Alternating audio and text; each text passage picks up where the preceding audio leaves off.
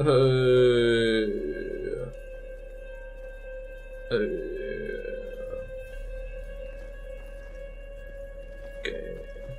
I mean, big changes in this update though. Big changes. We have Talismans, finally, RNG, some reason to actually farm the game. I don't know for how long, because the drop rate might be crazy, but I don't think so. I think they will update it with time again, just like with Sunbreak. So it will be probably more or less endless. And also they added the dual blades finisher from the wound thing.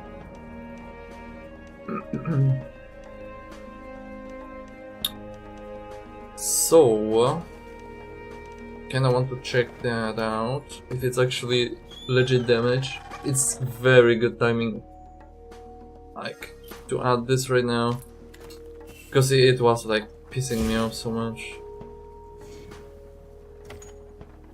that I could not like pop wounds by myself.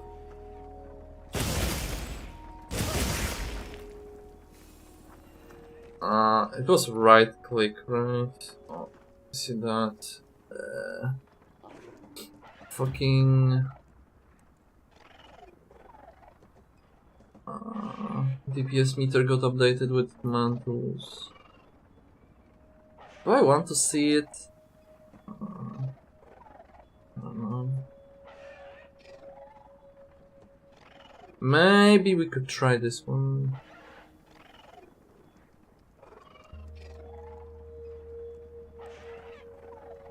Not sure where to place it. Let me. Yeah, I mean, yeah. That's not bad. Okay. So we have this, and we'll be right click everything. Nice farm it. Okay, nice. Okay, that's half of the bar. Damage was. Yeah, damage was good. Yeah.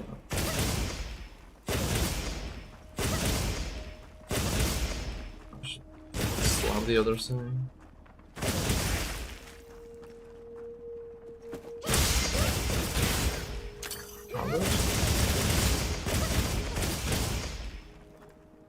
It does not go into demon mode, I think.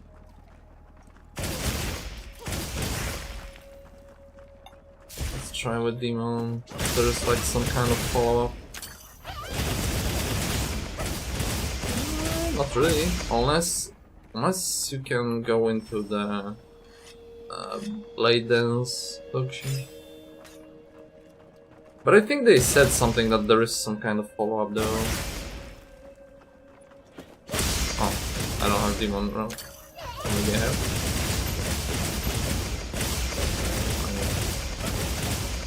That was just normal.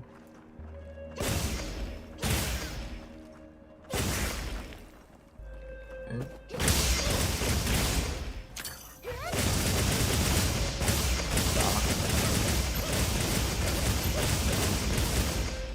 Or I can look at the top right of the screen, maybe there is something there.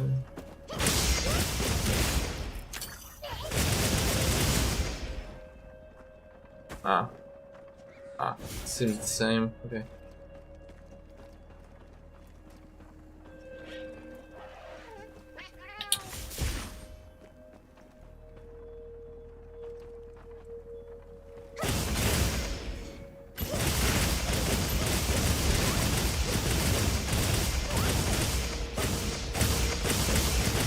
Wait, what? Okay.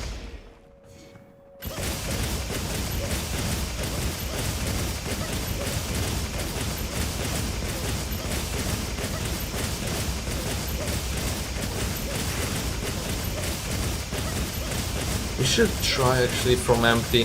They said something about like gauge control, that it's easier now or something.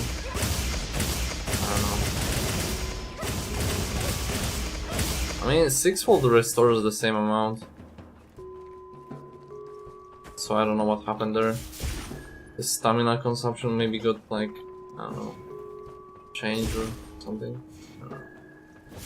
No idea. Okay, it works though. Very cool. Alexa, play Despacito or something. I don't know how much I will ask, because like, on last stream, man, I was constantly getting forced to go to the fucking toilet because my insides are again fucked up. I don't know how it will be today. Maybe it will be more chill, but we'll see. If I am going AFK, that's probably the reason. It's just super annoying to play, especially on SOS, when you know that randomly you will need to AFK the hunt or something. I don't like to AFK from hunts.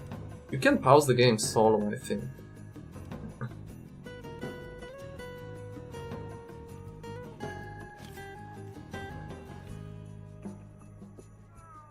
I wanted to rest. I forgot. Because we need to roll the hunts on the fucking map. Sergio's would be the best, probably, because I'm still missing kills.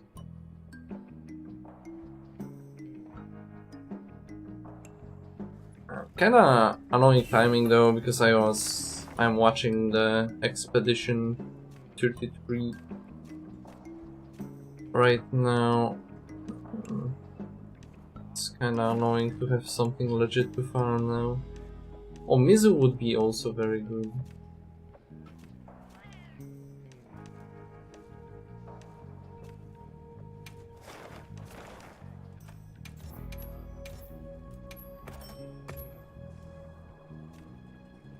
Mizu is kinda enjoyable to fight, even if it goes kinda wrong sometimes.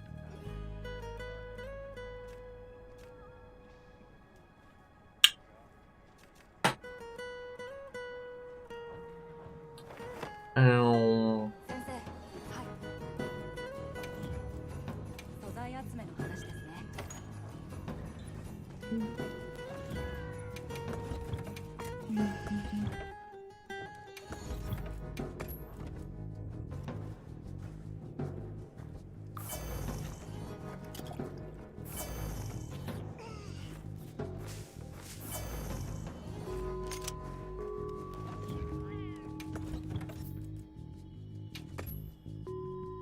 Thunderino.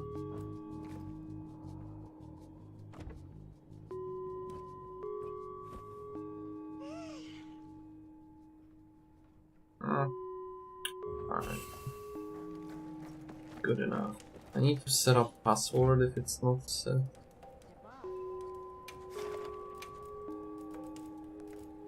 Okay, it's there.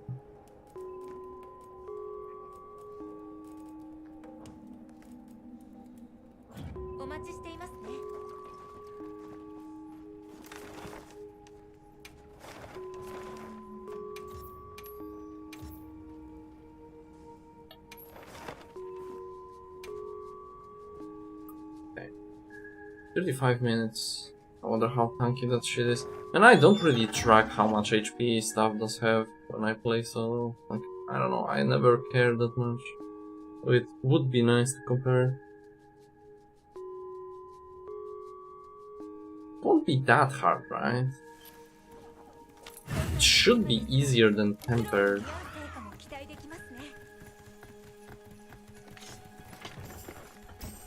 Antistanos, Heroics, Staminus. Roars are kind of fine on these monsters. I don't think I care much. Be nice to get more camps.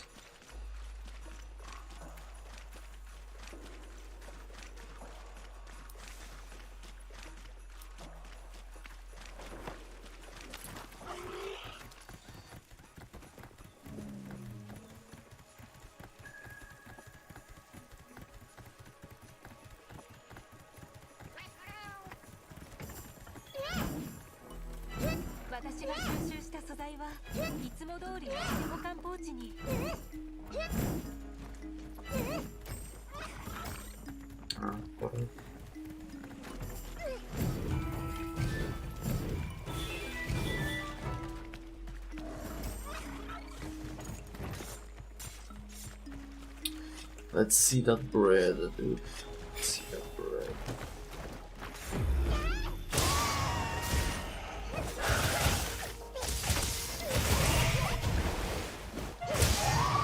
Alright, there's also animation console, I think.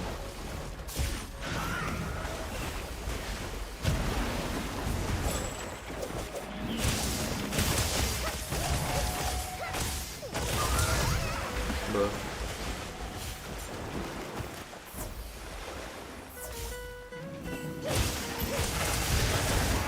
Oh my god. The bubbles are distracting.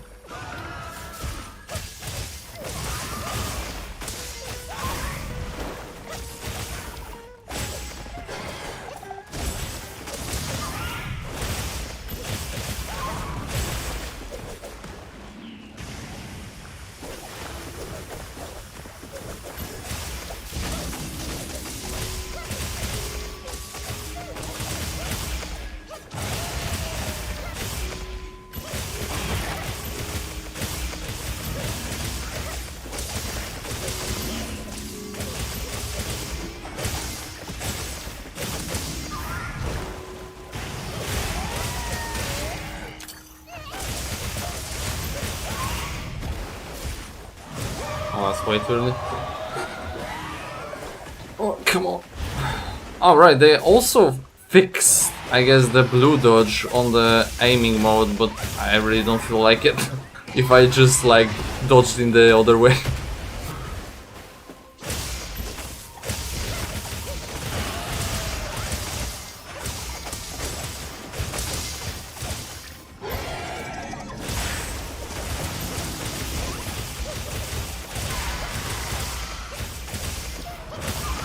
What? Ah, it was... Oh my god, why? It's so annoying, actually.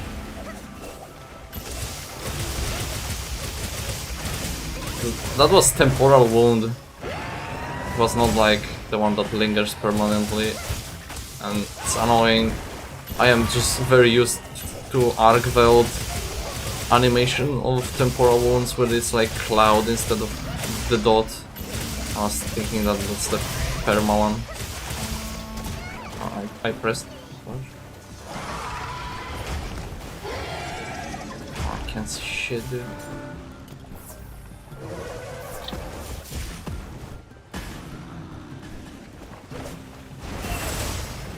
God.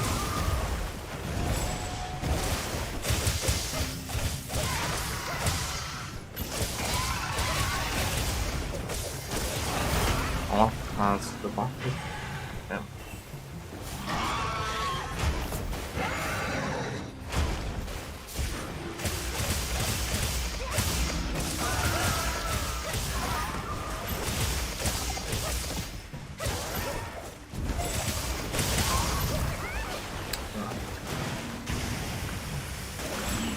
Alright. Make me stuck here. It's fogies.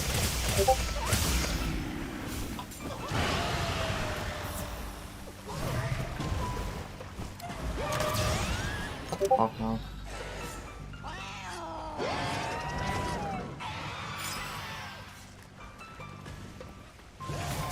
I'll try.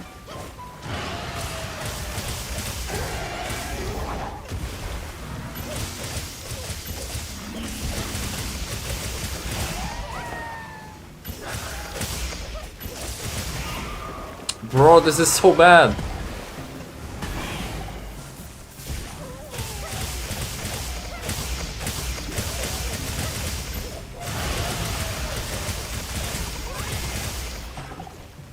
Oh my god, I'm mega sliding. Oh, okay, clean, clean, clean. Yeah.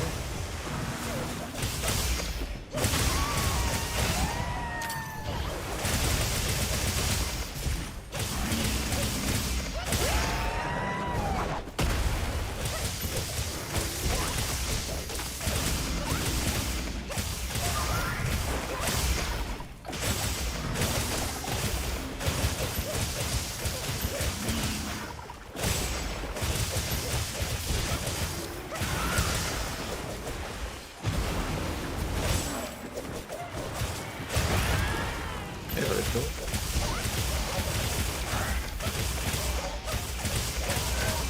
I mean, for now it doesn't really feel like anything new, you know? It's just classic Mizu. Nothing crazy. I don't even feel like damage is better or anything. Like, I am using the defense song right now, but like, it's not that crazy, you know?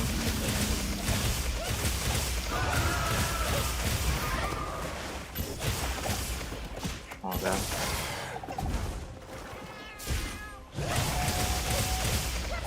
I mean, I agree with changing the arena. A lot of dodging though. Maybe having stamina won't hurt. Especially with max might.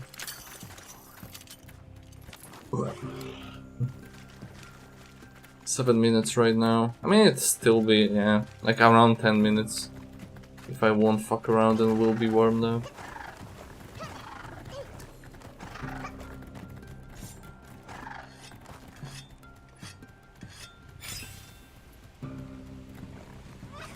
I still have a fucking large road.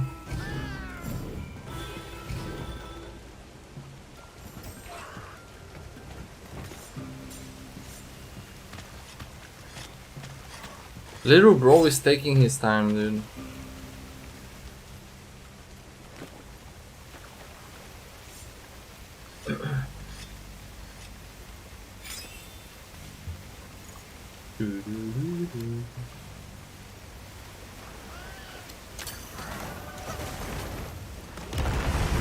Is it rich?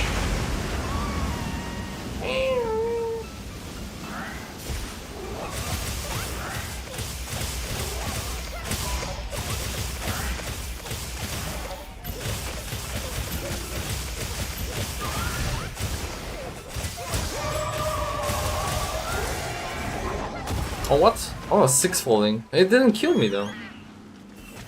I'm not even on 1 HP.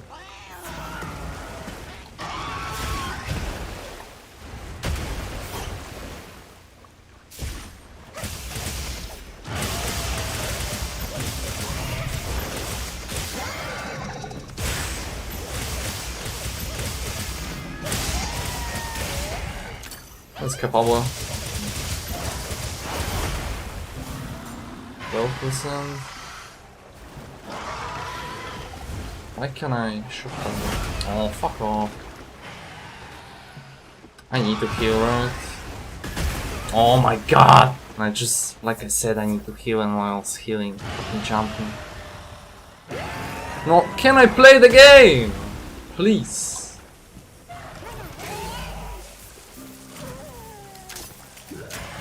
Fuck you.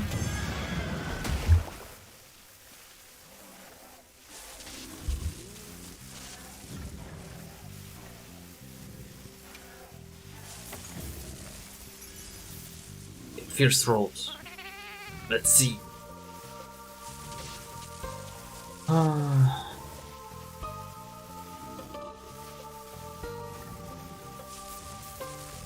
Guard. Okay, dog shit.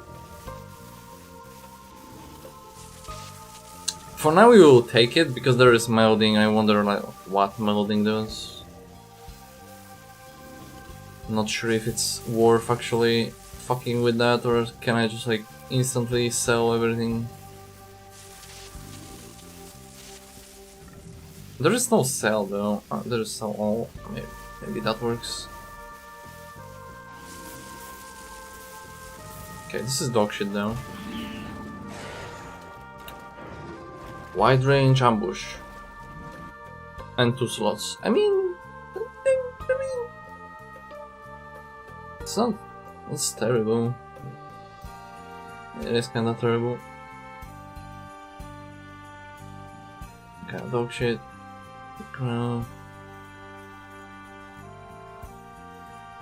It's all rather trash, I would say.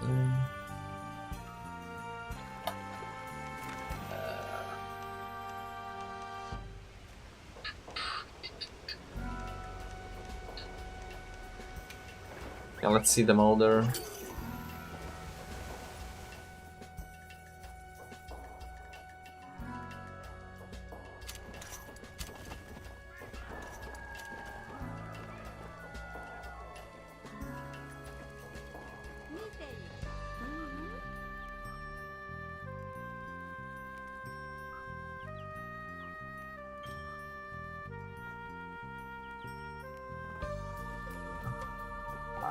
To be honest, I don't really like this. It just feels like a waste of time.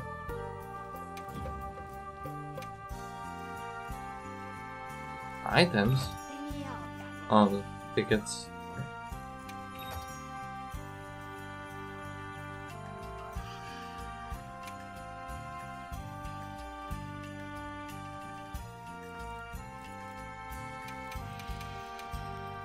I don't even have enough. Okay, but you can melt everything now. And I guess it's just like another just one glowing stone. Nothing really like targeted that it will be high tier or something. I mean, at least they added favorites, right? So it's not the end of the world.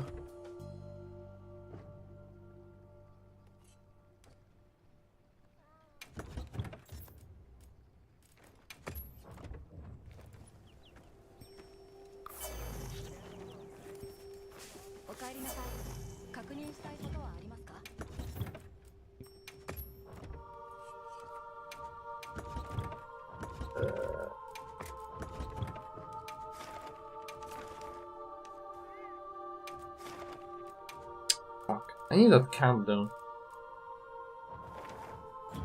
Let me go unlock it.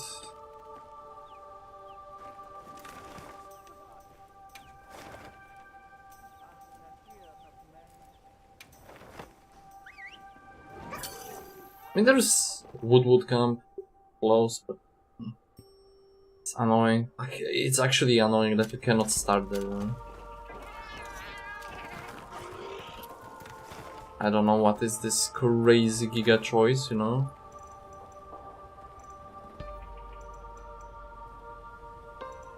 I think I want this.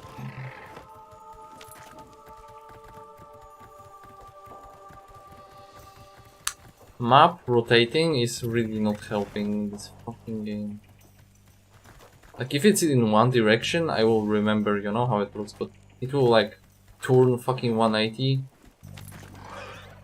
And it's like, what the fuck, where am I?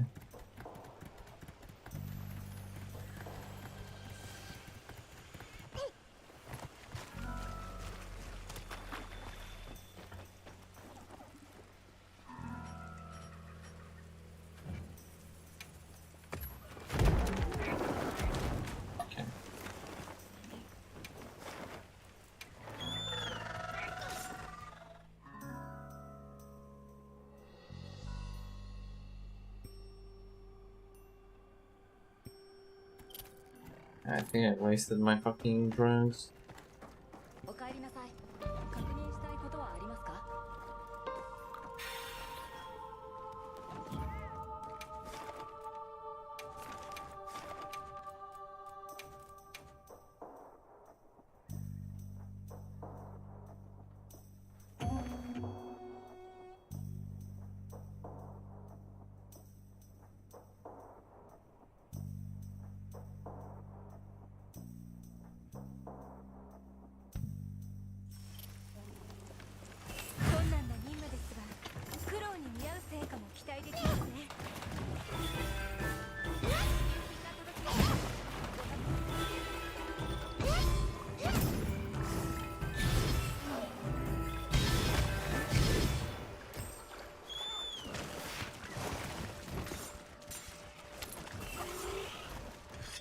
Please don't aggro.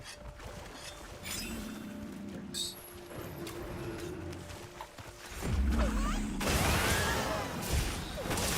It's not even 1% of damage.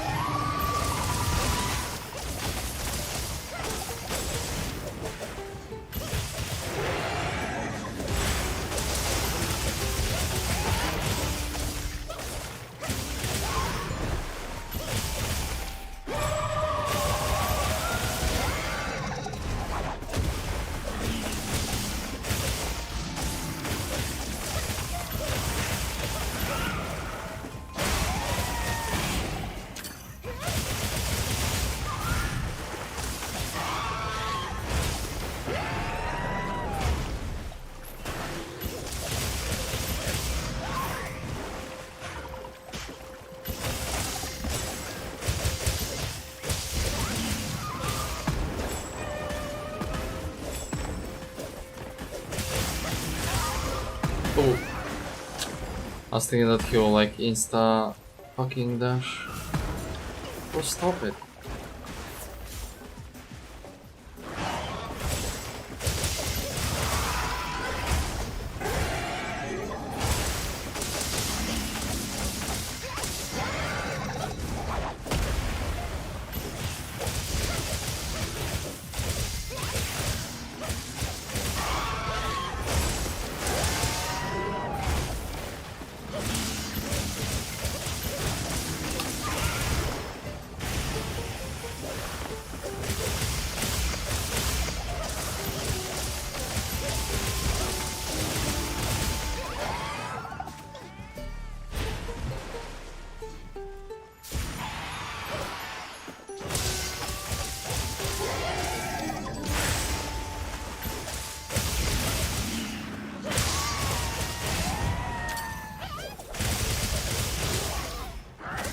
That's fucking great though. This is so good update. I love this fucking move.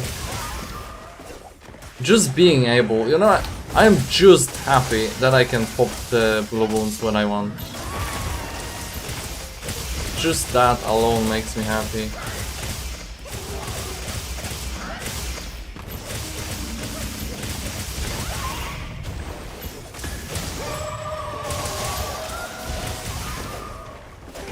Oh fuck, it was slow.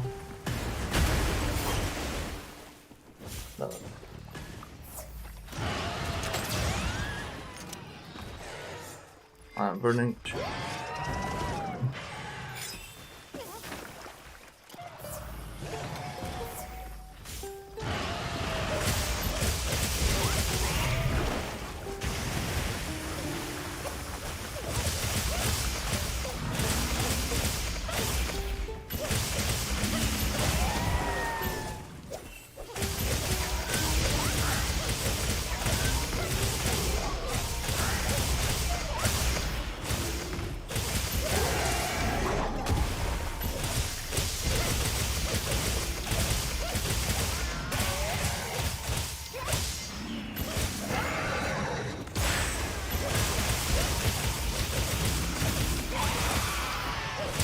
I'm pissed.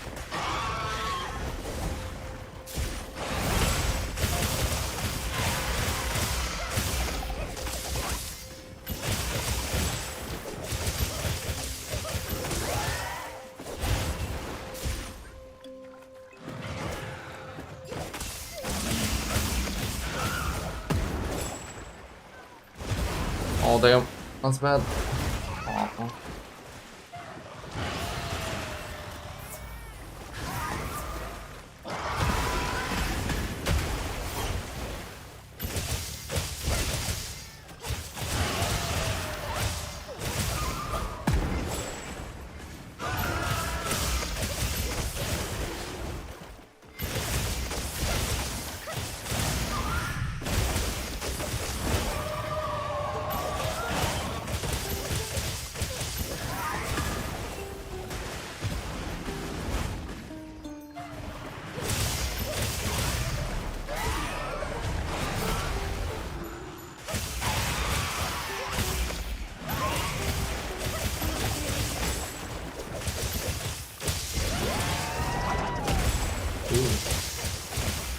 Alright, they also increased the iframes, right, on blue one. That's interesting. Oh, okay. He seen the flash, but he didn't see the flash, I guess. Oh, fuck. I could lure him still. Oh, the Congo is here now. Oh, okay. And now it's capable though. Don't fucking stagger me though. Okay, nice. Yeah, 7 minutes. I mean, I'm happy with it. If it's not above 10, then it's fine.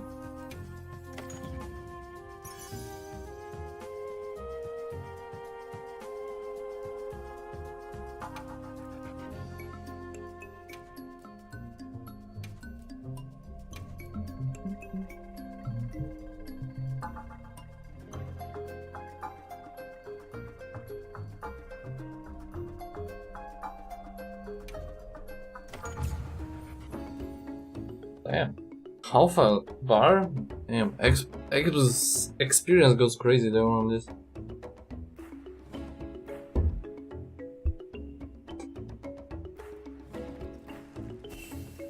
Now when talismans are out, I'm like very slightly sad that I didn't grind the 100 kills fast enough.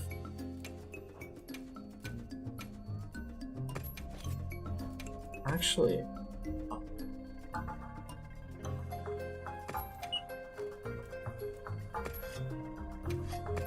okay, so okay, it's 10 minutes more. Okay, they didn't go that crazy, I guess, but it is above.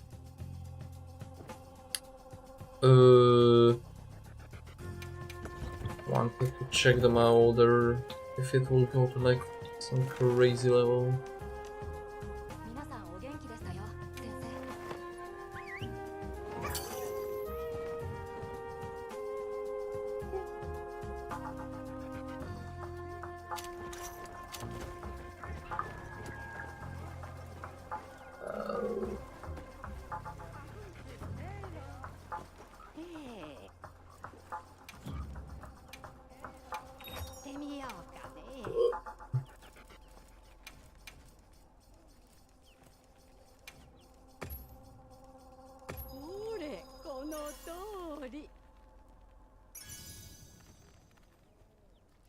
Yeah, it's still random.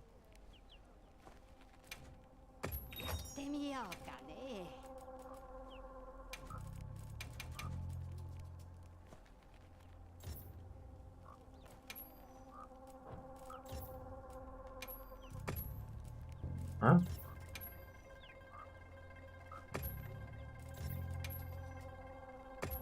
What is this game special? Oh, maybe it's this? What? Why there is no select all? Bro, Jesus Christ, this game is so bad. Why? Why do you need to choose? What rank do you...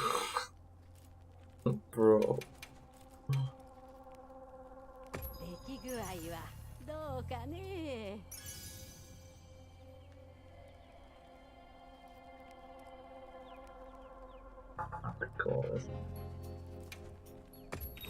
Yeah, they seem to be rather harsh on RNG. I mean, it's cool. I like farming. That's cool.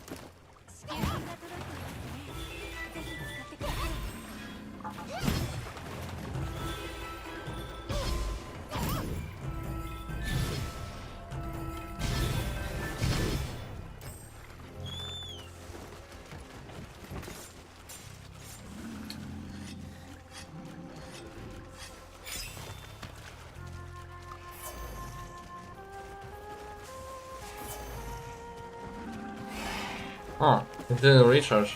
Oh, they didn't steal. Oh my god. I feel like this is such an easy update to make. They were talking something about adding, you know, cooldown restarts on mantles every quest.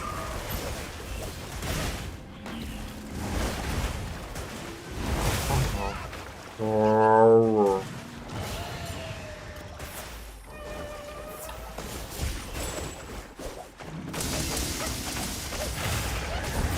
Okay, watch it.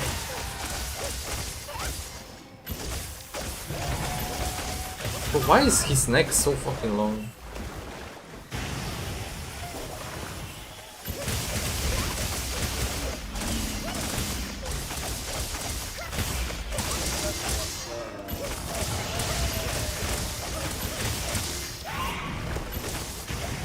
Oh, again?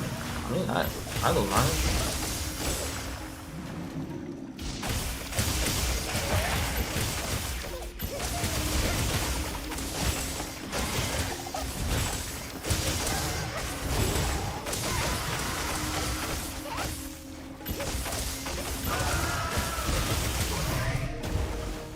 Oh, are you serious?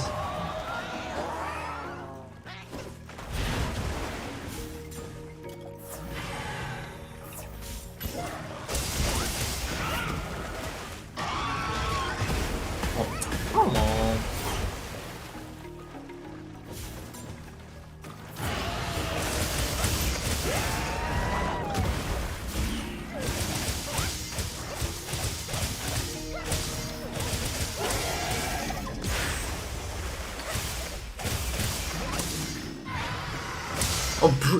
Oh my fucking god, how did that miss?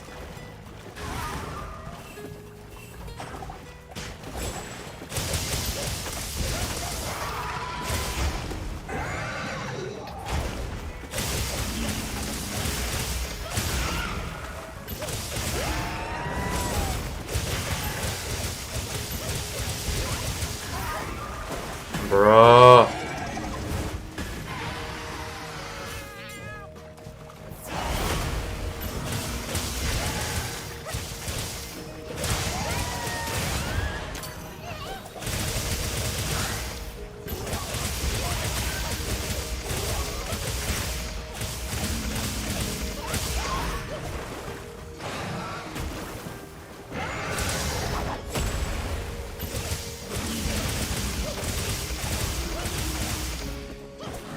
Are you fucking kidding me?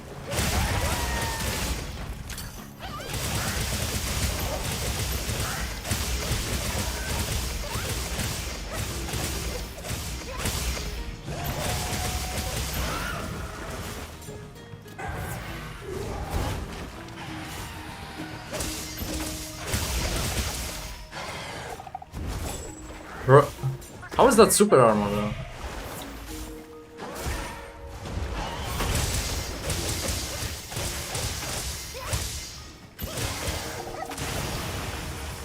Oh, this is rare to see.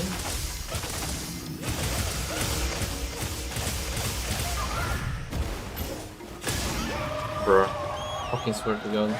I will die to this, oh my god.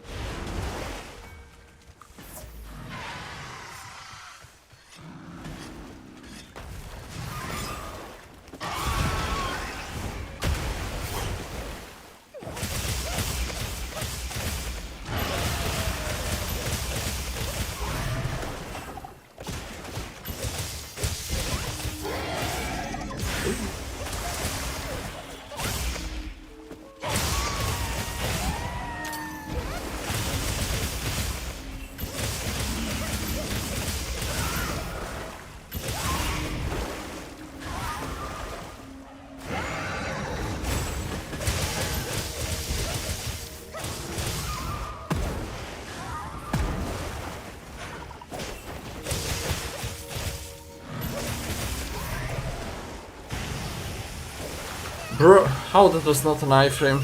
This game. This game is so. This game is so good. I love this game.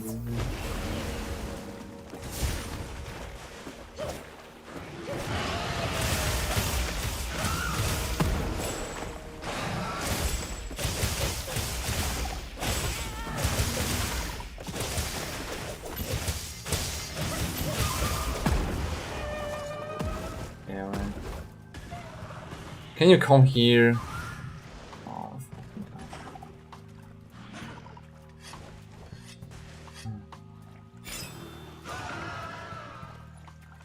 Oh, then fucking run away, pussy.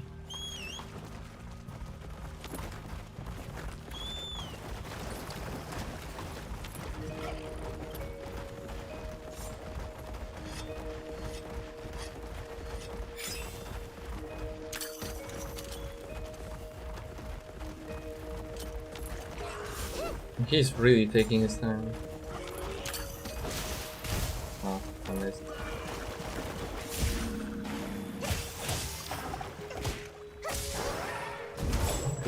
How is that super armor? I don't get it. Is it like light bulk? Oh bro, I pressed, I swear I pressed.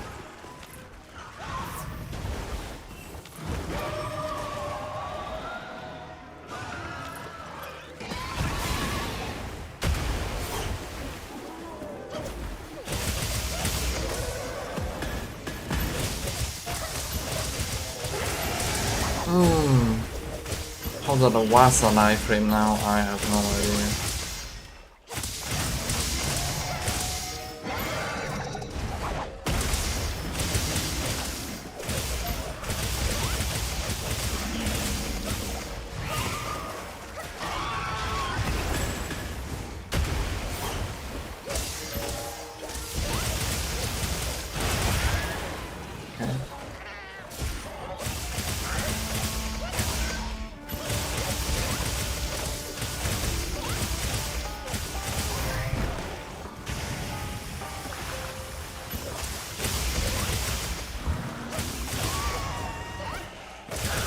Opening, he was no opening.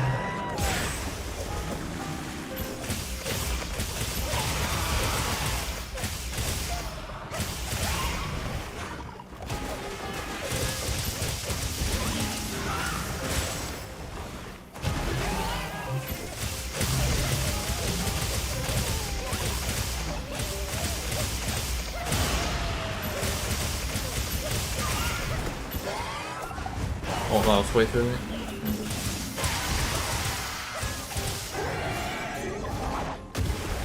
That should be easy, unless, okay, actually well.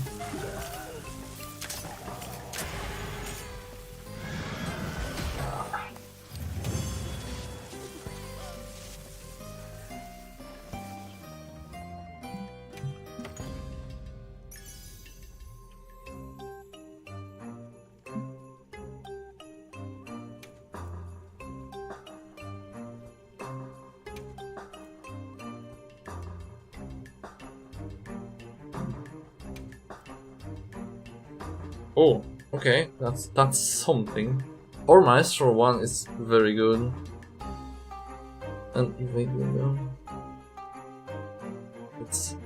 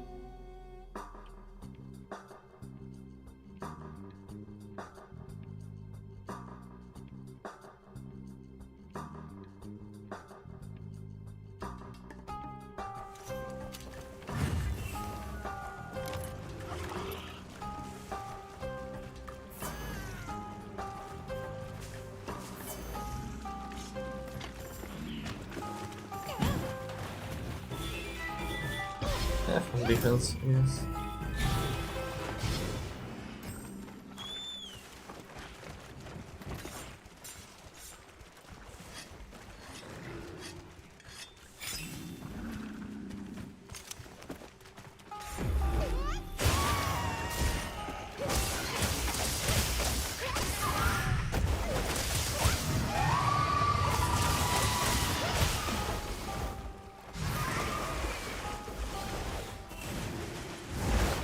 Oh, it still reaches here.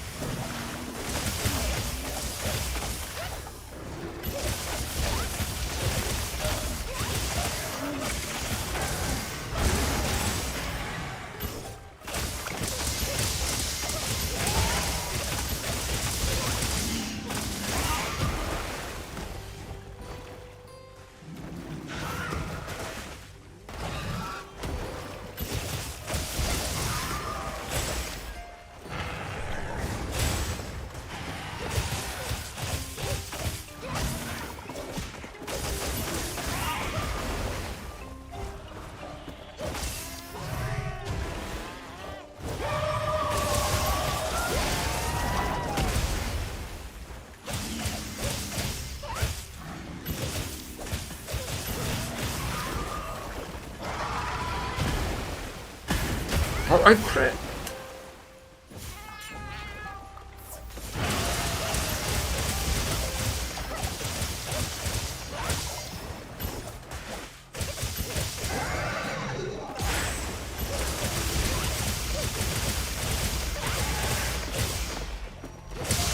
Oh, bro, this game is so fucking scuffed. I feel like his wounds are just like expired.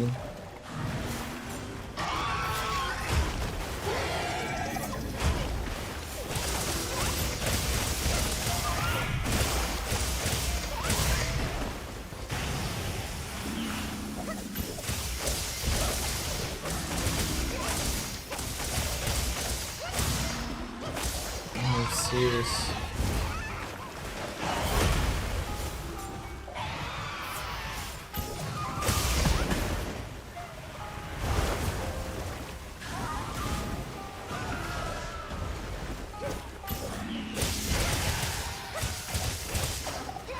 What?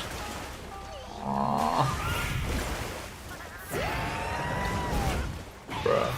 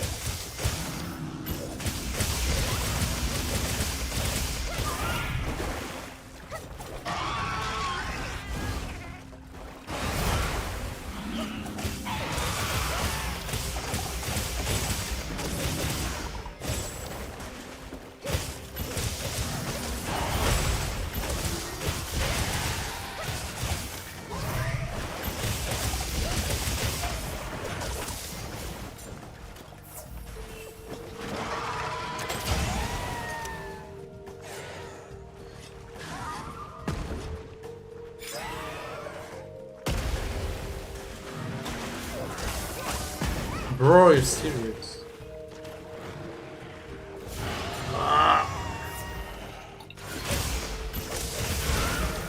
Oh, fucking bubbles, dude! How could you? You cannot tell if they're fucking close or not.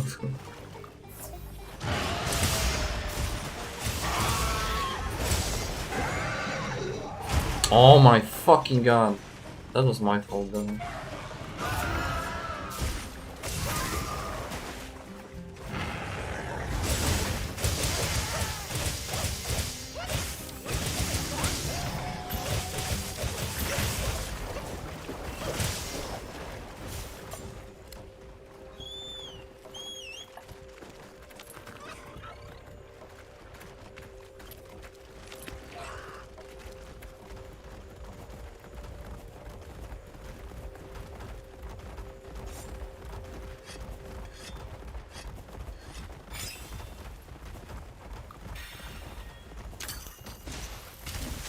Okay, I guess tail doesn't matter, you know.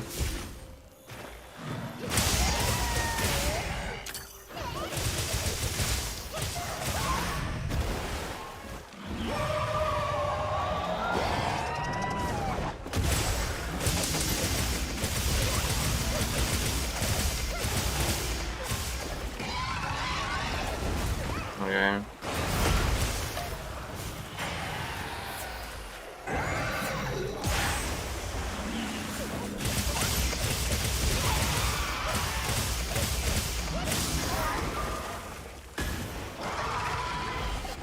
can't really.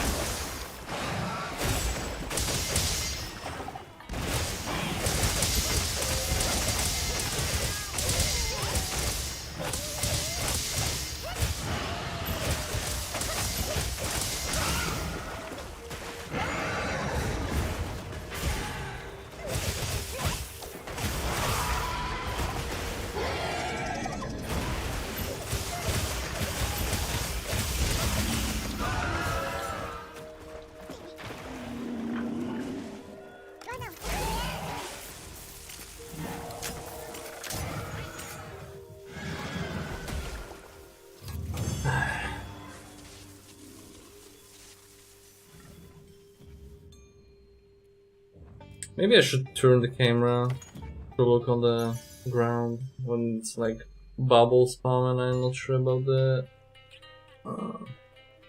distance.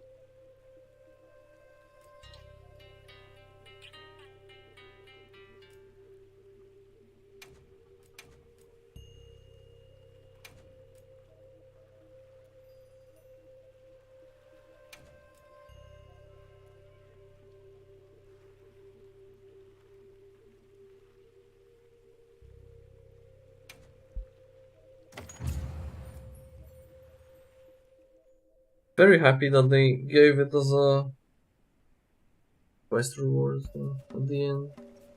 You don't have to walk around with like melding, setting it up for 3 hours. Oh, they're back.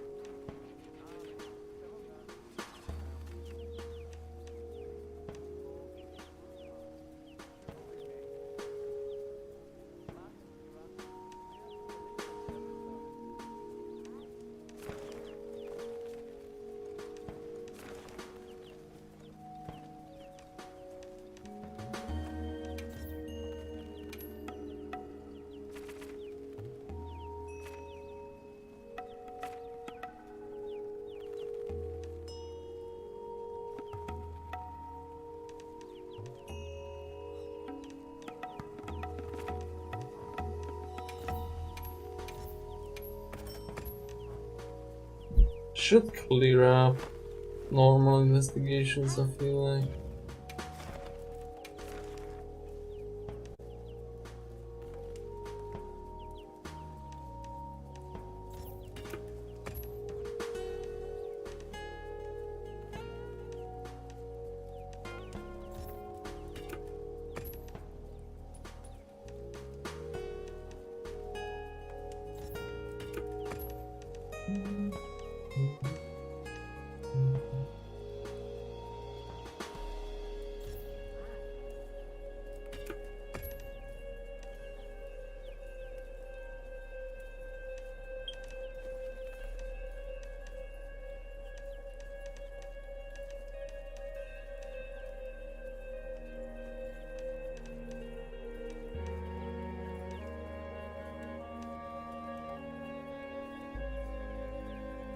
I mean, I don't know, SOS is kinda fun for this. I need them to for hands, but I don't know.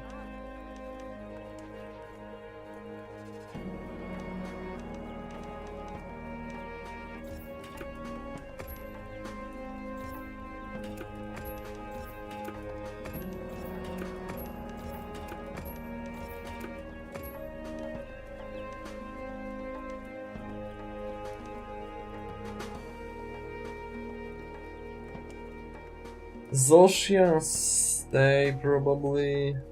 It's fucking annoying to find them.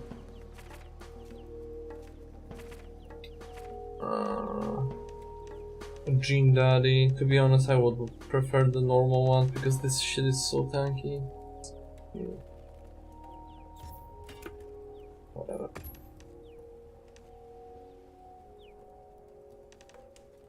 Oh, 50. Did they increase it? It was 40 before run.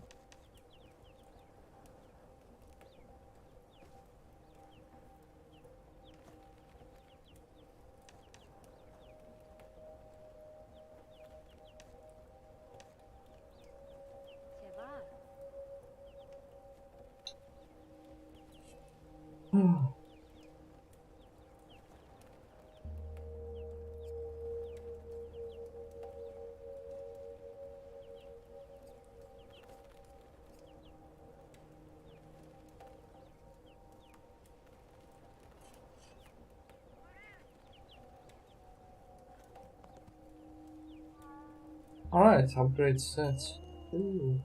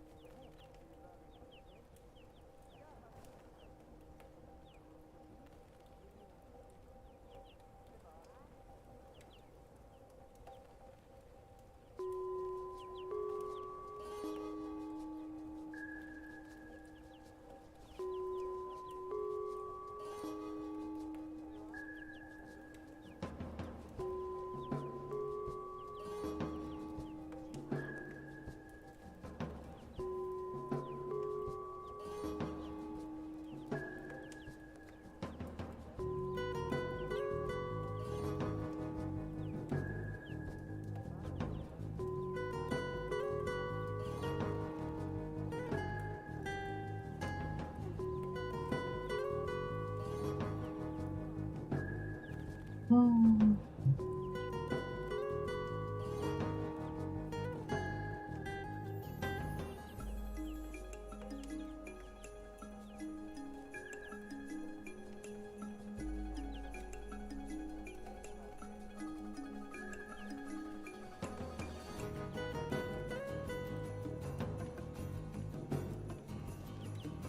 could listen to this. Unfortunately, that's how I wound up feeling about Monster Hunter has always been a very bold series. Almost every game has made some radical design choices that create an incredibly different and unique experience compared to its predecessors. Changes like being able to fight underwater, unique hunting styles for every weapon, or completely reworking the world and combat design. That drive to get really experimental with your game while refining the core systems that hold it together is one of Monster Hunter's greatest strengths, and gave birth to some of the most fun mechanics and games the series has ever known. But it's also made the player base very divisive from game to game, and the lack of foresight can cause some innovations to get really fucked up. And unfortunately, that's how I wound up feeling about Wilds, a game that clearly had a lot of ambition behind it, but ended up being an incredibly shallow experience compared to its predecessors, while failing to really build upon the systems that came before it. The game starts off with a group of people getting attacked by the flagship monster, and this kid Nada gets shoved through a crack in the wall and escapes to the desert so he can get picked up by the Ace Lancer from Monster Hunter 4. We're then allowed to create our character. Now, most of the promotional material and beta tests showed this game taking place in the desert, and when I went to rehab for my gambling addiction, the only thing they gave me to read was the Quran and Arabian Nights. So thematically, I thought it'd be really fun to model my hunter off my favorite Disney character, Aladdin. I trust you know what I've called you here to discuss. Yes, sir. Oh. The Forbidden Lands? We're told that an extinct monster called the White Wraith attacked a tribe called the Keepers in a place known as the Forbidden Lands, and we're thrown onto an expedition team with our handler Alma to investigate the area and track down the monster in the Keepers village. The game doesn't waste any time throwing us into the action. Our first task is to save this kid from a pack of sand leviathans called Balahara, which is used as a chance to teach the player about the basic controls. It's pretty frantic for a tutorial, but the entire thing is on rails, and it's not like these guys can actually deal damage to us anyways, so it ends up working out well enough. We save the kid and she tells us to go save her big brother before he gets molested by a bullfrog, but unfortunately his virginity is gonna have to tough it out because the game's letting me test out all the different weapons on this barrel, and I want to practice my jump cancel aerial rave loops before I go so I don't make an ass out of myself when I'm asked to perform in front of Alma. I gotta say, the onboarding experience has been pretty smooth so far. In every other game you'd have to go through mountains of text boxes and cinematics before you're finally off the chain and allowed to go do some chores, but in Wilds we're already out in the field with a weapon in our hands, ready to fight our first monster. I do wish they put a bit more effort into the training camp though. I play a lot of Insect Glaive and this training dummy just isn't doing it for me. Normally Glaive unlocks its enhanced moveset after getting Red Extract, but in Wilds you need all 3 extracts to unlock your second moveset. The barrel gives you red, but there's nothing in the area that can give you white or orange, so you can't really practice with the Glaive here since you can't access half of your moveset. There is another training area later on that gives us all 3 extracts, but first impressions are important, and you don't want to give people the wrong idea about a weapon because of a small design oversight. The new combat gimmick in this game is holding down L2 to use focus mode, which lets you aim your attacks in whatever direction the camera is facing, even when you're mid-combo. I'm a bit mixed when it comes to its implementation. Positioning is a core part of Monster Hunter's combat design, and being able to adjust yourself mid-combo removes a lot of the nuance of good positioning, but it really starts to fall apart when it comes to interacting with wounds. Hitting a monster part a bunch of times creates a big scar that makes you deal more damage when you hit it, but you can pop it with a focus strike to do a big attack instead. The problem here is that using a focus strike on a wound immediately stops the monster from moving, even during its attack animation, and it causes the fights to become extremely one-sided in the player's favor due to how easy it is to stunlock the monsters with it. It's one of the big reasons the difficulty in this game is so easy compared to the previous games. You don't really dance with the monsters here, you just curb stomp them to death. Our first monsters is Funky Frog Fella, Chotacabra. First monsters are really important for teaching players about common attack archetypes and game mechanics, but unfortunately Chotacabra just doesn't do it for me. His main attacks consist of him trying to slam you with his arms and lick you with his big tongue. The arm slams are incredibly slow and easy to avoid, and his tongue attacks aren't strong enough to interrupt the player's attacks, so you can just sit there and wail on his head since his damage is so pitiful. You can also just stick to his flank and he won't be able to do anything to you since all of his attacks come out from the front. Some people will say, oh, it's just a beginner beginner monster. It's not supposed to be that complicated. But Capcom has already set the bar for itself by having really engaging beginner monsters in the past. Great Macau is probably the best example of this. He's got all kinds of different moves. He's got quick swipes and kicks to get you up front, and he'll start flailing around as a get off me move so you can't camp around his flank the entire hunt. He can also cover a lot of distance with his hip check, so you'll have to be mindful of your spacing if you need to go on the defensive to heal, especially when he gets enraged and gets access to his leaping kicks. He can also enter this special state where he starts bouncing on his tail, which lets him do his fast kicks or his big pounce move. It's a bit intimidating, but you can tell when he's about to do his big attack since it has a really distinct sound cue. He can really fuck your shit up if you aren't paying attention, since his moves actually deal considerable damage. You can even knock him off balance by attacking him while he's bouncing on his tail to create a big opening for yourself. Being able to turn the monster's advantage into a vulnerability is a really important interaction to learn at the beginning of the game, since many monsters can be exploited in similar ways further down the line. He can use the normal pathways to run away from you, but he can also use these secret passages to teleport around the map, which is good for teaching the player the importance of paintballs for long distance tracking. He's everything you could want from a Monster Hunter boss condensed into a nice little package. A really simple fight with a surprising amount of depth that makes him engaging even as a tutorial monster. And those are probably the last words I'd use to describe Chotacabra. The most interesting interaction he has is that you can focus strike his tongue when he gets tired to create a big opening for yourself. But he already spends most of the fight on the floor eating pavement while you bash his skull in, so it feels kind of redundant at that point. He ends up being reduced to a big punching bag, which we didn't really need since we already have two of them. It's a real shame too, because I really love his design. He's all bulky and lumpy like a desert toad, but the texture of his scales and his defined snout remind me a lot of Chinese alligators. Such a cool looking monster. Why'd they make him shitty? Anyways, we meet up with the girl's brother, Yisai, and he's all freaked out over how he managed to kill the frog that shagged him. Did you really do that? There's no way you should have been able to. It really wasn't that impressive. All I did was mash circle and move to the left. We reunite with his sister back at camp, and the game tries to do this weird Witcher dialogue segment. He's really interested in my cheap sword because apparently he's never seen a weapon before. Do you use those tools? I've never seen anything like that before. I find that really hard to believe. It's a fucking blade. You ever eat with a knife before? Imagine one of those, but bigger. As much as I'd love to talk about cutlery with the natives, I'd much rather be out in the field exploring. But the game won't let me leave the camp until I check out all the facilities. There's really no point though, since the only functional facility we have access to right now is the blacksmith, which is run by Gemma. But you probably already knew that. She was on every fucking press release and YouTube thumbnail up to the game's launch. You'd be hard pressed to find anybody who wasn't openly jacking off to her in public. Fucking 40-year-old men zooming the camera up to their face under a fluorescent light trying to ogle some midriff. But like, I don't know, man. I'm an adult now. I can't really jerk off to a girl who I've known since she was like 12. How are you holding up? I guess. I'm okay. You sure don't look okay. Well, with the caffeine enema and the fluoride stare. Man, the characters look so stiff during dialogue in this game. They look fine during cutscenes, but outside of that, everyone's all fish-eyed and uncanny. It reminds me a lot of old Sonic games, where they start the game off with these really impressive CG cutscenes, but then it cuts to the PS3 model 2 seconds later, and the contrast between the two just makes it look awful. If they wanted to put everyone's face into profile during dialogue like this, then they really should have given more attention to the facial animations. Maybe adjust your art style so you can have simpler models with more expression in their faces. Hell, a good portrait can do wonders for communicating a character's mood. Anything but this. How do you get roped into this expedition? Oh, you don't know. My unit has a reputation for handling special assignments. Can already tell this is going to be quite the ordeal, but the rest of my unit is not too fussed.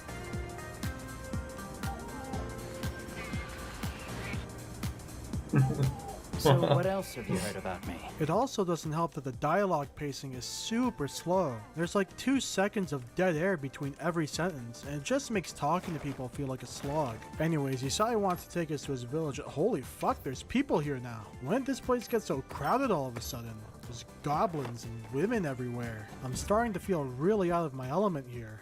Oh, I don't like the look on Bertilda's face. I think I'll stick with private lobbies for now. Gemchime stones. What a lovely name. Why do you call them that? Once we reach the village, You'll see.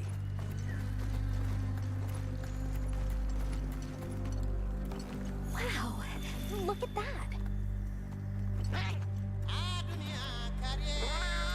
The fuck? Why'd they make the map so ugly? It's all foggy and brown. I can't see shit out here. In every other game, the first area is all lush and colorful. But in Wild, it's like I'm in fucking Pakistan. It definitely takes my breath away. That's just the air pollution from the nearby oil fields. Just breathe through your shirt or something until we get there. Alma's gonna fucking die from carbon monoxide poisoning if we don't hurry up to Yisai's village. That's so true. I'm starting to get nervous. To the villagers, we're outsiders. We don't want to do anything to offend them. It'll be fine. Just play it cool.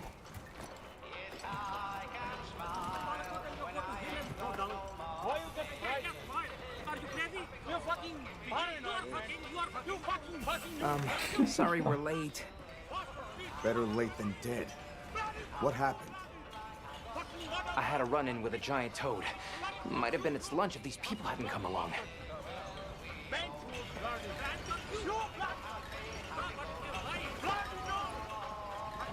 Hello, sir. On behalf I of must ask you to leave. We'll be going then.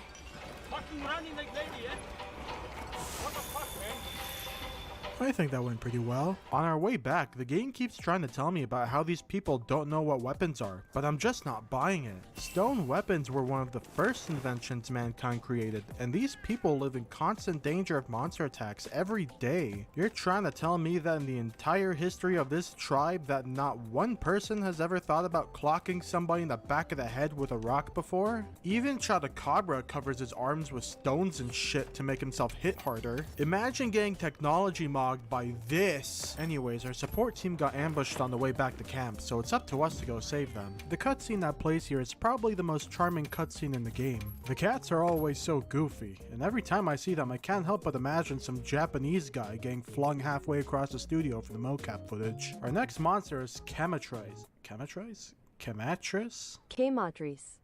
Kushala has a wide variety of moves Kushala. like pecking the ground, swiping his tail at you, swiping his tail in a circle.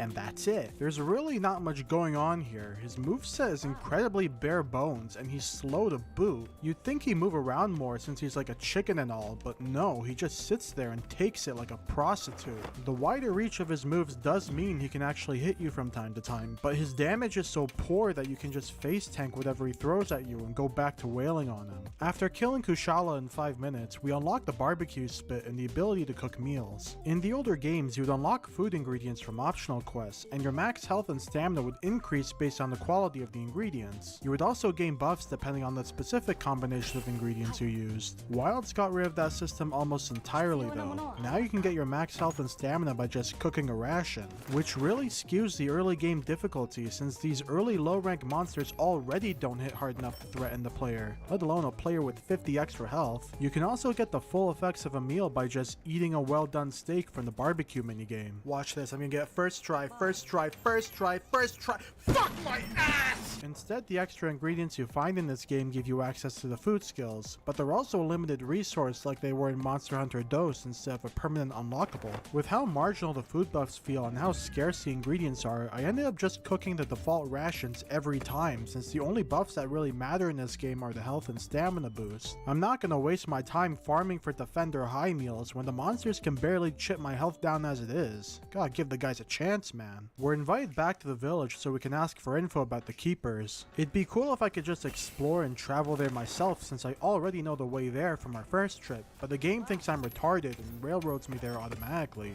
Again. Didn't we just do this? The developers should have just combined both of these sections together if we were just going to be doing the exact same thing again. It makes our first trip seem completely pointless since the only thing that happened was us losing our secret, which was given back to us immediately after we left. And when we finally get there, everybody's gawking at us like the fucking circus is in town. What's that pointy thing on his back? What would you ever do with that? It's a French Canadian holding a sword. You people really need to get a grip. Sorry, I'm a bit on edge right now. See, the last Monster Hunter game had a lot of Japanese people, and in the second half they had some British folks, but they were actually just Asians in disguise. So imagine my culture shock when Tariq Nasheed's over here throwing angel dust into a fire pit, while telling me she's never thought about shoving a pointy stick through the back of the Reverend's head before. I do like how they decorate the village with the Fulgurite stones to keep the monsters away. They're the same stones that Ray Dow covers its wings with to get his lightning rod powers, so it makes sense that the monsters are conditioned into being afraid of the sounds they make. We talked to the Elder and it turns out that nobody here knows shit about the Keepers, and that the only reason we came here was so that Capcom could show off how the RE engine renders food. But like, DMC5 came out 6 years ago, and at this point, I'm just so fucking over it, man. This scene really grossed me out because I fucking hate watching other people eat. You ever sit down at a restaurant and the guy across from you is just slurping food down his gullet? He's got like sauce and salad dressing in his neck beard. It's fucking disgusting. The best part of the canteen cutscenes in the older games wasn't actually the food. It was watching the silly cats in the kitchen preparing the food. But in Wilds, the funny kitchen prep is gone and they replace it all with food porn. I don't want to see this shit. I gotta get the fuck out of here before he side spreads his asshole and tries to link me to his OnlyFans. The game wants me to go to the Scarlet Forest, but I decided to go dick around and explore for a bit. I still can't get over how ugly this map looks. It's all gray and foggy, and the small oasis is the only landmark in this desert section. The rest is just empty. Capcom's made some really nice looking deserts in the past. I don't know what made them shit the bed here. I actually found the Balahara and got all excited for a second. You know, finally a moment that I can have for myself without the game breathing down my neck. But the moment I try to fight the thing, I get this lovely message.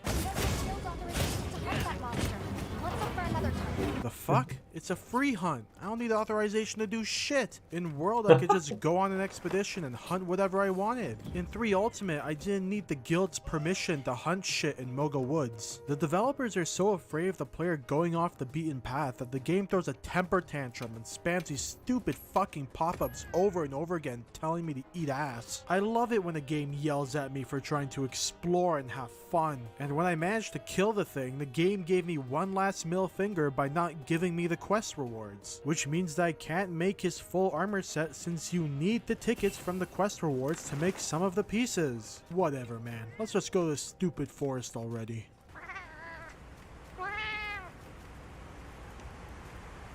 Like tree ninjas? Oh, triple gangers!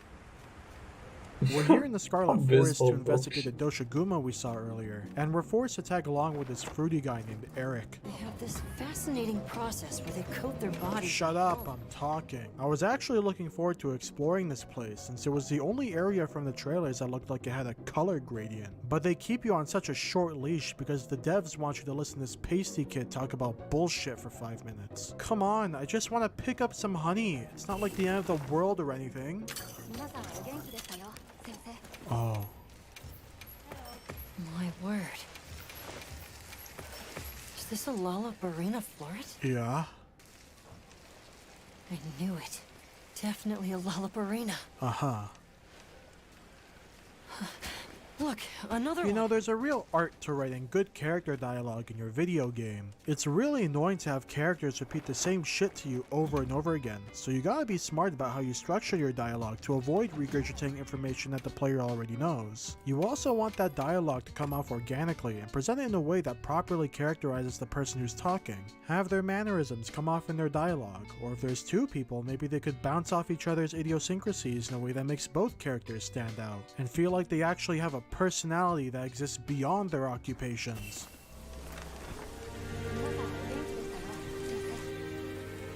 You showed up.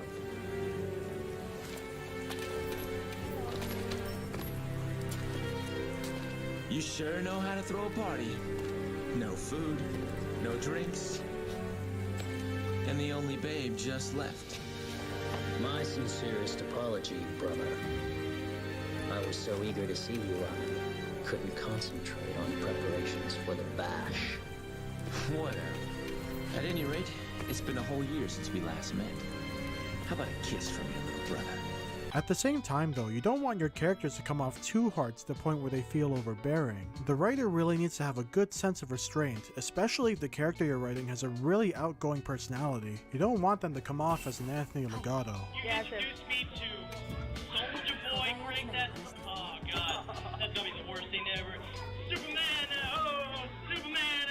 Although calling any of the people in Wild's characters is really generous because half the time they don't talk like real people. Their dialogue comes off as closed captions more than anything. Most of the shit they say isn't useful or interesting either. It's just the developers jerking themselves off over how pretty the map is and telling me how I should feel about it, instead of just letting me soak in the atmosphere and think about what I'm seeing for myself. Anyways, dipshit over here got in trouble smelling too many Lalabarina pubes, so now we gotta go bail him out. She's a really cool looking spider, and the little dance she does when repositioning breeds a lot of character into her. But she falls victim to a very specific type of behavior that I've noticed across a lot of the monsters in this game. Many monsters in Wilds do this thing where they'll throw an attack at you, and then they'll just completely shut down for a second or two so the player can get an attack in. And it just feels super awkward and boring to me. The older games had attacks like this too, of course, but they were usually very playful in how they were presented. Take Nargacuga for example. His signature tail slam has so much force behind it that it causes his tail spikes to get stuck in the ground, and he has to actively struggle for a second or two to pull it back out.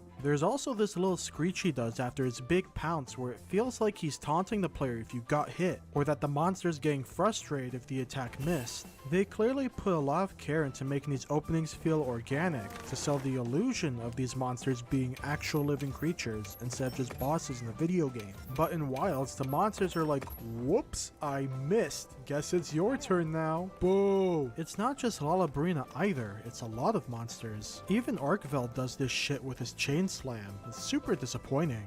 Anyways, this is the first monster that can hit us with paralysis, but it doesn't matter because she's already dead, because I stun locked her for half the fight by abusing focus mode and wounds. Fantastic. Our next goal is to set up a pop-up camp in the forest. They function the same way as sub-camps from World and Rise. They act as fast travel spots and allow the player to restock their inventory from inside the tent. In Wilds though, a lot of the camps are placed within monster patrol routes instead of the little alcoves that only the player can access, and the monsters will actually destroy the camps that you set up. I don't really get the point of this. It's supposed to make the world feel more immersive by having the monster come in and break all your stuff, but the interaction takes place off screen most of the time because the player's busy dealing with other shit. So it's reduced to just another annoying pop-up cluttering the side of the screen, which harms the immersion more than anything. And it's not like there's any real consequence to camps being destroyed either, since you can just pay a small fee to have them rebuilt instantly. The older camps work just fine. There's no need to make them shittier like this. We tried to set up our first camp, but we're interrupted by these forest creatures called Wudwuds. They're literally just discount Ewoks.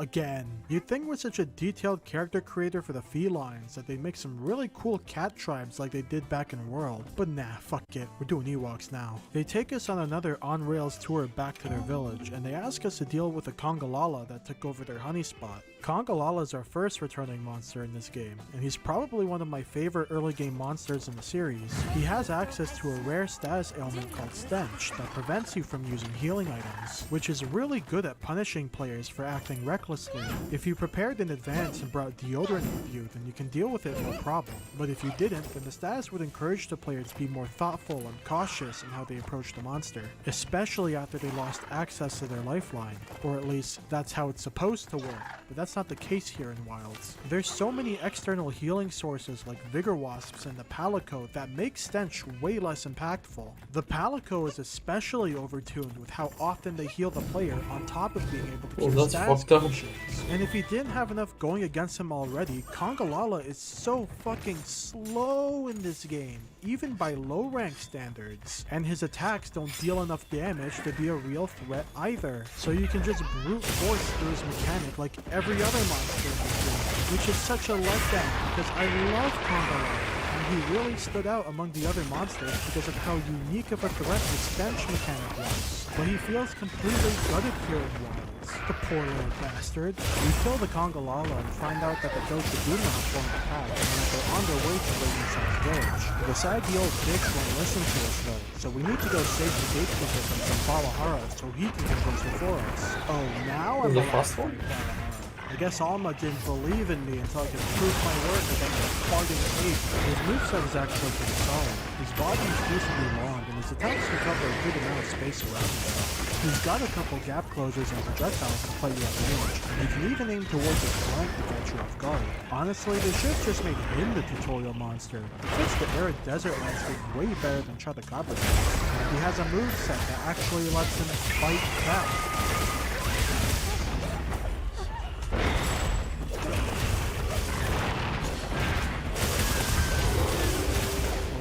Fuck. Shit's really hitting the fan. We're stuck dealing with all these Dosha Guma while Nada's having a panic attack in the corner.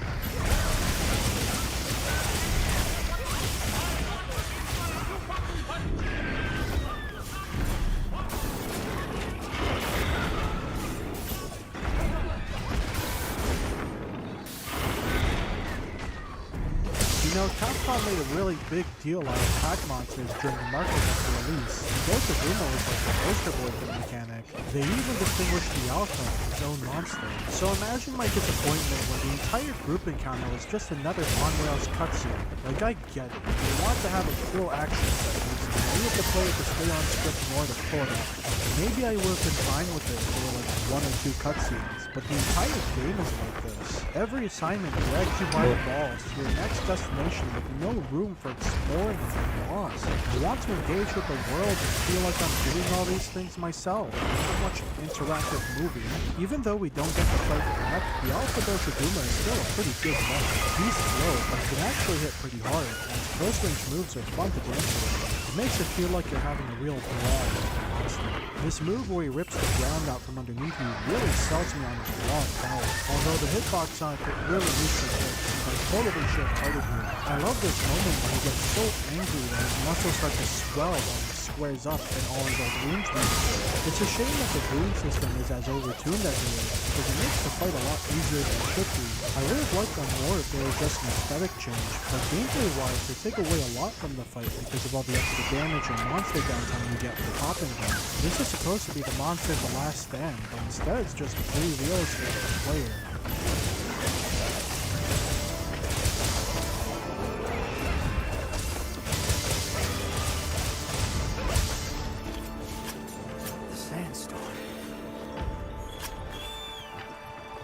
What the hell? Why didn't they start the game with this map? There's still too much fog, but it looks way better than the desert shithole we were in before. Oh boy, another on-rails tour! I bet the devs were really proud of the map designs in this game, since they're spoon-feeding it to me like I'm a 10-year-old. If you look to the left, you'll see these little birds hanging out in the nest, and if you look to the right, you'll find this Meowth making faces at you, and you can take pictures of him to rack up some extra points. He shows up all throughout the level chasing pigeons around, and it's a really clever way to guide the player to points of interest, like this Lapras just chilling out on the coastline. At the end of the level, he gets his shit kicked in when he falls into their nest and gets fucked in the ass. And you get to film it like it's an ISIS beheading video before you send it to Oak so he can post it on Lively.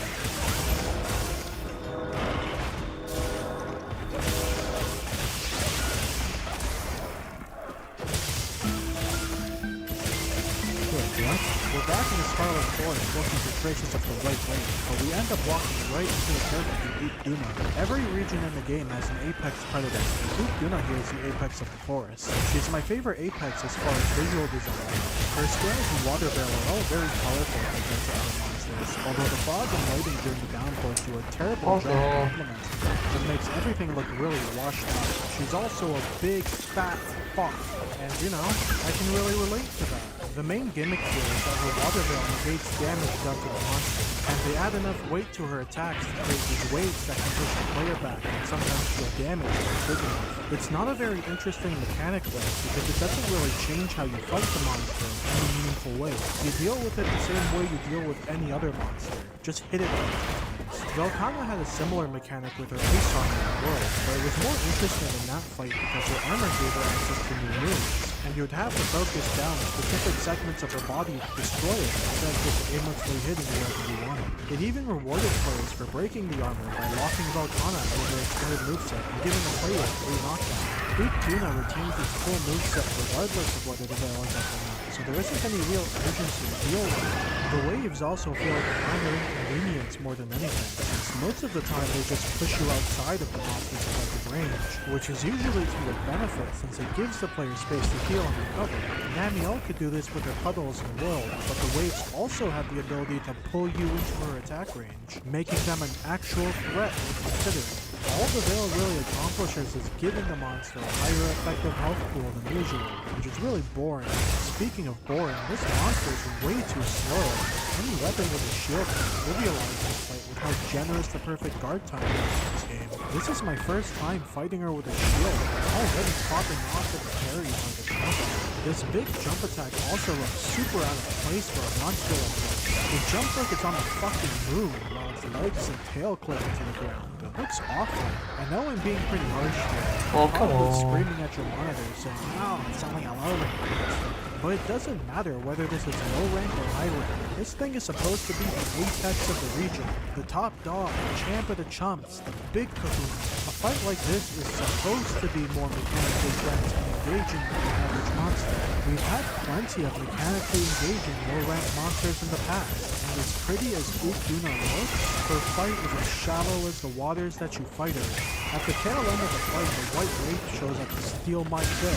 Like there wasn't enough, I'm forced to have this Hammerman tagging along. The game thinks I'm too retarded to get the kill on my own, so they have to send in the flagship monster to assist. Fucking Arthur Reed over here looks like he's about to blow a casket. He's even angrier than I am. The downforce drops and oh boy, another walk and talk through the forest. But you know what's way more interesting than that? Talking about the user interface. Monster Hunter Wilds is some of the worst menu design I've ever seen in a video game. And from a Project Moon fan, that's really saying a lot. In the other games, the menus had to be tight and compact to fit the smaller screens that they were being played on. But now that these games are on bigger TVs and computer monitors, they can fill the screen with all this obtuse bullshit that can feel really overwhelming to look at sometimes. Right off the bat, the menu labels aren't very intuitive. They're so small compared to everything else, and it's hiding in the top left where it's easy to miss, especially if you're in an area like the Windward Plains where the text color matches the environment. The sub-menus have all this needless clutter and mismatched options. Why do I have two different item pouch menus? Just put that shit together. Why is the login bonus in items and equipment instead of the communications tab with all the other online functions? Inventory management in the tent is awful. In World and Rise, your item pouch was this nice little box that read left to right from top to bottom, so it was easy to understand. But here, my item pouch goes across the entire fucking screen with all these vertical layers that don't make any sense. Like, I get the potions and mega potions being stacked together, but what the fuck is going on over here? None of these items are related to one another. Why are they stacked like this? I don't think I've ever used a paintball in this game, but Capcom must think they're really important, seeing as they have a permanent spot in my inventory. I'm trying to figure out how to make a radial menu, but I don't know what any of this shit means because half of this menu uses keyboard bindings. I'm playing on a controller. What the fuck is this? I'm so tired of these pop-ups, and the button to skip them overrides the button used to open the map. I went to the options menu to try and turn them off, and oh god, there's so many options in here that I don't think anybody knows what this shit does. They shoved in all this crap to customize the AI hunters that I'm never going to use, but I'm not allowed to turn off the tutorials? I don't need this much customization, Capcom, especially when the things I'd want to customize aren't even there in the first place. Like disabling the schizo wave on my health bar, or turning off the giant red flashbang every time the monster does a big attack. Disable Alt F4 force quit? Why is this even an option? Why is it enabled by default? After the walk and talk, we meet up with Zato and he agrees to take us to the next village, Zeus.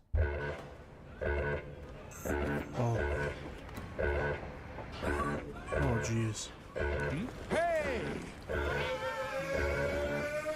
Azuz is probably my least favorite village in the game. This place is way too big to navigate and the people you need to talk to are scattered all over the place. I get that's supposed to be a mining colony, but they already did this shit with Hearth in Monster Hunter 4. And that village was nice and compact. It didn't have all these twists and elevators and shit. Some little girl ran off into a monster den after a spat with her grandfather, so it's up to us to go after her. I think one of the villagers stole my sacred though, so we're just gonna have to chase her on foot. I think it's about time we talked about the Sacred. Monster Hunter World introduced the idea of hunting mounts with the Raider rides, which you could unlock from completing the feline quests in each region. They were a bit finicky to use since they couldn't be controlled manually. You needed to designate a target or a monster trail for them to move, and they get scared around large monsters so they couldn't assist you in combat. Monster Hunter Rise took this idea a step further with the Palamute, which could be controlled manually and would join you in combat, but it came at the cost of one of your buddy slots. Palicos had a lot of utility in Rise, and the wire bug allowed you to take vertical pathways to traverse the map in ways that the Palamute couldn't. So as useful as the Palamute could be, they weren't really necessary for traversal, and players could forgo it entirely for the utility of the The Sacred is a culmination of both of these systems, but in all the wrong ways. Like the Palamute, it's given to you at the start of the game, and you can control it manually, but it can also move automatically later. But unlike the Raiders, who still have to engage with the tracking system, the Sacred can just take you straight to the monster because Wilds doesn't have a tracking system. The convenience of being able to automatically run to the monster whenever you want detracts from the world design, since it removes the need for the player to manually explore and discover things for themselves. Every pop-up camp and resource spot I found were discovered from the Sacred automatically chasing the monster. There was never any need for you to explore. This is completely different from the Raider ride, which was given as a reward for exploring and interacting with the world. In combat, the Sacred can be mounted at any time, even if you get knocked down from an attack. It's like the Wirefall in Rise, which was already a very contentious mechanic. It's not as immediate as the Wirefall, but it also doesn't cost any resources to use, and it even has Hyper Armor, which mitigates one of the Wirefall's only weaknesses. And it'll start circle strafing around the monster automatically when you heal or sharpen.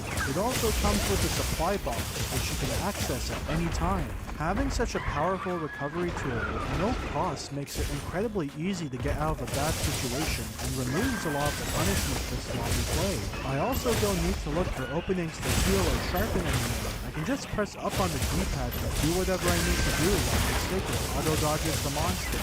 The worst part is that unlike the Palamute, you can't really ignore the Sacred. Paths are literally designed around them. There are paths that only the Sacreds can use, many of which are so unassuming that you wouldn't even know they existed without the auto movement. Bro. Some sections of the map are completely blocked off and require the Sacred to access. Important functions like the supply box and weapon switching are tied to the Sacred. The Lord knows the game needs you to be on the Sacred in order to pull off the intense railroading for every quest. Part of what made me feel like an experienced hunter in the past was learning the lay of the land and the creatures that live within it, memorizing how areas are connected, where the monsters spawn, What? areas My that wound, run though. away to, learning where monsters This game is go bullshit, when they're dude. tired, or where they What? go to sleep when they're limping, interacting with other mechanisms to make traversal faster, and discovering secret shortcuts that aren't even displayed on the map. Learning and discovering all of these things made me appreciate the world Capcom had created, and most importantly, it Oh, made now me you feel did like the an fast actual one. hunter tracking down their game. There's no reason to engage with any of these things in Wild, and I can just turn my brain off and let the Sacred do it all for me, while I fidget around on my phone or jerk off. I know the deserted island like the back of my hand, but I'd be lying if I said I remember anything about the maps and wilds. Yet I can still track down the monster in under a minute, like our next monster, Popola. He's definitely one of the better monsters in this game. His attacks have a deceptively large range since they can pump gas into the oil and create explosions from underneath you, even if you're far away. It keeps you on your toes, and you can get tossed around if you're not paying attention. He's also got a decent spread of melee attacks to cover his front and back. He's got this big get-off-me explosion that's had enough of his shit. He can also spit poison clouds as a form of area denial. It's cool. Attacking the inflated parts of his body enough can make him deflate for a knockdown, but I never got it because I was having too much fun carrying the explosions. As an early to mid-game monster, he's great. The only thing I don't like is how the ruins give you too many free openings. But that's just everything in this game. It's not like it's his fault. I love it when monsters are able to use the environment like this, and this guy fits the oil well basin really well. We saved the girl and Lord was just in time for the Fire Spring Festival, but they tried to burn stuff and turn on, so everyone gets bummed out. Our team doesn't give a shit though, because we also find out that the Sand Tide is approaching in the flames, and that Arkfeld might show up there since we found him in the rainstorm last time. This story pacing is all over the place. We were just huffing parts in the basin like 2 seconds ago, and now we're already heading into the Eye of the Storm to fight another Apex monster in a completely different area. The only thing that's worse is the actual writing, because this dumbass kid picks up a rock like he's gonna fight the thing, and then he follows up with what is probably the worst line of dialogue in this whole game. You've got a weapon, and you do nothing?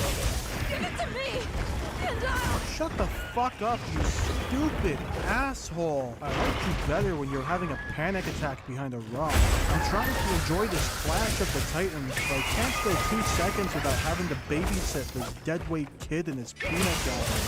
Remember when these games were about the monsters, and the cutscenes were focused on the spectacle and character of the monsters, instead of cheesy trailer shots of these bumbling morons and their melodramatic bullshit? I'm not gonna let that keep me down though, because we finally get to fight Ray Dow.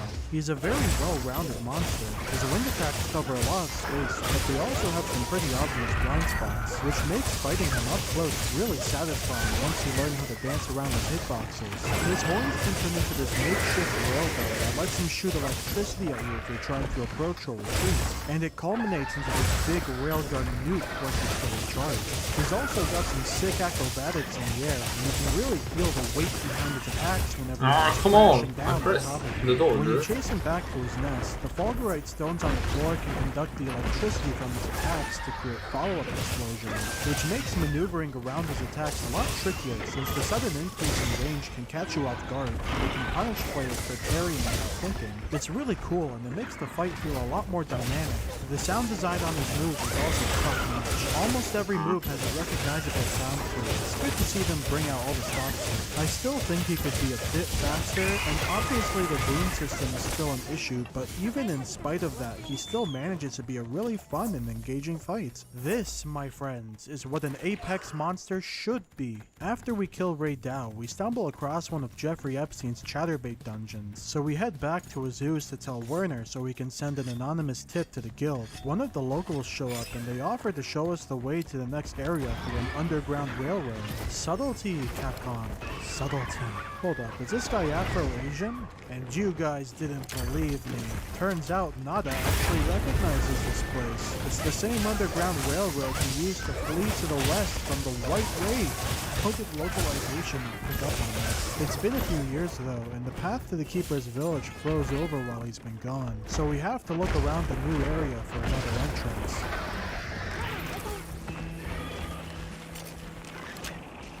How are you going there, you stupid? Oh, I get it.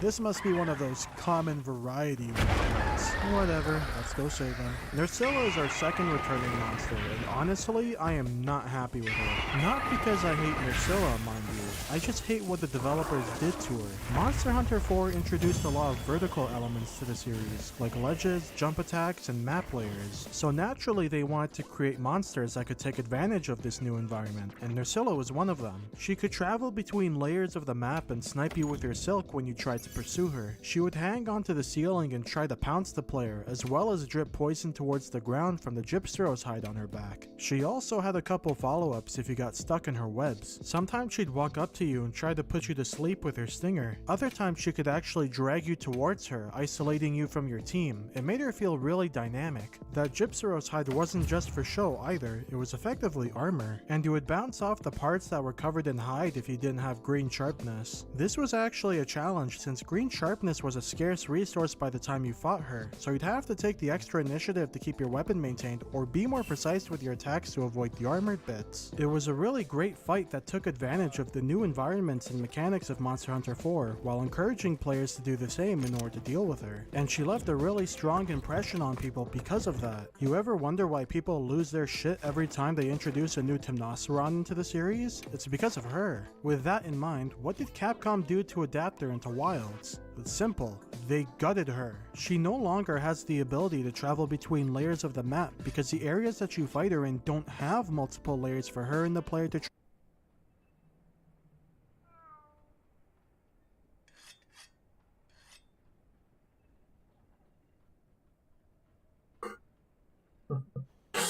Exotic Chinese moon crystal GPU.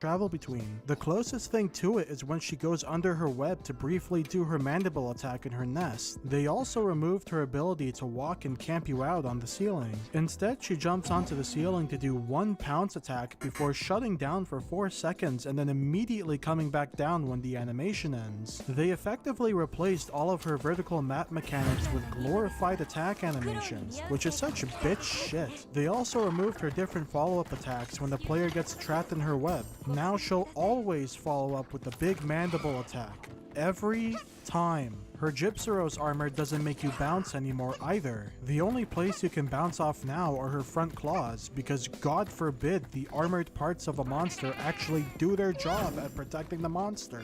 Not that falling to yellow sharpness is ever an issue anyways, with how plentiful green sharpness is in this game, and the fact that each swipe of the whetstone refills your sharpness incrementally instead of having to commit to the full animation. You can even do it while moving on the sacreds. And just like every other monster in this game, she is so slow. Remarkably slow, especially compared to her old gen counterpart. The only thing she got in return were these little babies that'll try and swarm you in the hole. But the babies are so slow and weak that they're just dying one hit while you're fighting the actual monster. So they're just collateral damage instead of an actual mechanic you have to play around. If you're going to gut and remove everything that made the monster engaging, then why even bring it back at all? You may as well make a completely new monster at that point, because this isn't Nursilla. It's a shallow, declawed husk. It's pretending to be Nursilla. Anyways, we saved Big Hat Logo. Allow for us to show us around now. Thanks. Ice levels are my favorite areas in video games because they remind me a lot of home. I have a lot of fond memories watching the snowfall while waiting for a train that's 30 minutes late because it's minus 35 and the air becomes so dry that it literally hurts to breathe and it makes your phone stop working. But at least it looks pretty, and this doesn't. It's just a bunch of colorless hallways and ruins, and the dark lighting and fog aren't doing it in the favor either. I get that it's supposed to be bleak, but there are plenty of games that have bleak settings that still manage to look visually captivating and colorful. The most color I've ever seen out of this area was from when it blue screened my computer. While Rogue was giving us a tour, we get attacked by a pack of pure bombers, and everybody insists we run away if I'm somehow not strong enough to deal with a couple of fodder monsters. And the game uses this as a chance for us to have a little heart-to-heart with the peanut gallery. I thought finding my village would be easy, that I could take you straight there. I can't believe I'm gonna show you the way. I feel so useless.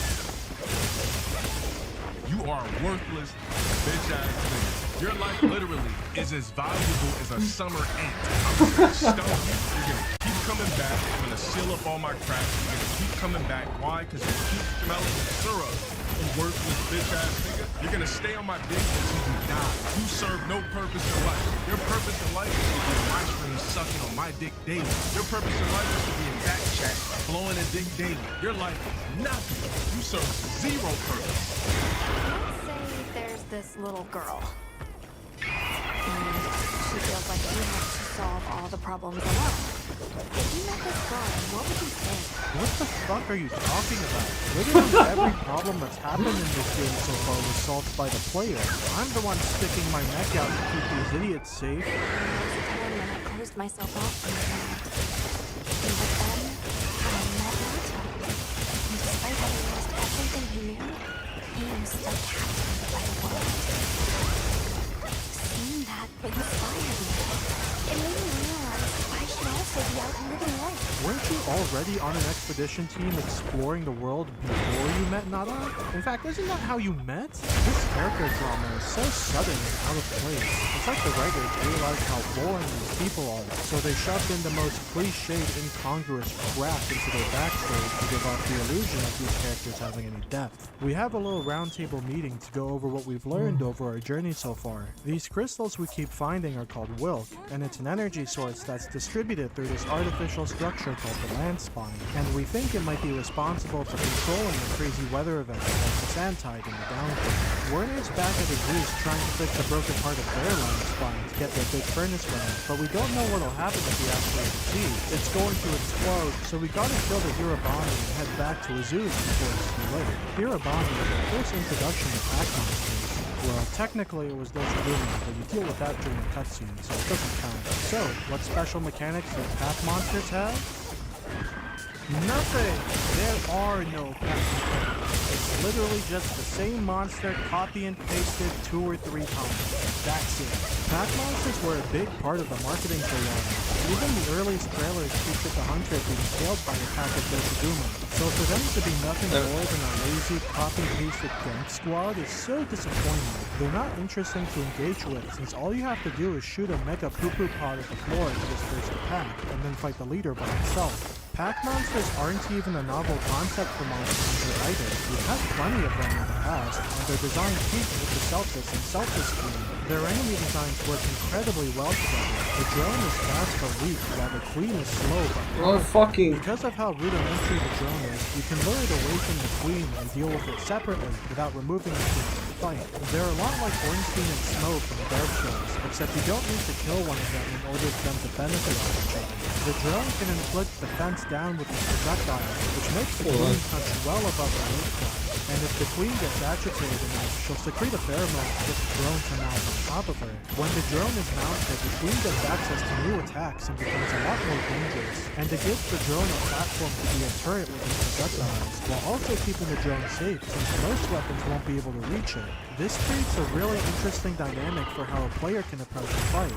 Do you kite the drone away and deal with it first so that the queen can't power up? Or do you go straight for the queen and learn how to play around her enhanced moveset? It's an incredible fight that shows off the potential pack monsters have when they're actually designed around each other. And Wilds doesn't come close to realizing that. Just shoot the blue and be done with it. Even with a pack, Hirabami isn't interesting to fight at all. It just shoots ice projectiles and lunges at you from time to time. It doesn't do enough damage even against my 10 defense starting on it, which I'm still wearing because the monsters so far haven't been fast or strong enough to warrant the upgrade. The last 2 hunts really killed my mood, so I thought it'd be a nice change of pace to do some multiplayer for a bit. These games were always designed with co-op in mind, and one of my favorite parts of playing a new Monster Hunter game is getting the boys back together and hunting random shit while trauma bonding over the decay of our favorite franchises. This is a fantastic process. Remember when you used to just join the hub with a person? No, you're right. I'm wrong.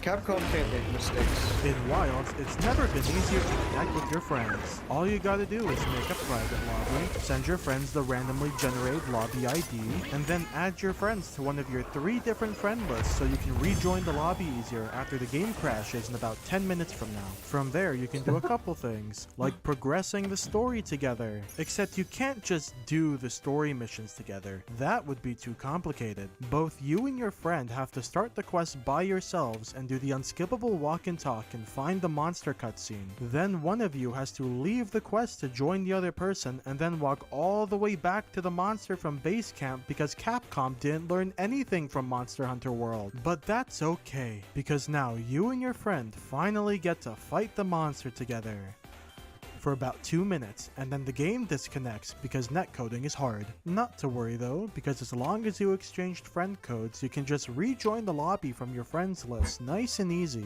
Except, no you can't, because of course not, it's bugged, which means rejoining the private lobby through the friends list just doesn't fucking work. So now your friend has to send you the lobby code, and then you get to spend 10 minutes trying to establish another link party because the user interface is such an obtuse mess that nobody understands how any of these systems work.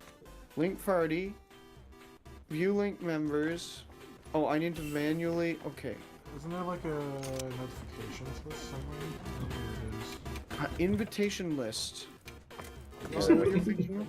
Okay, Andrew, go to your invitation list. I don't have an invitation. You did not. You don't have an invitation. It says...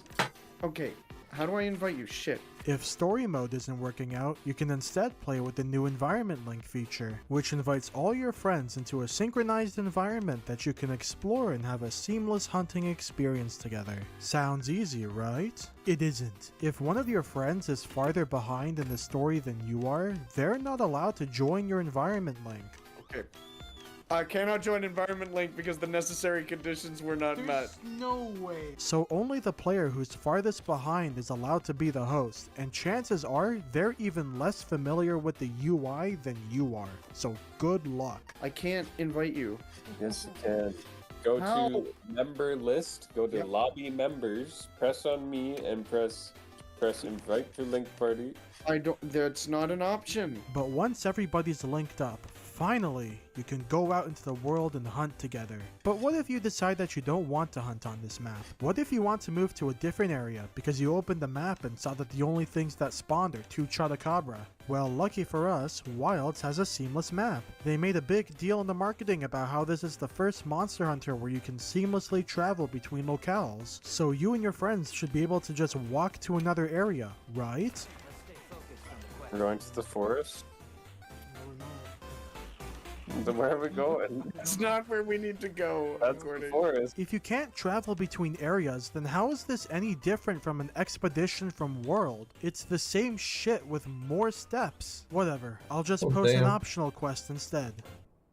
Are you fucking kidding me? Even World lets you post quests during multiplayer expeditions. If you want to post an optional quest, everyone has to abandon the environment link, get kicked back to the base camp, post the quest, then look for the quest from the invitation list. Jesus Christ. Remember when you could just join a hub and play? None of this lobby code or link party nonsense. You just joined your friend's hub and you played the damn game. Fucking indie games figured this shit out half a decade ago. You click your friend, join game, play. That's it. That's as complicated as it needs to be. Capcom, you've been networking people through Monster Hunter for over 21 years. How did you mess it up this bad? One of the barriers to trying to remaster or remake a Monster Hunter game is that it's always been an online game with multiplayer. So each generation of Monster Hunter game has been structured and built around the online capabilities of that generation. And those can be quite outdated in many cases, and we now have a much better online infrastructure. Meanwhile... Oh, a crash report is being created. The game crashed unexpectedly. Refreshing system information, system driver. What the hell is this? This is like a nightmare. This is insane. I'm gonna send a screenshot. Here.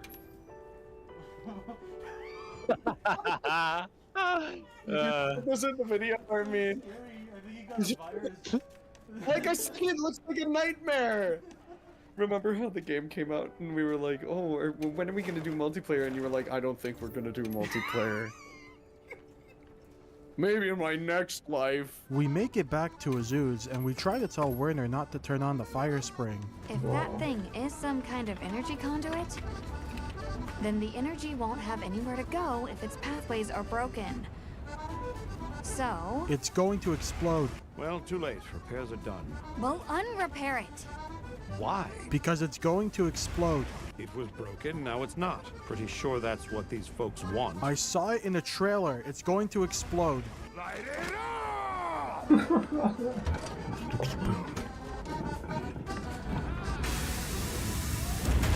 my god, I can't believe it. I mean, who could have seen this coming? I didn't think it was going to explode with the fire and the explosions. I don't know, man. I mean, like, this wasn't supposed to happen. This wasn't supposed to happen. We never wanted this to happen! Gemma gets all pissed off and yells at everybody for not using their brains, and they decide to reroute the fire to a different furnace. The explosion attracted a couple of these monkey fellas called a Jarakarn, which means it's game time for us. One thing I noticed during this fight though is that I actually disabled my Palico a few hunts ago to make the game feel a bit more challenging. But the game turned it back on here because it doesn't trust me enough to make my own decisions. Why even give me the option if you're just gonna make the choice choice for me. The fight starts off with two HR851 at the same time, which can be kind of tricky to deal with. They almost ganked me in this corner, but the Sacred is so overpowered that I'm never in any real danger because I can just recover for free. Eventually one of them leaves, which is kind of a buzzkill. The last couple fights have been so boring that I'll take anything that can wake me up at this point. I'm not too sure how I feel about the HR851. His base kit is pretty bog standard for an ape. A couple punches and slams, and maybe he'll throw some rocks at you if you're far away. I like this move where he uses the ridges on his back to spark up the ground like a flint and steel. The visual effects are great. It's also one of the few monsters that can give you blast blight, which makes you explode after a while or when you get hit. Eventually he gets heated up and gets access to a more interesting kit that lets him rip fire out of the ground and do this big Blanca Ball dive bomb attack. He's got some neat tricks up his sleeve when he's powered up, but he doesn't really spend much time in this form, so for most of the fight you're going to be dealing with his boring standard moveset. I'm also not too impressed by his visual design. Rajang already did the whole Super Saiyan thing, and his fight has a lot more going for it than this guy's fight. He also has the same problems as every other monster we fought so far. Too slow and not enough damage. Even with my 10 defense armor, he still can't kill me with one of his strongest attacks. He's just okay, I guess, but he definitely could have been a lot better. After we're done dealing with this HR851, a few more show up in the village, but they're dealt with immediately when this area's apex shows up and teaches him who's boss. The game wants us to kill it though, because the villagers are afraid that it'll consume the Everforge? Long ago, there was a particularly fierce fire spring. The Black Flame came and consumed the Everforge. The Everforge is still there, and it literally just helped us out and left. Whatever, don't think about it. This time, instead of being railroaded to the fight, the game actually wants me to explore and track the monster down by myself? This shit really caught me off guard, because I just couldn't believe it. I didn't think that the game would actually trust me enough to track down a whole monster off the chain. Well, turns out I was only half right, because they dropped some tracks right outside the village, and as soon as you find one of them, the Sacred can automatically take you to the monster. God damn it, Capcom, you were so close. New Udra is our third Apex monster, and honestly, I'm a bit disappointed. His visual design is fantastic, don't get me wrong. Cephalopods are awesome, and Cargos is one of my favorite monsters in the series, but New Udra's fight is so underwhelming. Remember what I said back at Lollapalooza about monsters shutting down after an attack? Well, you get to see it in full force here. His telegraphs are incredibly generous, and depending on the move, he'll just sit there for about 3 to 5 seconds so you can wail on him, which is just ridiculous. For such a creative design, his moves aren't that interesting either. Most of the fight is just dodging the 1-2 slams with the occasional sweep here and there. I fought 5 monsters with 1-2 slams so far. Hell, we just did one last time. Novelty's worn off. I do like this move where he starts dumping oil out of his siphon to make a fire wave, and this attack where he flails burning oil everywhere with his tentacles. It's very creative. There's a lot of cool things he could do with an octopus. They've got the aesthetic down with how he moves around and squeezes into small spaces, but they should have leaned into it more during this fight. Octopi are all about ambushes and camouflage. It would have been cool if they put him in the actual oil area of the fight, and had him sink into the oil pool to try and flank the player, like Camille does his camouflage. Maybe he could even light the oil on fire for some area denial. They also could have had him coordinate his slams with 2 or 3 tentacles at the same time instead of just 1 by 1. Or maybe have him flail around like Cargos does with his tentacles. One thing I can't complain about though is the music. I'm a sucker for brass and strings, and this theme sounds like it came straight out of Shadow of the Colossus.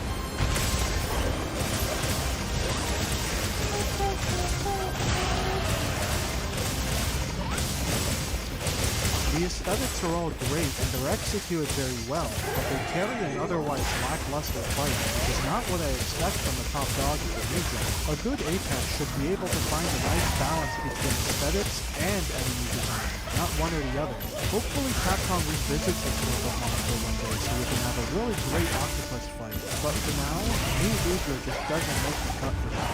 We head back to Azuz to celebrate the Fire Spring Festival, and everyone's trying to prop up Jenna for saving the day. Is this supposed to be the resolution to our conflict that they shoved in a few minutes ago?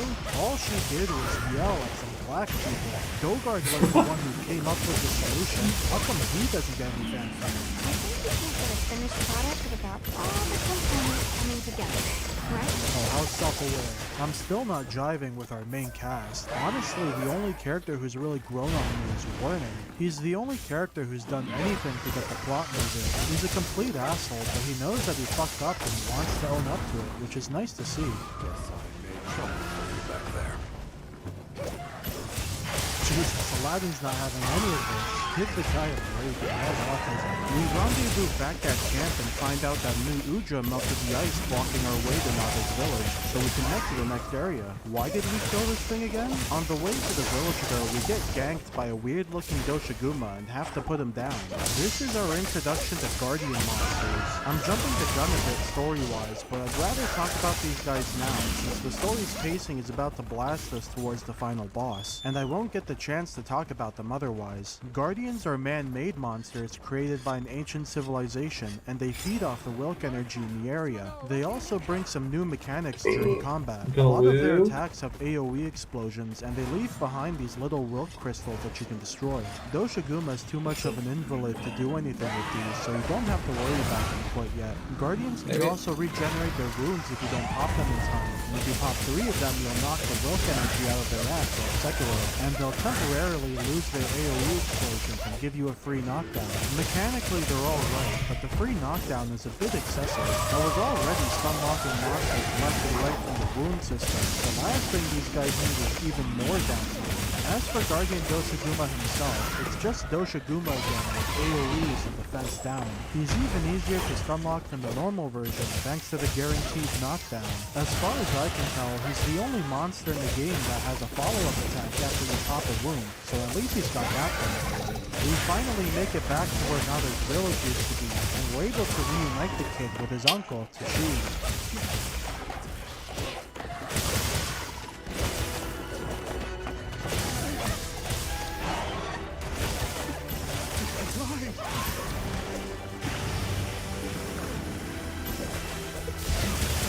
Listen, I know this is supposed to be a really emotional moment, but you don't need it. I can't help but wonder, what is Tashin still doing here?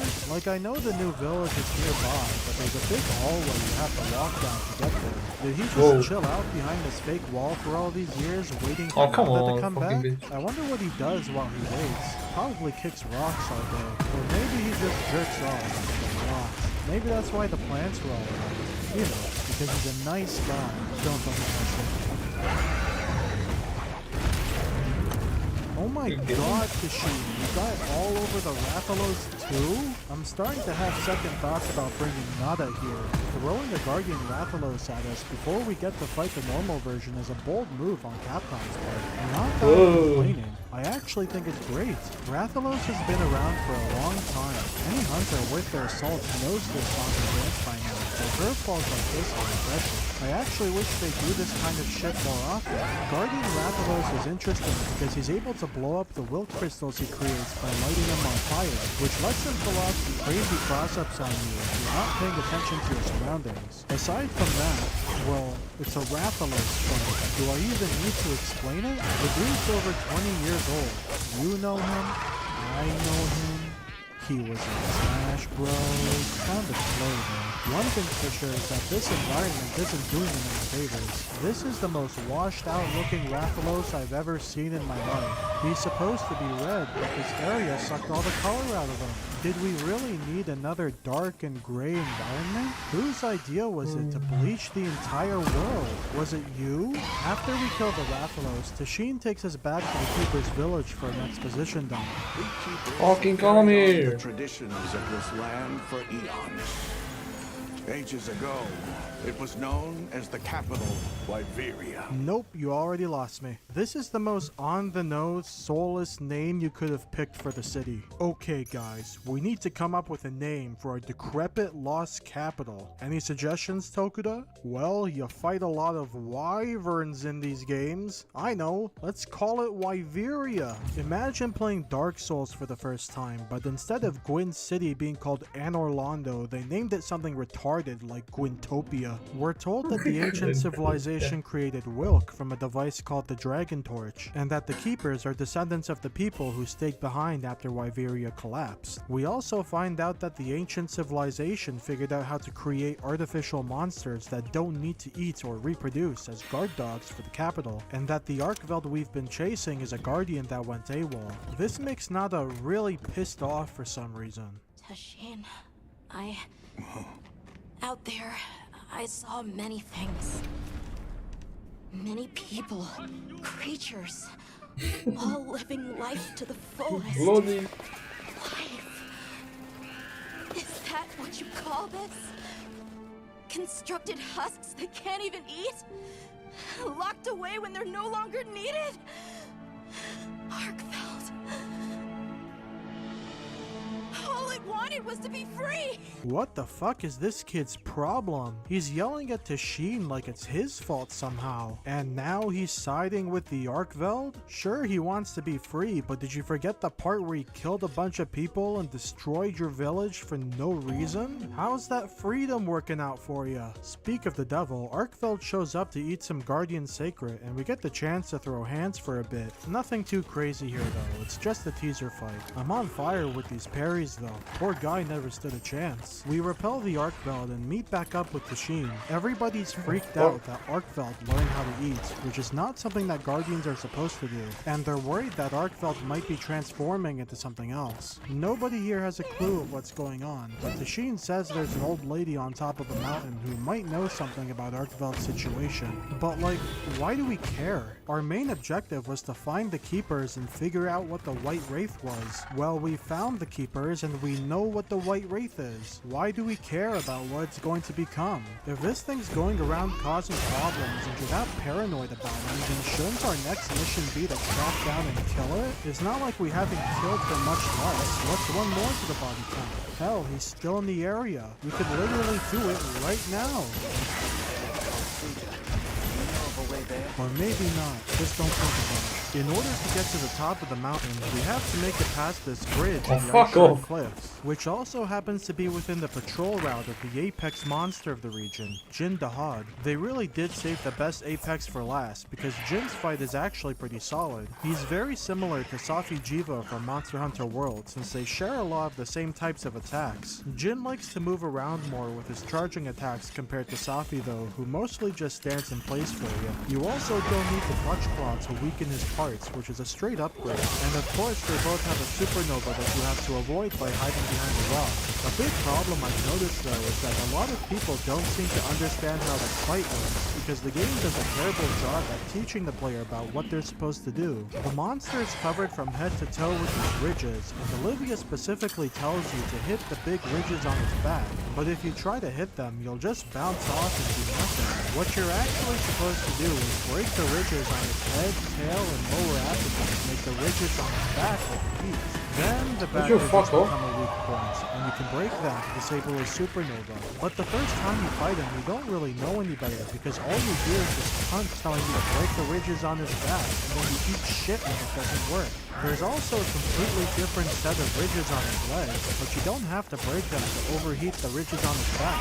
So it's confusing as fuck as to what the game actually wants you to do, to the point that people just ignore the mechanic and wail on his front legs and head theme. That's why it's really important to have good communication for a complex monster like this. Speaking of complex, it probably took a lot of effort getting this big guy to work.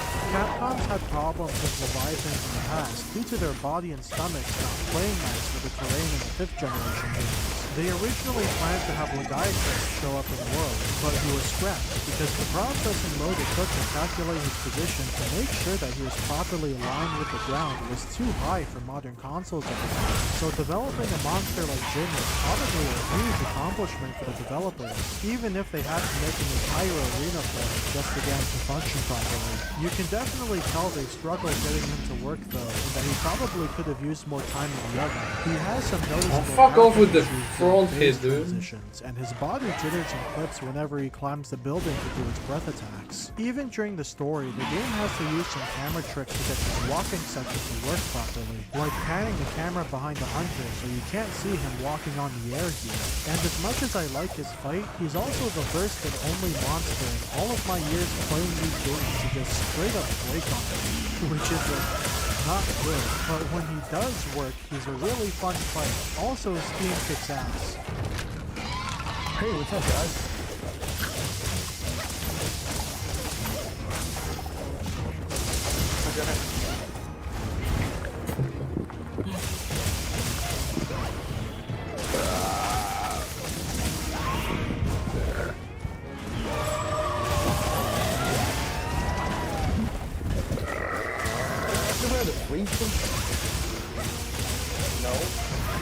No?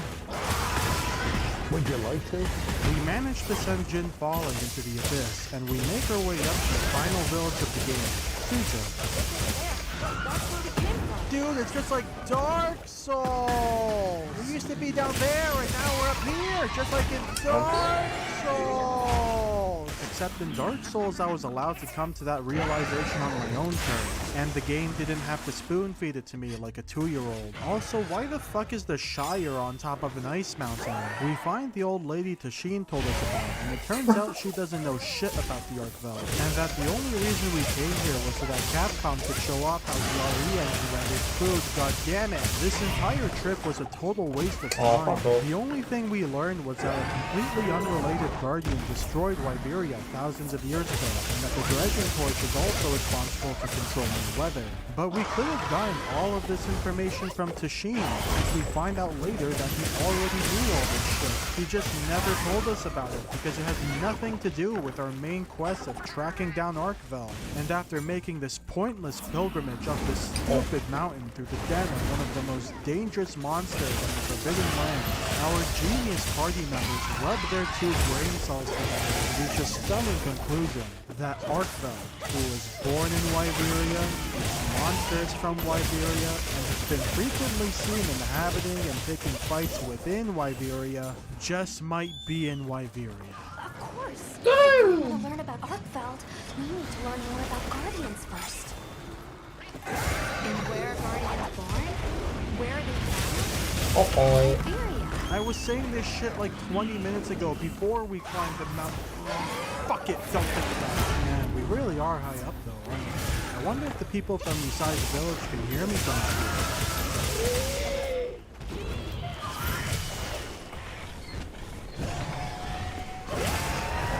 We head back to Wyberia to look for Guardian tracks, and we're ambushed by a Guardian Ebony Odobara. But nobody fucking cares because he's weak and slow compared to the original and every other returning monster. Fuck off. The only reason he's here is to play Jabroni for the actual monster.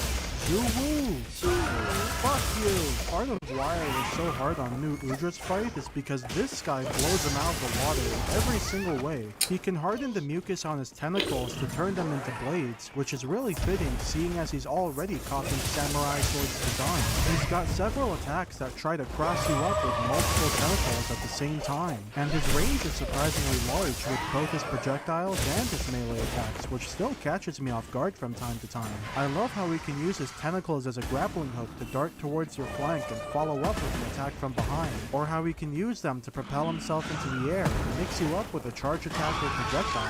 His craziest attack is when he flips himself over and barrels towards you mouth Are you first. fucking He kidding? resembles a starfish when he does it too. It's just so creative. Fucking cut off the Vigorvast instead of throwing the cloud thing. Other than that, he's fantastic. I also learned during the fight that if you hit the will crystals that Guardians leave behind with elemental cinders, you can create explosions to hurt other monsters. I figured since Rathalos and Jabroni could do it, then maybe I could do it too. And my god, the game actually let me make that discovery. It didn't ham-fist me with a tutorial or send an NPC to yap my ear off about it. We continue exploring the depths of Wyberia, and Nada decides to serenade us with the insights he's made about Arkveld over our journey so far. But it freed itself, with its own strength. It even learned to eat. It didn't care how it was created. It just wanted to be free, to live. This journey has made me something more. I've seen vast sands, lush forests, people, life. Arkveld and I are the same.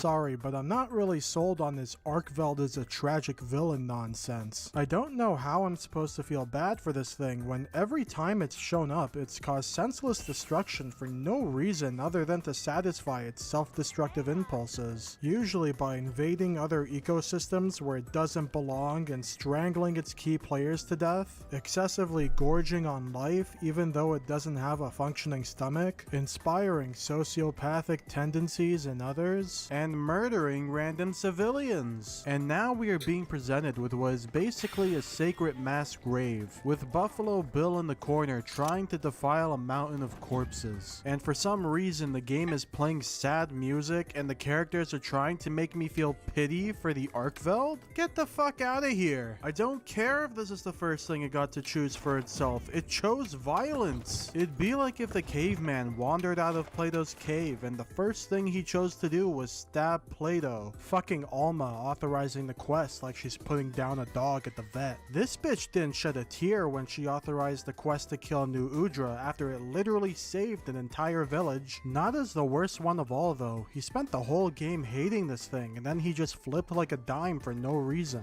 Just because a wild animal doesn't comprehend the moral implications of their actions, it doesn't mean you should start projecting a deeper meaning onto its destructive behavior. His whole spiel about Arkveld being just like me because we both want to be free doesn't come off as deep or insightful. It comes off as pretentious. That's enough about the peanut gallery though. We finally get to talk about the flagship monster. The fight itself is mostly fine, but he didn't really blow me away since his main mechanic has been done to death at this point. In Monster Hunter Generations, one of the flagships, Astalos, had a mechanic where it could charge parts of its body with electricity to enhance its moveset, and you could knock the charge out of its body by attacking the areas with electricity. If you knock the charge out of its wings, you'd also get a free knockdown. In Monster Hunter World, the flagship Nergigante had a mechanic where it could grow spikes out of its body to enhance its moveset, and you could break the spikes off its body by attacking the areas with white spikes. If you knocked the spikes off its arms, you'd also get a free knockdown. In Monster Hunter Rise, the flagship Magnamalo had a mechanic where it could cover parts of its body with hellfire to enhance its moveset, and you could extinguish the fire off its body by attacking the areas with purple flames. You could also get a free knockdown by knocking the hellfire off its back. Oh, we're getting crazy with it now. In Monster Hunter Wilds, the flagship Arkveld has a mechanic where it can create a second set of chains to enhance its moveset. Wanna guess how you deal with it? I mean, if it works, it works. It just feels a bit uninspired is all. His moveset overall is pretty solid. His chain attacks have longer telegraphs to counter. True.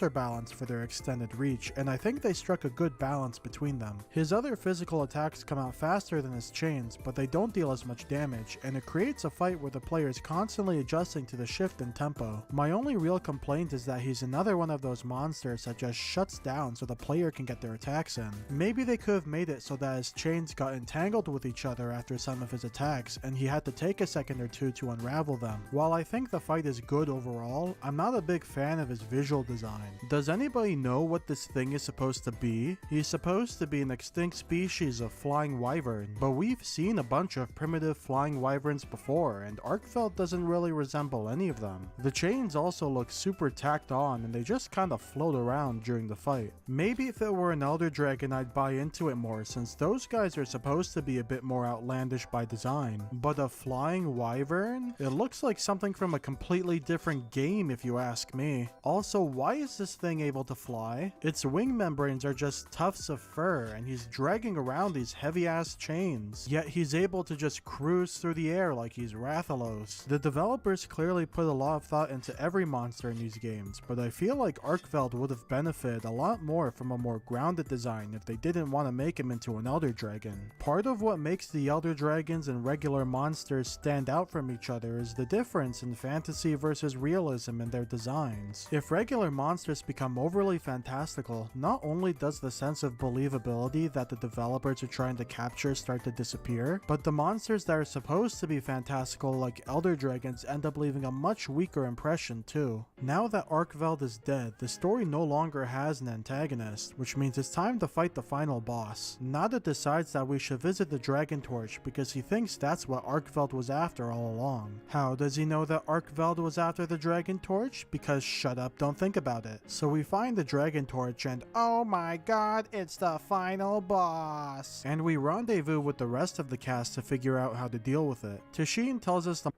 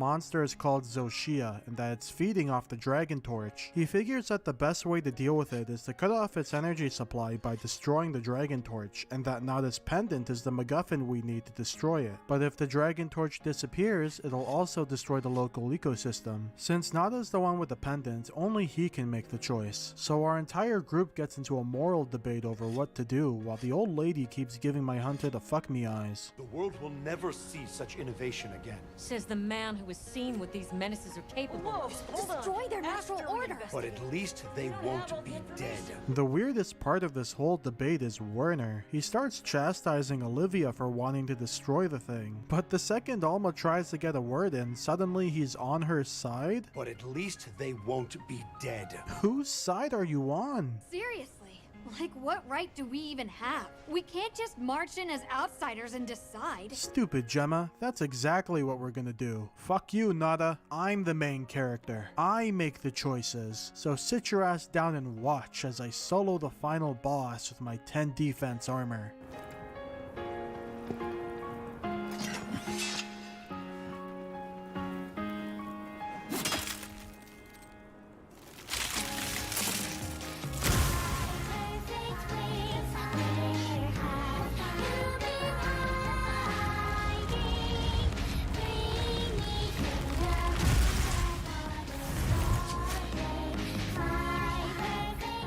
By my own order.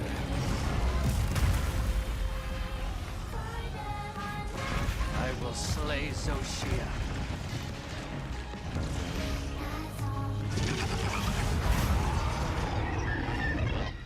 When it comes to enemy design in Monster Hunter, there are 3 monsters that are important to get right. The first is the flagship for obvious reasons. It's the monster you see on the box. The second is the tutorial monster, since it teaches you the basics of the game and serves as a microcosm for what the rest of the game is going to be like. And the third is the final boss, since they are the culmination of everything the game has been building up to. And just like how it's important to leave a good first impression, it's also important to leave a good final impression. Since most players stop playing after the credits roll, and ending on a high note will make it more likely for people to want to buy the next game. Now, as we talked about before, Chotacabra sucks and Arkveld is just okay, which isn't really ideal, which means Zoshia has a lot of heavy lifting to do. It's hard for me to evaluate Zoshia because Zoshia doesn't really do that much on its own merits. Many of its design elements are based on Fatalis, and almost its entire moveset is ripped straight from Shara Ishvalda, Safi Jiva, and Iceborne's Fatalis. It also has several moves adapted from White and Crimson Fatalis. Now, I don't think there's anything inherently wrong with wanting to pay homage to Fatalis or the other endgame monsters, but there's a fine line between paying homage to something and straight up copying their movesets and animations. Ironically enough, Zoshia doesn't even do a good job at copying the fights it's trying to be either. Part of what made these fights so special was the challenge that came with them. Fatalis in particular shook the player base in such a way that even to this day, people revere Iceborne Fatalis as one of the hardest yet also one of the greatest fights in the Monster Hunter series as a whole. Zoshia, with all of his stolen valor, doesn't even hold a candle to this. His attacks are slow and they hit like a feather. The terrible tracking on his attacks combined with how long they take to come out make them incredibly easy to avoid, and on the off chance you get hit, you don't have to worry about it because his attacks don't hit hard enough to threaten the player. I haven't switched off or upgraded my starting armor this entire game, yet this thing still can't get a single card on me. Compound this with all of Wild's other combat issues like focus mode trivializing positioning, wounds that make it easy to stunlock the monsters, the overtuned Palico and its endless healing, and the sacred get out of jail free card, and what you're left with is an incredibly derivative and shallow copy of a much better boss fight that came out almost 5 years ago. Reusing assets is a normal practice in game development to save time and resources so that the developers can devote those resources to other areas of the game. I don't have an inherent problem with Capcom reusing attacks and animations across other monsters, but this is the final boss. A monster as special and important as this is where the extra time and resources should be going towards. It should be unique. So to have the fight be a shittier, dumbed down copy of Iceborne's endgame monsters is inexcusable to me. If I want to fight Fatalis, Safi, or Shara again, I would just boot up World. His visual design is also a mixed bag. His armored form isn't anything to write home about. It looks kinda like a jagged white Gormagala. But when he morphs into his jet black form, he becomes really over-designed with all the Fatalis horns protruding out of his body, and the weird bumps and spirals covering up any facial details that might exist. Conceptually, it's supposed to be the equal dragon weapon, which was an artificial Frankenstein's monster/weapon hybrid from Monster Hunter 1's scrapped concept designs. It doesn't really look like a Frankenstein's monster though, it's more of an amorphous blob that vaguely resembles a dragon. It'd be like if you threw Nightmare from Devil May Cry into Monster Hunter. This is probably what he would look like. The Atal Neset did a much better job capturing the visual concept since it actually looks like a weapon. If Zoshia gets one thing right though, it's the visual and sound design of its attacks. This is probably one of the coolest sounding monsters I've ever heard from this series. And the visual effects of his explosions and supernova are top notch. They nailed the aesthetics of the fight, but that's all they really are, aesthetics. It's glitter masking a fight that, at its core, is incredibly derivative with very little substance to it. It's a bit anticlimactic, isn't it? We didn't even know this thing existed until 20 minutes ago. And not only does this world-ending equal dragon weapon get treated to Fatalis' sloppy seconds, there's barely any fanfare to it both before and after we kill it. This legacy concept that's been a part of community discussions for over 17 years is just thrown in at the last second to jangle some keys and then disappear like a fart in the wind. It's such a waste. After we kill Zoshia, we reunite with the rest of the cast so they can say some pseudo-philosophical bullshit about freedom and nature, and then the credits roll. Also, we find out Arkfeld laid an egg, but we kill the baby later anyway, so who the fuck cares? So, what's the takeaway from this story? Nature can be cruel, but I can be crueler!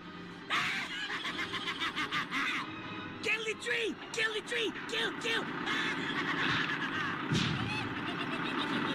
This entire story has been such a monumental waste of time. Not only is the writing boring and intrusive to the gameplay, it's not even consistent with its own messages. Throughout the entire game, the story tries to push this overarching narrative that we should be appreciating and respecting nature, to the point where the game actively yells at the player for hunting without authorization from the guild. This is the same series where you kill off copious amounts of monsters to make a pair of shoes and then go trophy hunting for fun.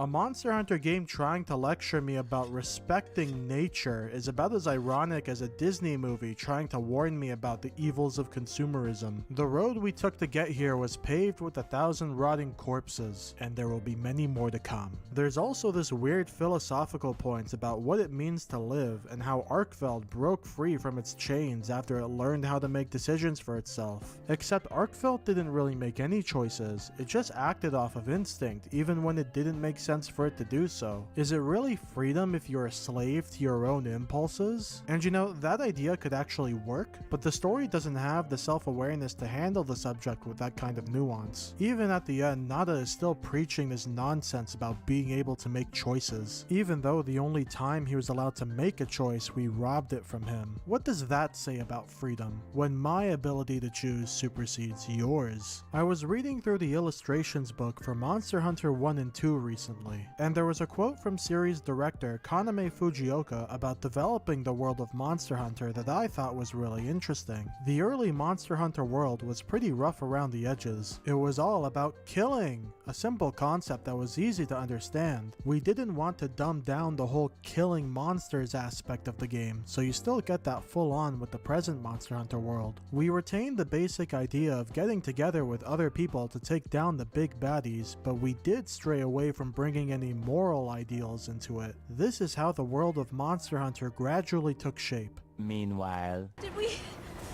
do something wrong? This will destroy their natural order. All it wanted was to be free. But at least they won't be dead. It finally got its chance to live! We can't just march in as outsiders and decide. I don't know which of us is worse. I'm dying on the inside, dude. Now, I'm sure a bunch of you have already been yelling at your screens saying Monster Hunter isn't about the story, and I agree. Monster Hunter should not be about melodramatic, moralistic, B-movie level storytelling with shallow references to Jurassic Park. You should tell that to Capcom. Granted, Wild is not the only game to have had a bad story. Every Monster Hunter game has had a bad story, but they've never been as intrusive to the core gameplay as it is in Wilds, or at least not for most of them. them. World also had an incredibly intrusive story that encroached on the gameplay, but rather than addressing any of the problems with World storytelling, they just doubled down on them in Wilds. A good sequel should learn from the past, don't you think? Now obviously no game is perfect, and not every game can be a codename bakery, but a good game can work around its flaws by focusing on its strengths and reminding people why they like the game in the first place, instead of putting their weaknesses on full display. Now that the main story is done, we can finally move on to high rank, but first we'll have to take on the Gatekeeper. $15 for some damn chicken. That's a 1 and a 5, bitch. This is such a weird spot to put Kutku. Traditionally, he's been a tutorial monster to prepare the player for flying monsters like Rathian and Rathalos, but by this point in the game we've already beaten Ray Dao and Rathalos, and both of their kits are way more dense compared to Kutku's, so introducing him now in high ranks doesn't really make much sense. There was an interview where Yuya Tokuda, the director for WoW, talked about how they struggled to find opportunities to bring Kutku back in previous games because of other monsters competing with his gameplay niche, but they brought him back in Wild because they had some new ideas for the guy. His fight is largely the same as it was in Old Gen, except slower, and the only notable new move he got was his weird headbutt, so I'm not sure what new ideas Tokuda was talking about. Maybe it's because they made him a pack monster? But pack monsters aren't that interesting either, you just fart on him. Maybe he was just hungry. Anyways, we captured a Kutku and now we have access to high rank. Yay! So, what's new for us in high rank? Well, we get access to frenzied and tempered monsters. Tempered monsters are a returning mechanic from World. They're the same as existing monsters, but with more health and damage. In Wilds, they added a new feature where a scar is randomly generated somewhere on the body, and when the wound is popped on that part, you get a guaranteed knockdown. It's a cool aesthetic that makes each tempered monster feel a bit more unique, but the free knockdown is completely unnecessary. It only serves to trivialize these monsters even further. Frenzied monsters, on the other hand, were introduced in Monster Hunter 4 as stronger variants of monsters that were taken over by the Frenzy virus. They're faster and they hit harder, and some of their attacks can inflict the Frenzy status effect. They would actually start off as normal monsters until they collapse mid-battle and turn on you in real time. It was really cool, but in Wilds they didn't really bother trying. The monsters start off frenzied and they're just wandering around the map. No presentation or anything, they're just there. They are notably faster, and by faster I mean by Wild standards, but for some reason their health is lower than the low-rank monsters, as if they weren't dying fast enough already. And unlike tempered monsters, there's only 5 monsters in the game that have frenzied variants, and they all spawn in a cliff. I don't understand why they brought back frenzied monsters if they were just gonna half-ass it like this. The only time you'd ever want to hunt them is for the frenzy shards to make Gore Magala. Why not just have Gore drop the charge at that point, since, you know, it's his equipment? What the devs should have done was consolidate frenzied monsters and tempered monsters into a brand new type of monster called tempered monsters, because there's really no point in having 2 different versions of powered up monsters if one of them is going to be this underdeveloped. The endgame is centered around hunting tempered monsters anyway, since they drop the highest tier parts for random Argene weapons and decorations. If you saw my slot machine video, then you already know how I feel about these systems. Long story short, I don't like them. Argene weapons are a rehash of Safi's shitty weapon and upgrade gotcha, but without the cool red dragon in my team. And random decorations?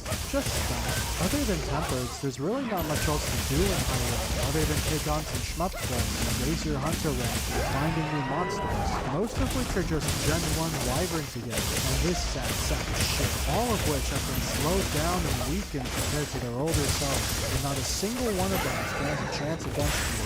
Now, I've had a lot of issues with this game, but I'm sure some of you are willing to hand all of them away, because at the end of the day, Wilds isn't supposed to be like the games that came before. It's not about the challenge, the engagement, the rewards, or the story. It's about enjoying the seamless hunting experience. One of the biggest marketing points for Wilds was the idea of a big, seamless world, only to be fully realized in the new Monster Wilds with this experience. I think it'll feel a little bit different, and you have more options at your disposal because of the way that we've made the seamless experience of the maps work across the whole game. You go into the hunting field and you go hunt monsters, and it's all seamless. There's no loading screens, none of that. The entire game space is open and seamlessly connected now, with no loading screens between maps and or towns. The game utilizes the more seamless environments and frequently has you and your NPC friends venturing off to complete some task or other. I think it's more of a seamless experience than before. I think it's about time we talked about the seamless world design of this game. Monster Hunter Wilds is not a seamless hunting experience, and it doesn't even come close. Throughout the entire story, you're constantly being teleported around and having to reload into different areas. Finish a quest? Teleport back to camp. Ready for a walkie-talkie? Teleport to the loading hallway. Got some business at Kanafa? Teleport to the village. Want to fight Jin Dahad? Teleport to his arena. The first 10 to 15 hours is nothing but interruption after interruption, and by the time you're off the chain and you can go wherever you want, there's no reason to engage in any of the seamless mechanics, because now we have access to fast travel and the rest function at camp, which not only lets you change the time and season, but also refreshes the active monsters in every locale and accelerates your item farm. Being able to brute force the environment like this means I have no reason to go out and engage with the world, because the best way to achieve my goals is through managing a menu. If I want to make Arkveld armor and there's no Arkveld on the map, why would I waste my time waiting and hunting other monsters when I can just brute force an Arkveld to spawn through rest spamming? Being able to manipulate monster spawns like this also means that investigations are effectively just a rotating quest board that you can force to cycle and then register from the map screen. This is functionally the same as the old optional quest system, but worse because it takes a bit longer. There's also no point in traveling to different locales on foot because A, fast travel exists and it's easier to just teleport to wherever you want to go, and B, the only thing connecting these maps are these empty loading hallways that are so long you could fit an entire locale within the empty space between areas. The multiplayer experience is anything but seamless. The load times are horrible and there's 50 fucking hoops you need to jump through just to get it to function, and even then you're still stuck having to either load into a quest or you're trapped in an environment like that doesn't let you move between areas. Even if you ignore everything I just complained about and all you want to do is LARP as a murder hobo in the woods traveling across the world is not seamless. The Ice Shark Cliffs and the ruins of Wyveria aren't connected to the main map. The only way to get to those areas on foot is through a loading screen at the end of the oil well basin. This is not a seamless experience. Why did Capcom continue to advertise the game like it was for over 8 months if they knew it wasn't true? お話、ストーリーですね。ストーリーとかそういったアクション部分もそうだけど、とにかく途切れないで没入感をどんどん出していくっていうところは、シリーズの中でも一番こだわって。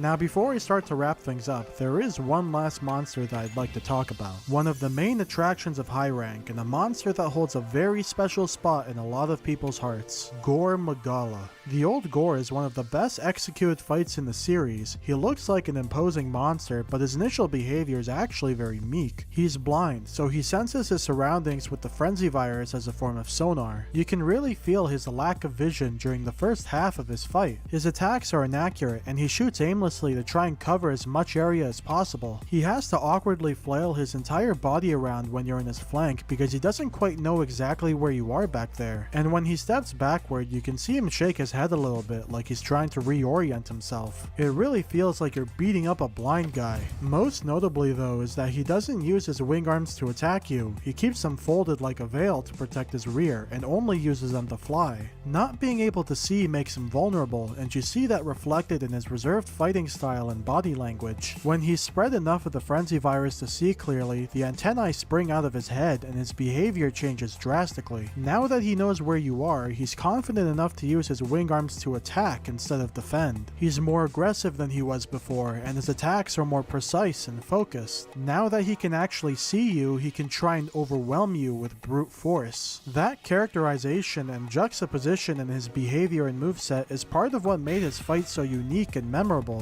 though. Wilds flushes that characterization down the toilet with wonderful moves like this wing scrape that he can just throw out whenever he wants, regardless if his antennae are out or not. Or this weird backflip he'll use to create distance to prevent you from punishing him. Or this really precise wing slam that can hit you from behind. For a monster that's supposed to be blind, he's awfully hyper aware of the player and his surroundings. The balance in his ecology, characterization, and boss design is gone and replaced with a spaz throwing a temper tantrum in a cramped arena that's too small for him. The idea of fighting this reserved blind creature that's slowly biding its time goes out the fucking window when you decide to give it a 180-degree sucker punch. They probably slapped these moves onto him to make him feel more like an endgame monster, and yet he still doesn't feel like one. Most of his moveset is the same as before. He's still not that hard to deal with. That's because Gore Magala at his core was designed as a mid-game level threat. He was never designed to be an endgame monster. That role was meant to be filled by Shigaru and Chaotic.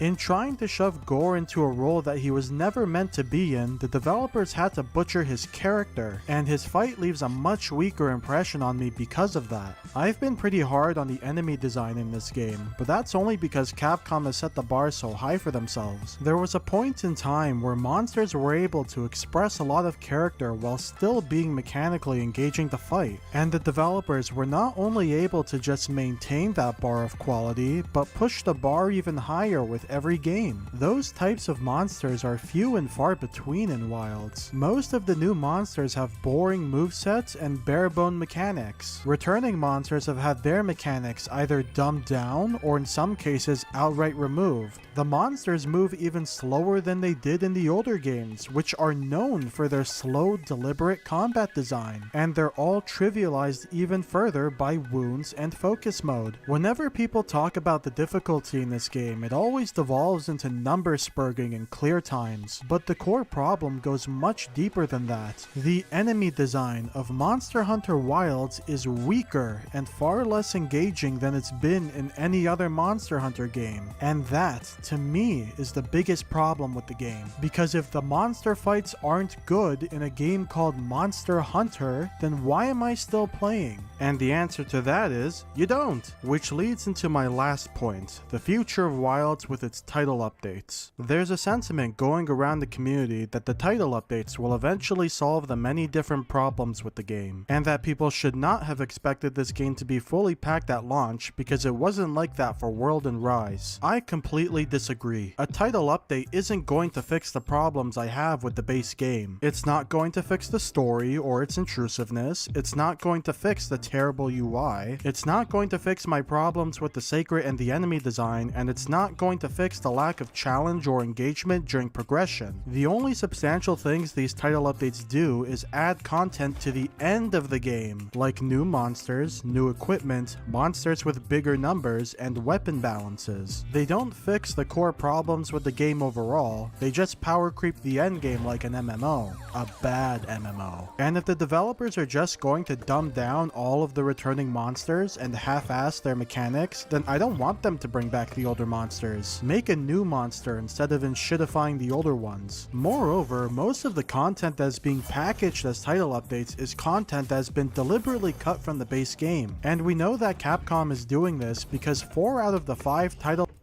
update monsters were data mined long before they were announced, just like they were in Sunbreak. They weren't just data mined from the base game, mind you. They've been data mined since the beta. In fact, Capcom did such a terrible job covering their tracks that before the game even launched, the Chinese community was able to mod in the entire Gypsyros fight into the first beta branch on a private server before he was even revealed to be in the game. How coincidental then that one of the monsters added in the second beta build just so happened to be Gypsyros. It's almost like the second beta had been planned well ahead of time. Let's just between us, we'll keep it between us. Is there going to be another open beta test before long? We are considering if we will bring back the open beta test, but I would need to make clear that that would purely be essentially another chance for players who missed it the first time around to get a chance to try the game again, and we might maybe be able to add a couple of additional options here or there for people to try out. It wouldn't be something where all the various detailed weapon adjustments we've discussed today would be included. These monsters are planned and developed well in advance, and I find it very hard to believe that Mizu, Legaipris, Seregios, and the others were not already a part of the base game before Capcom deliberately sliced them out to be drip-fed to the player base. Because if they didn't, you would have no reason to tune into their showcase videos where they can expose people to their cash shop and jangle the keys to Poke Village music, because the marketing team at Capcom is very good at exploiting your nostalgia in order to make money. The Gathering Hub, a core facility that has been a part of every single Monster Hunter game, wasn't in Wilds at launch, and didn't appear until a month after release, where it was advertised as content for Title Update 1. The fucking final boss couldn't even be fought again after you completed the story at launch. His high rank quest was repurposed as Title Update content, even though the monster was literally already in the game. Even stuff like the free gestures are mishandled because they don't patch them directly into your game. Capcom made it so you have to download them from a store page so that they can expose you to their cash shop, while they hide them in the middle of all of their other aggressive microtransactions. Keep in mind that they can patch an entire monster directly into your game just fine, but they can't patch in a fucking emote without me downloading it from the store? This is incredibly slimy behavior by Capcom. They are cutting content that should have been in the game at launch and piecemealing it back to us in title updates, so that they can expose more people to their microtransactions and maintain long-term engagement with the game. And as far as long-term engagement goes, their plan hasn't been that effective. And to the people who think that I'm not allowed to complain about the title updates because World and Rise did it too, or because every other game technically released unfinished, guess what? I didn't like it when those games did it either. It wasn't acceptable 7 years ago, and it's still not acceptable now. And if a game takes 100 hours, 5 title updates, and a paid expansion for it to finally get good, then maybe just start the game there instead. Rather than making a game that starts bad and gets good, what if Capcom instead made a game that started good and got better? Recently, Capcom has started a guild report system to be more transparent about the feedback they've received and changes they're planning to implement. One might be misled into thinking this is a transparency report, except what they're actually doing is rereading patch notes that were implemented weeks ago to give off the impression that the developers are actively implementing fixes more frequently than they actually are. And even these reports are being drip-fed to us. They are using their patch notes as marketing material. Fucking shameless. My first question is more of a broad question, because Monster Hunter has evolved a lot over time. So I was just wondering, where do you see Monster Hunter going in the next decade? I don't know.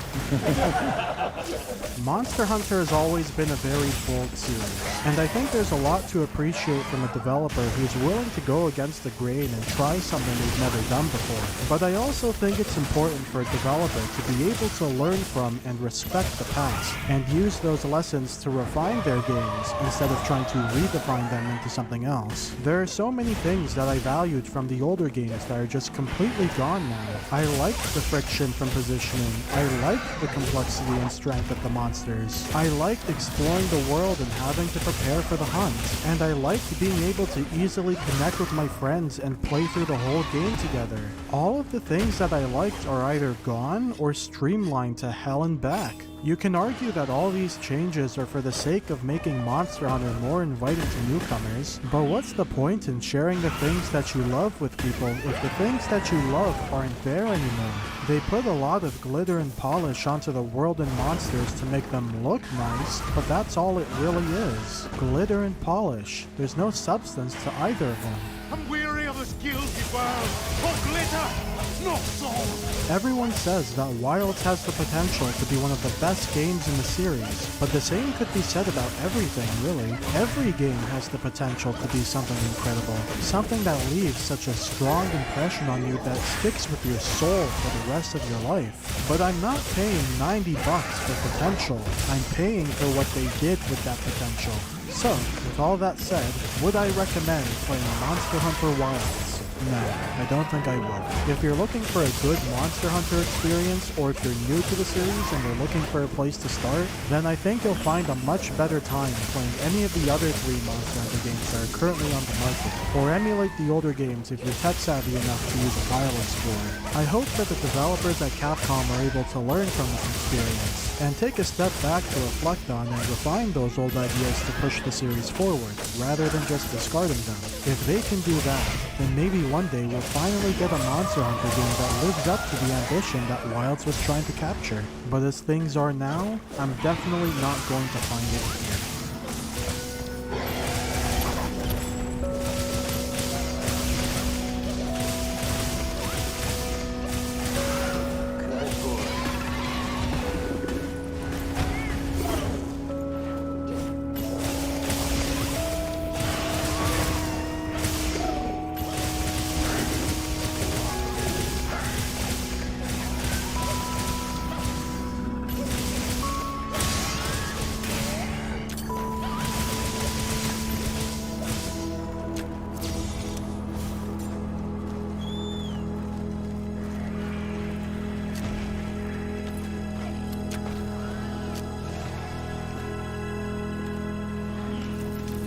Also, this game runs like shit.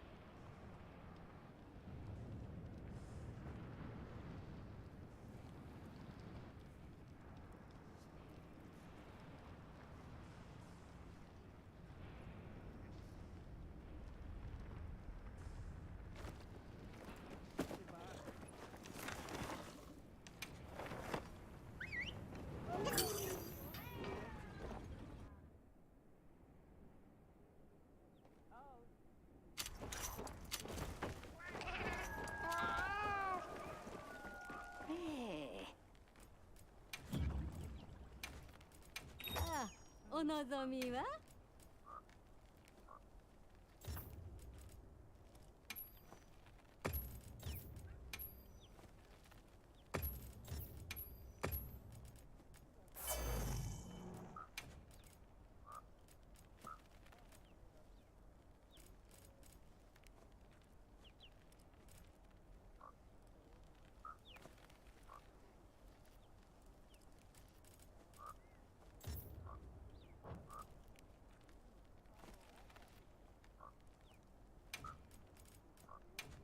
ほれ、この通り。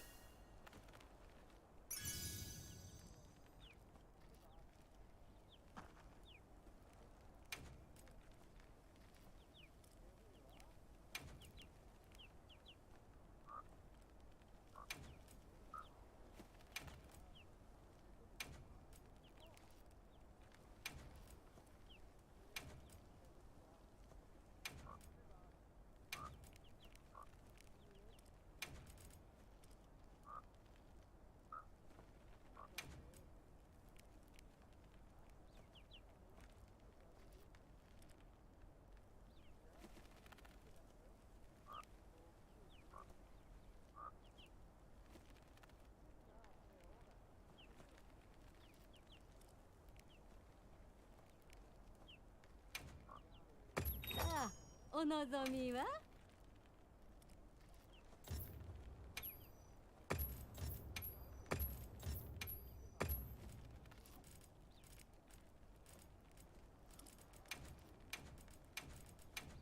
ほれ、この通り。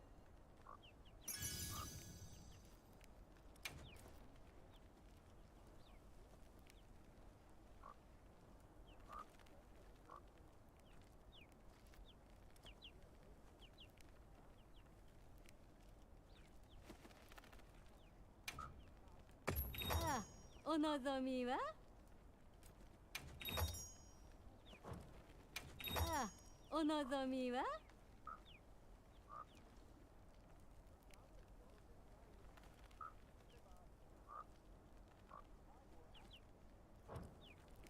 ああ、達者でね。はい。皆さんから交換願いがありました。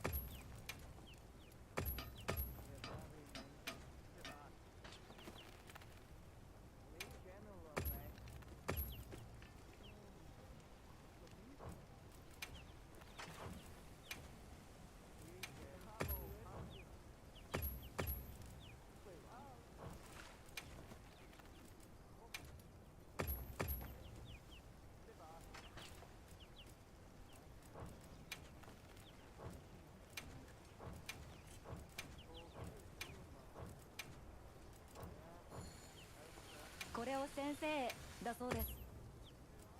皆さん素材集めに協力してくれるそうです。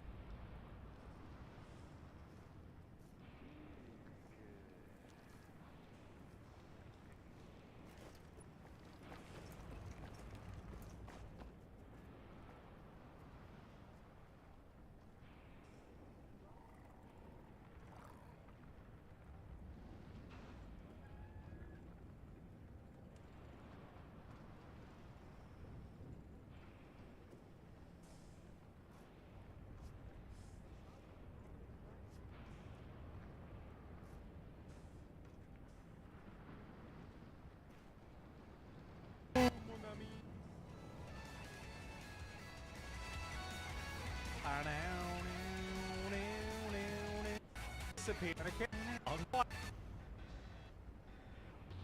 Sure, nerfs.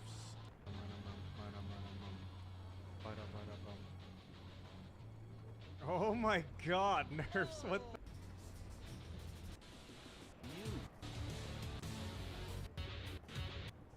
I'm tired because I was waited 108 just before Catholics 20 if you want. That is a yeah. Boom thanks 3 Ethel and Good rule. That's Alien Earth? I don't remember what Alien Earth. Yeah, not this 14 volumes. The thing is, oh yeah, it does for sure. Half a year. Banana Streak like 73. Co-op. Yes. For the fucking. I loved that that finish, because it was so perfect.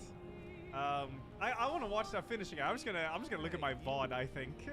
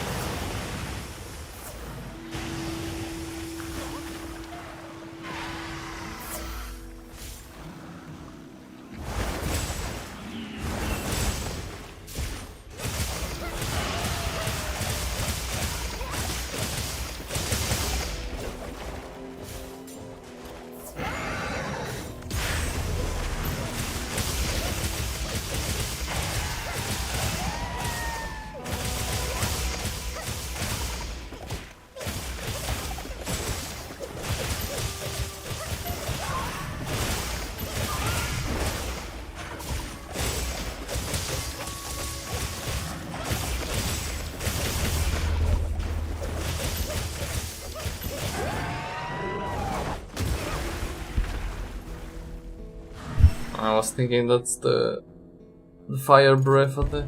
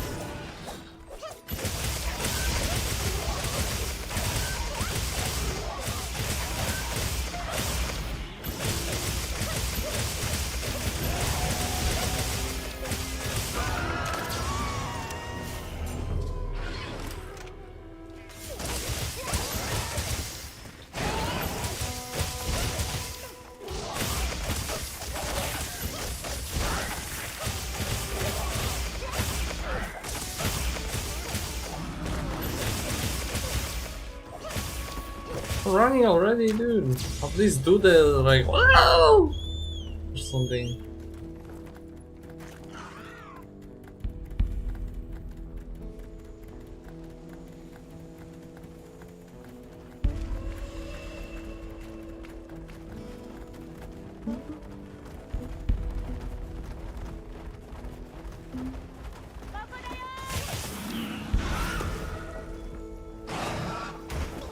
Bruh. Ew.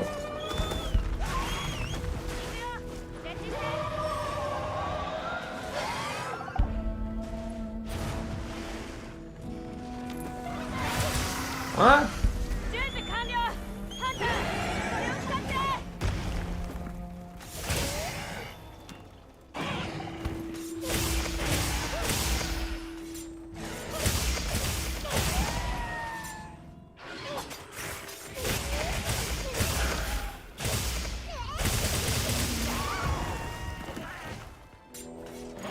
Her monk is pretty good damage though. At least solo. That was a chunk of HP.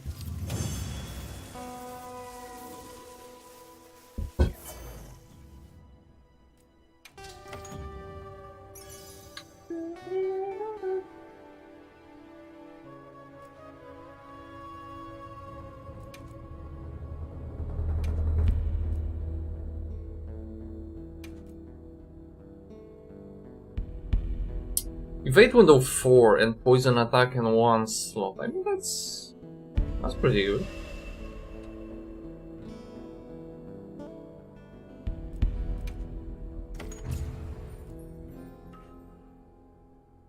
Like normal evade talisman just have level 4, so you get like bomb shit on top from this.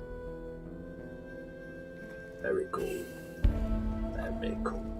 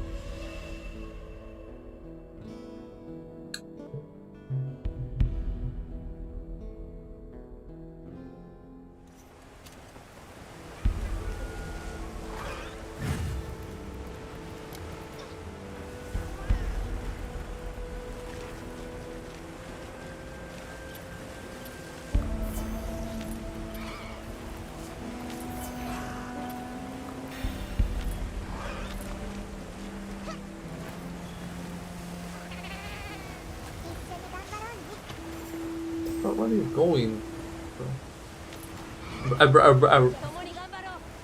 Oh, it's a cooldown.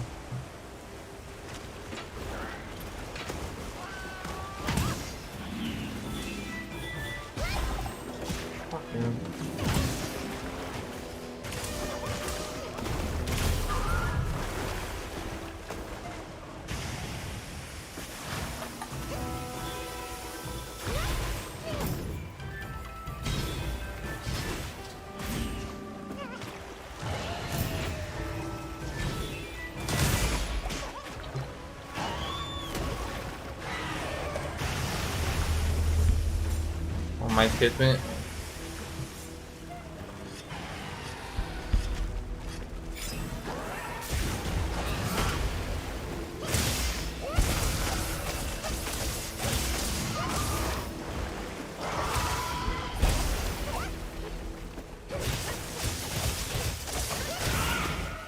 Oh my god, the lag.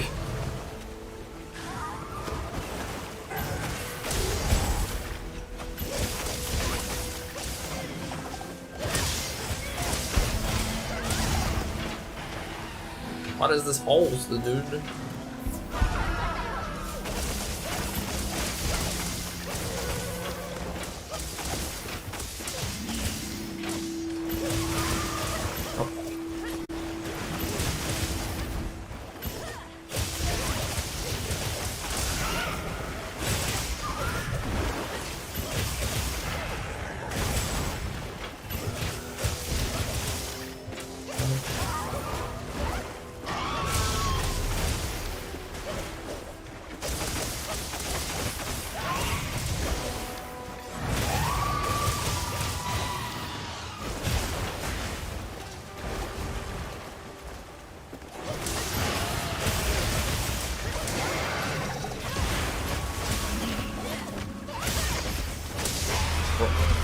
Bro.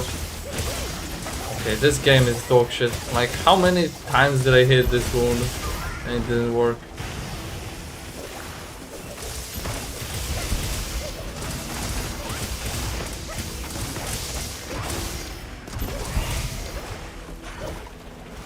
What the fuck is he attacking? There's literally nothing there.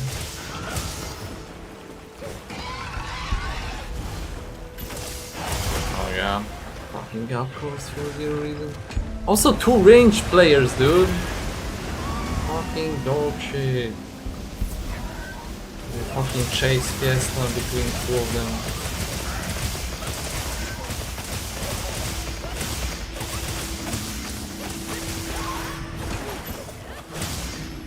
No, how the fuck that was not Ifrit?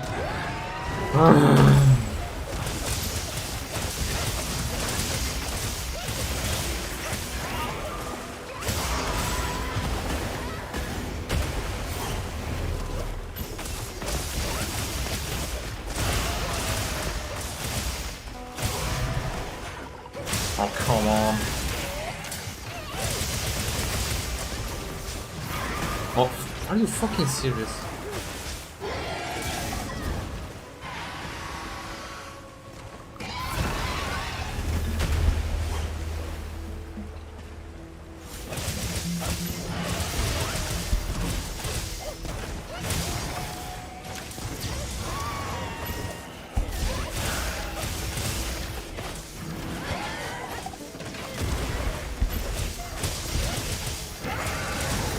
Fuck me.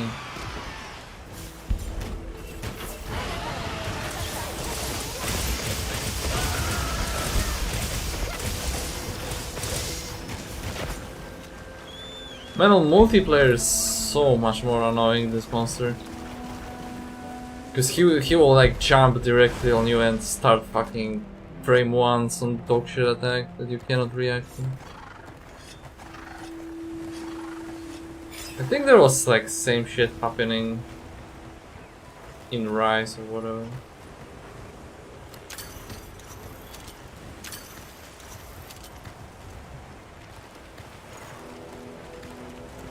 Today, bro. He's fucking chilling.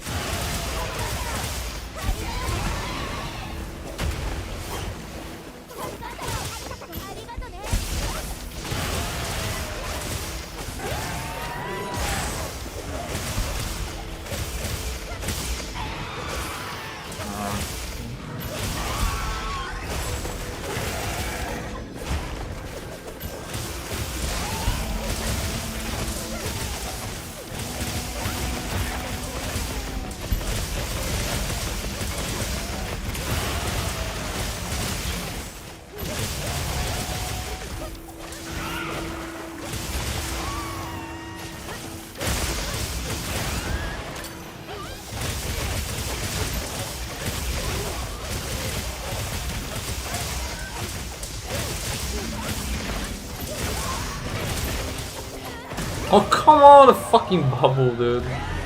Oh, it's just about to iframe. Can you heal? Oh, what? I didn't restock max, or did I just fucking end?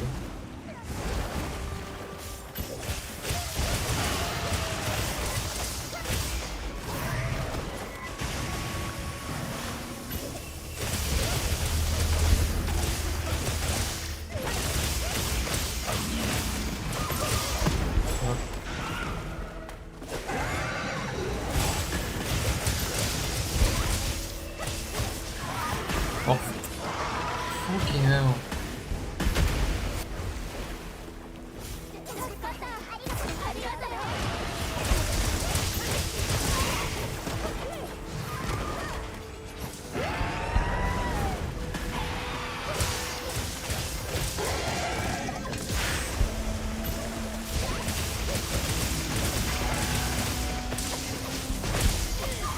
Bro.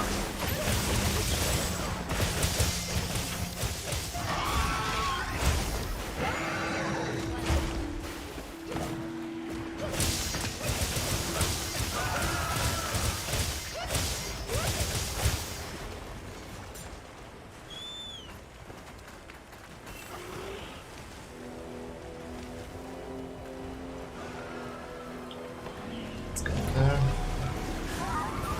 Oh, come on.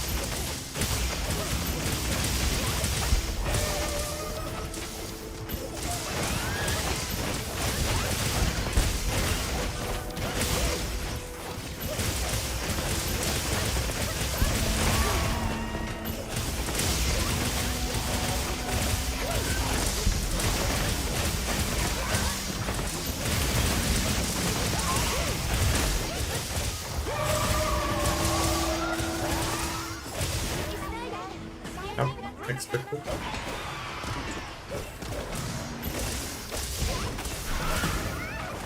Bro, he literally flipped on me and it damaged. Give myself 4. Oh, bro. I was busy looking at him leaving the quest.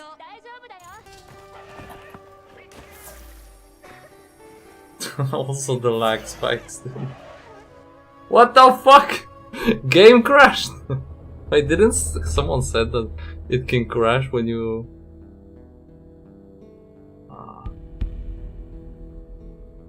when you get carded in some fucking part of the map? Bruh.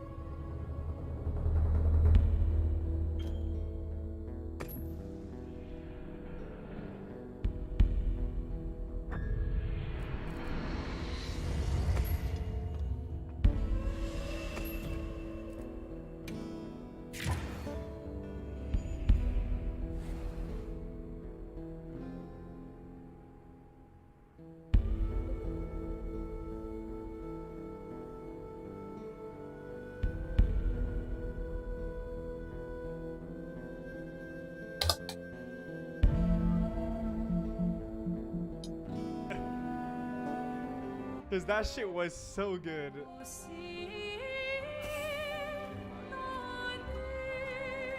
Mute small oatmeal, man. So now, thanks to 81. Thank you. Avengers moment. Yeah, maybe. But it's just... It's so good. That was so good.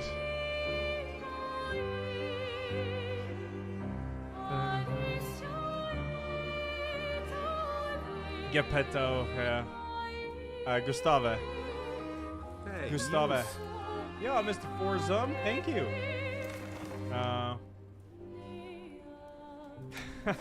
Yeah, thank you. I appreciate it, dude. That's very nice of you. Thank you.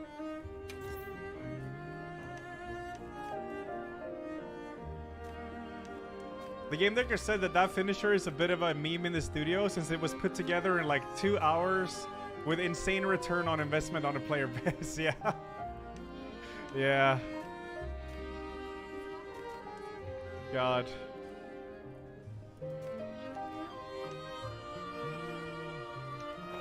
Oh, it's on Spotify too, Dualista. Nice.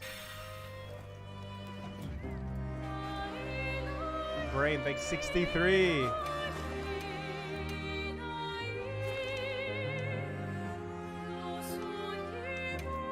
My favorite ability that Gustave has? I mean, I liked his overcharge. It was so satisfying.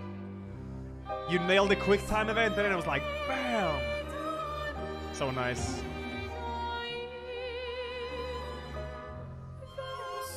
Oh, damn, Alejandro. Hey, you.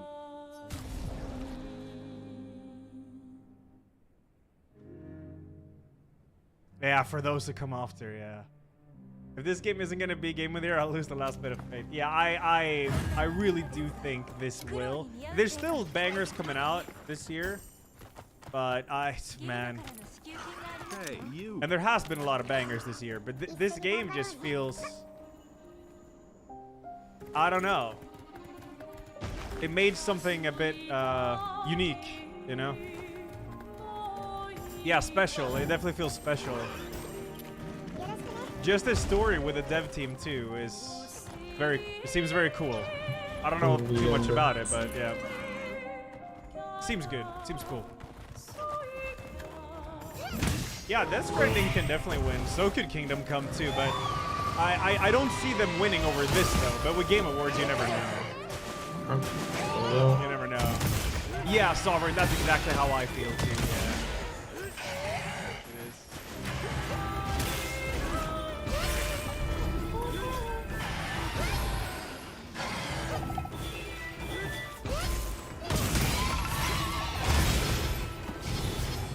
Are you fucking idiot?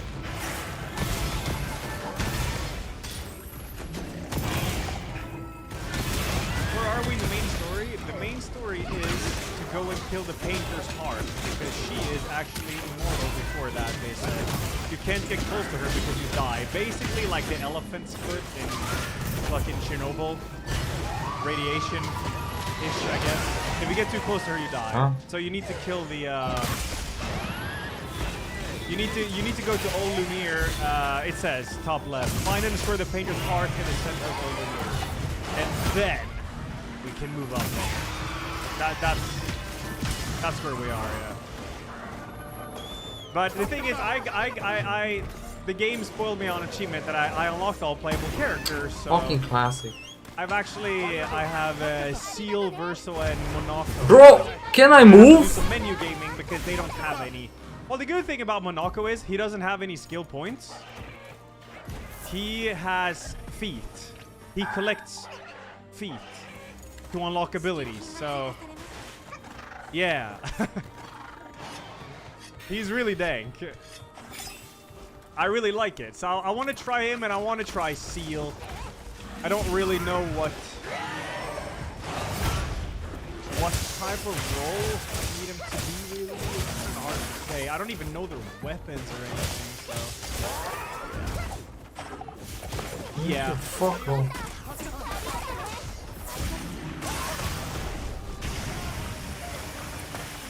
Yeah. I gotta test them though. I don't really. That's actually a good one for all it is. Yeah, in this game, like if you're good at parrying or dodging, you could just go full offense on every character. You don't really need a dedicated anything, but it is fun to have though. It is. Oh yeah, so I need to check this out. It's gonna be some menu gaming. It's inevitable because I got 2 new characters. But the good part is I actually have all characters.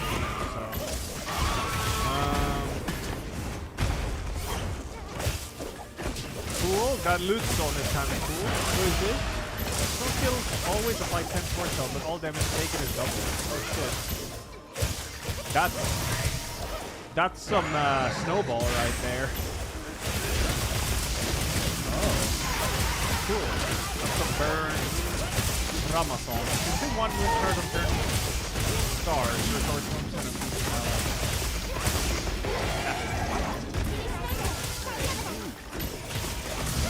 range set. It's not something up to short no it's not. Healing full cost.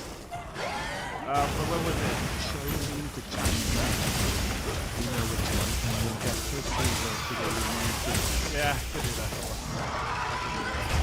I think Johnny made that one. That was funny.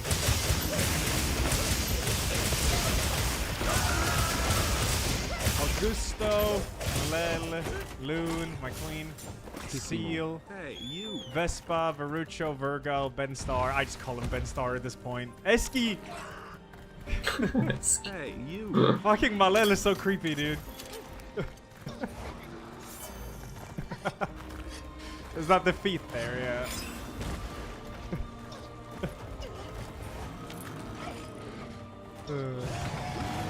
Fucking A. Very accurate.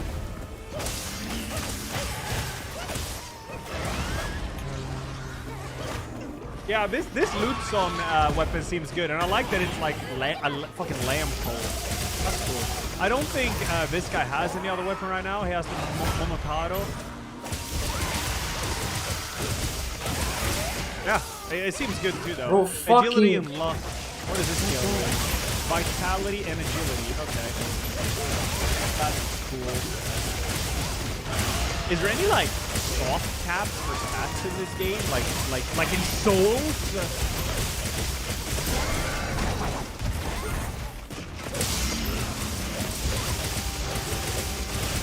There's no like soft. I heard that, Audrey Hunter. Yeah, I heard it. Chat told me.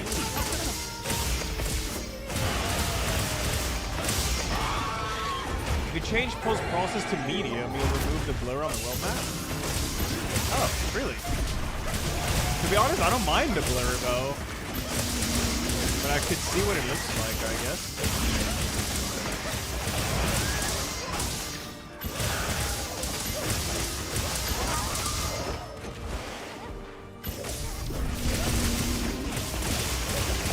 Oh yeah.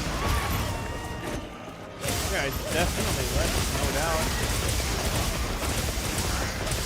Oh, there is something. Yeah, okay, yeah.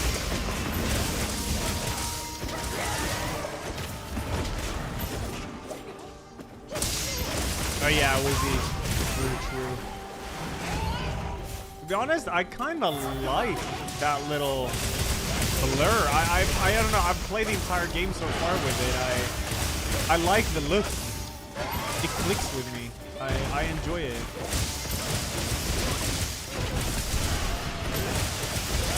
It's like you're in a bit of a dream world. Yeah, exactly. Yeah, thanks. It got me more fun. Oh yeah, so I need to do some type of menuing, but I'm gonna go to camp. Yeah.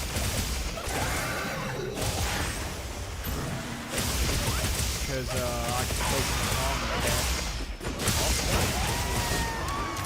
I need to see if I can like upgrade their weapons. Wait. Oh. Destroying the cavern and she found a mysterious tablet. It is a prophecy. The key, if the small Azrael now doesn't play with the small Azrael cat when he reached 33, the world will be doomed forever. Right. Happy birthday, my man, less than 3. Thank you, Leon. And could I start boredom and promising thank you guys. No lab. Oh wait, the reason Monoko needing feet, not lore-wise, is because the IRL doggo Monoko kept stealing shoes. Man, this is the sad song. I want to skip this one. This song is so sad, dude.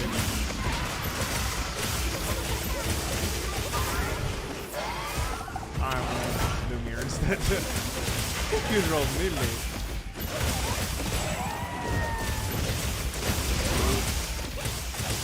Oh yeah, and I also need to give them this stuff. He has 26. At least she has 40. But fucking Monoka has 26. Oh my god.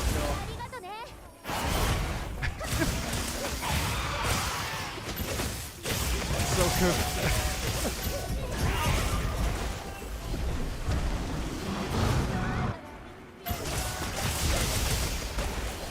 It's pretty cooked, man. Yeah, I can actually upgrade their weapons to 10, so that's really sick. That's really sick. I'm gonna upgrade Luke's song.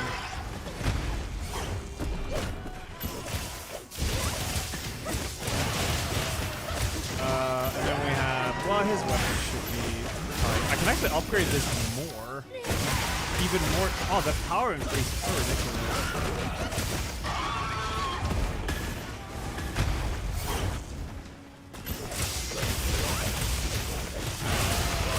Oh man, that's pretty cool too. Oh yeah, was it Demon? No, it was Dualiso I got, yeah.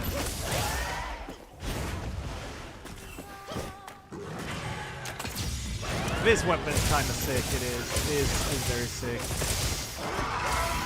What are the lyrics for this song? I have no idea. No idea. Upgrade only one person and give everyone else death bomb.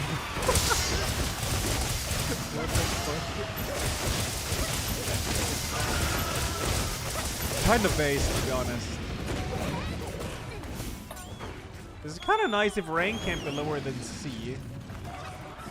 It's kind of cool, because then you can start with something that scales with C. Yeah, I mean, I'm just going to stay with Galtaram. And gain 2 perfection on turn start is nice. My current Verso build, he is a big snowball, basically. He is. He is. Anyways, yeah, I guess I'll upgrade this. That seems good. Why not?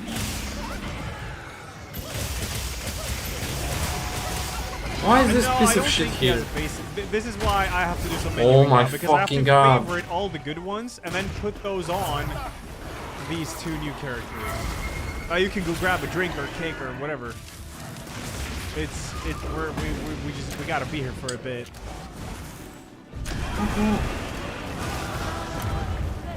Oh, I'll check it after I'm done, man, because for sure.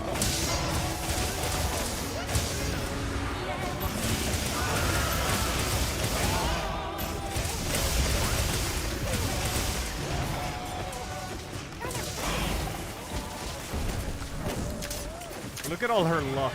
I think I need to respec her because of her weapon now.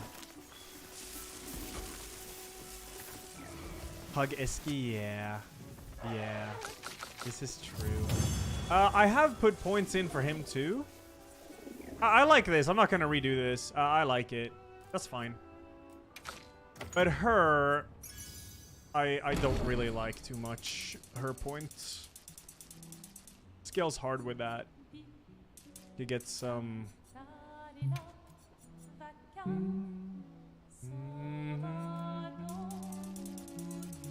C scaling.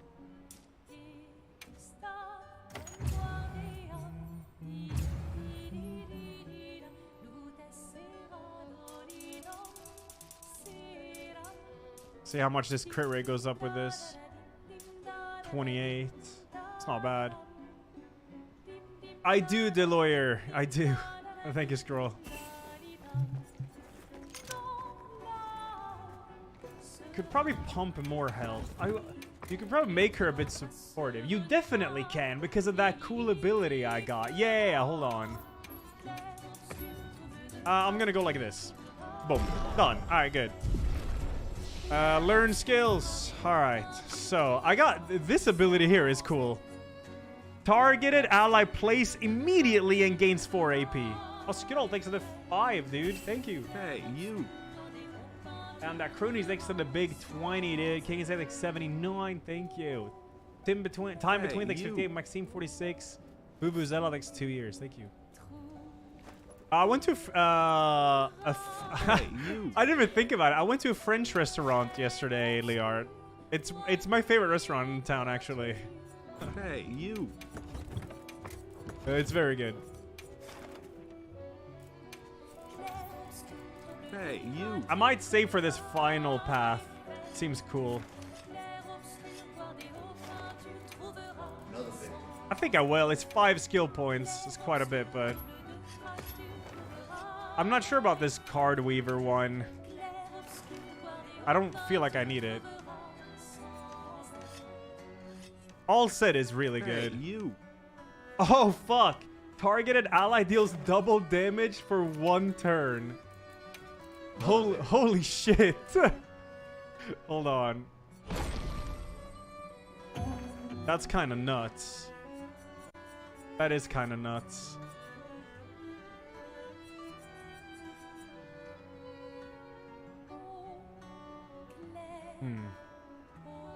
I had a good old steak at the restaurant. A good old... I haven't played with her much, or the other guy, but at least the other guy, his abilities are just feet, so that's easy. This is a bit different. I don't know what to choose here. This one's really good. Bad Omen. I don't care about that one too much. Oh, you can delay target's turn with this? Holy shit, she's actually kinda insane. She's really cool, I guess support-ish, utility-ish.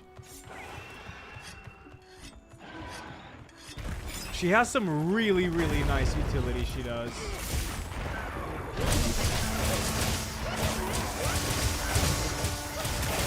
Spectral Sweep is also nice. I guess I'll get this for, yeah. Gives 1 AP to a party member for each 4 consumed. The combinations you can make there is fucking crazy.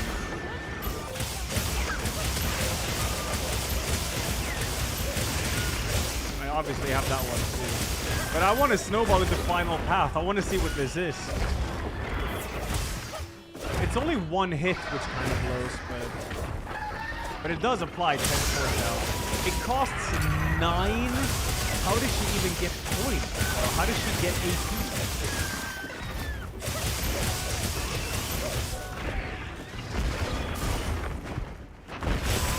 I don't know how she gets What?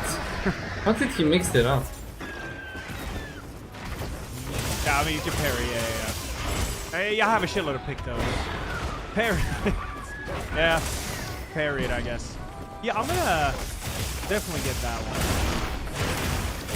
I could get final path here. Bro.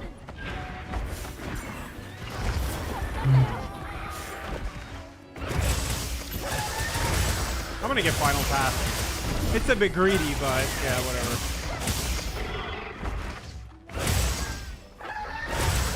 Also, Plentiful Harvest sounds fun. Alright, I'm done. We're good. Just gotta put some stuff here. Plentiful Harvest. Rush. Twilight Flash is good. Focus Foretell is nice to start with. Oh wait, I might not need a Twilight Slash. I think I'll remove that for intervention. Should I just remove it?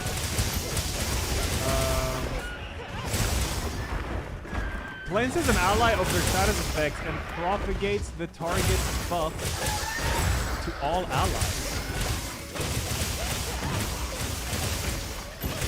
Propagates the target's buff to all allies. Huh. Okay. Oh, she does that fast, right? Yeah. Yeah, true.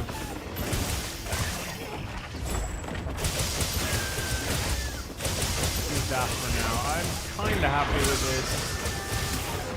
I don't have the one that applies all those three, I think. Ah, let's just go with this. Okay, we're done. Well, we're done with that portion. Now... Oh yeah, I have no learned skills to do with him, right? Yeah, it just looks like this. And they're all assigned, I think.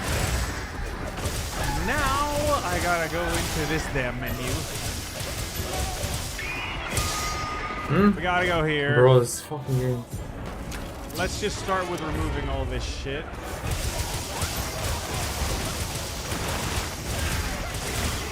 I'm gonna favorite all the ones that are like insanely good. So let's see here. So you can do this point cost here.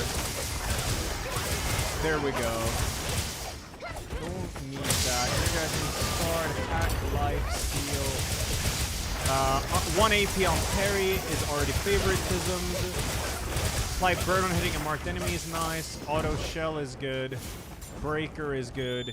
Combo attack is good. Exposing attack is good. Longer shell is nice. Stun boost is nice. Augmented attack is nice. Critical burn is already favoritismed. Energizing start. Healing parry. That's good. Apply shell when falling below 50%. I mean, that is good. This is also good if you do like a base attack thing. That's actually really strong if you do that on Verso. Could put that on too.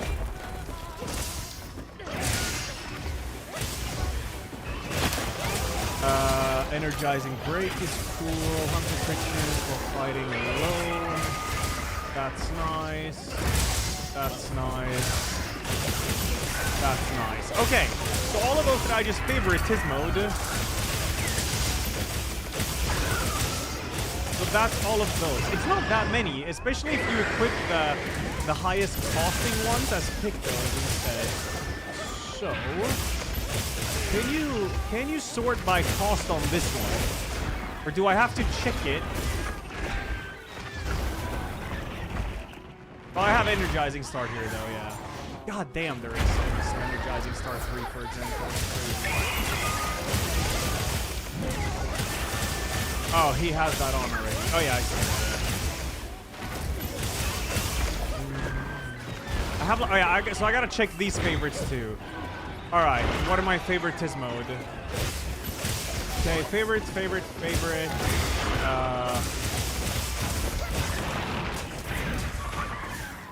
Pretty good. Favoritismo? Is this favorited? No. Okay, good. What I'm doing now is basically just making it so menuing in the future goes way faster because I'm favoritismoing all the ones that I basically use.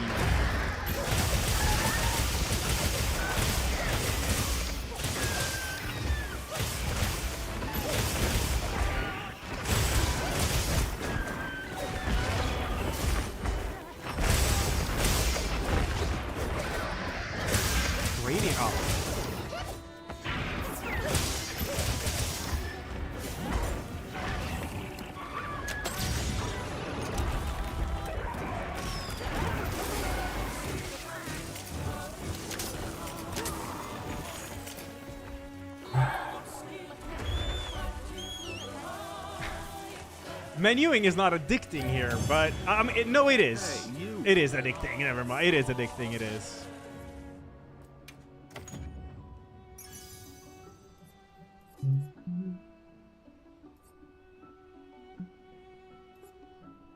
That's not terrible. Oh man, that one is amazing. Plus 1 AP on successful parry is crazy strong. That is so good. Everyone should have that.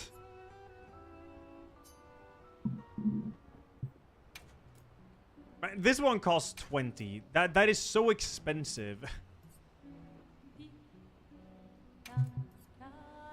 All right, I mean, we're getting there. We're getting there, chat.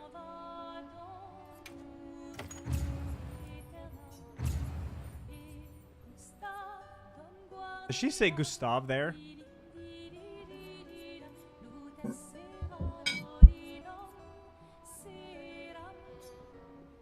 She does, yeah.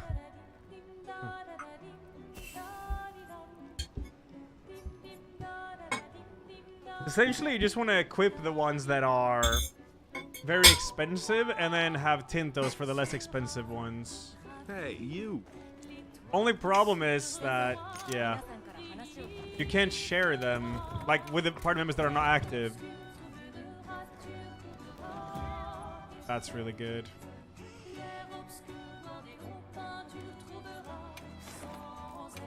We're almost there. Almost. It's very close.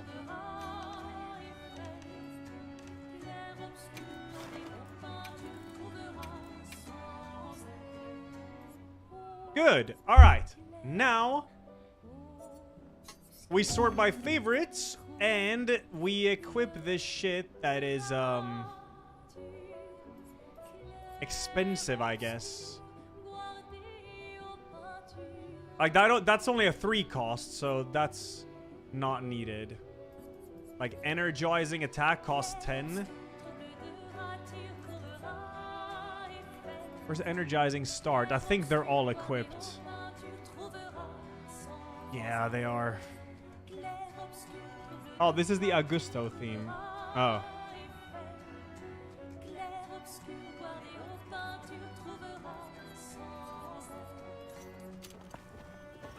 That's also equipped already. Oh man, it's gonna be rough now. I kind of like it though. I like that it will be rough because it's kind of easy to snowball. It is. So that costs 15. Fuck it. Don't think too much. Just put it in. Oh.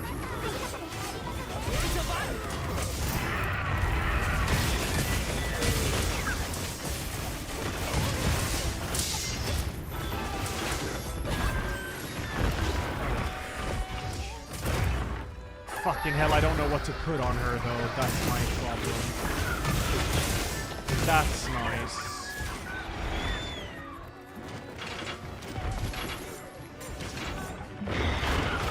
What else is expensive as fuck?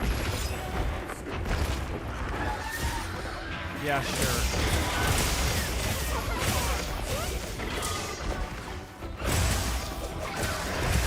At least they're all like favoritism now. Favoritism? How the fuck do you say this word?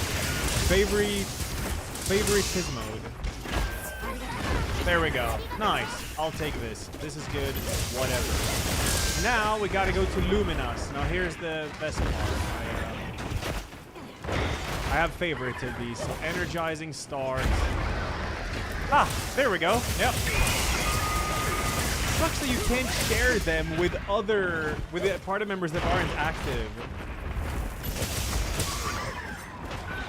Look how expensive this is, but that's only because some other party members have them on. Which means I'd have to remove them from those and put them on them instead.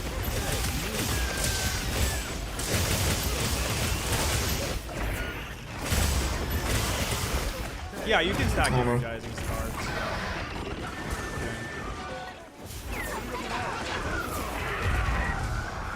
Yeah, they are. They're on the back line from when you die. Yeah, exactly.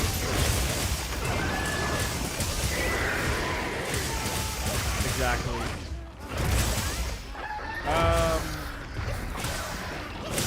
Oh yeah, exactly. And then the parry one, because the parry one is amazing. I saw it here, but then I energizing parry. That. This is all she has now.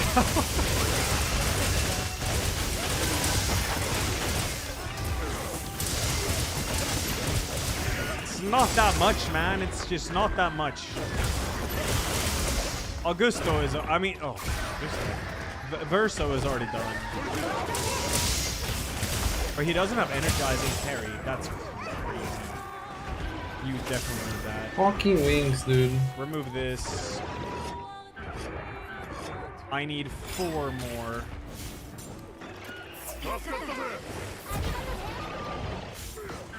That's very good for him. I guess I don't really need that staggering attack.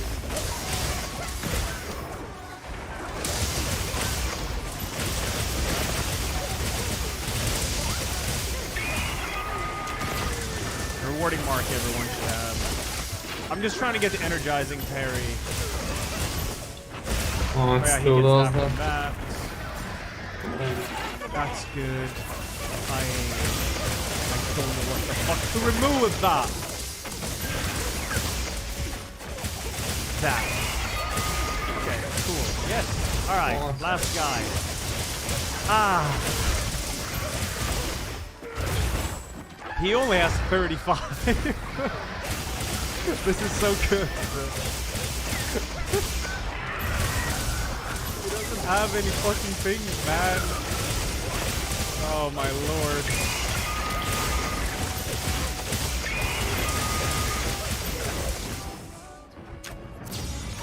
Yeah, the only reason this is so long menu gaming is because I got I have two characters I've never played with, so that's the only reason, alright?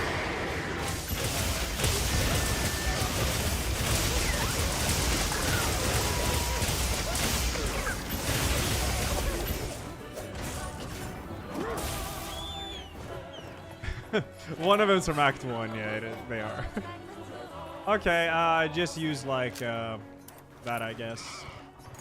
And then you can use whatever. I don't really know. I wish I had more of the same.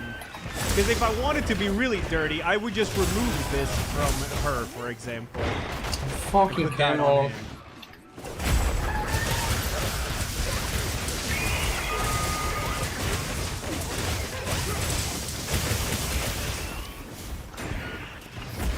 I'm gonna get so cooked in all these fights now. Whatever. Let's just put that. I can't be arsed. The game is really not that hard thus far. Energizing parry. Very. That one is good. That one is pretty good. Do I even have any burn on the flying? I don't even know. That's nice. We have energizing star. And another energizing star. I'm done. I'm done. I'm gonna get cooked in every fucking battle, but I don't care. I wanna have some fun. Thank you for your patience, chat. Optonomics 26, Protonomics 3.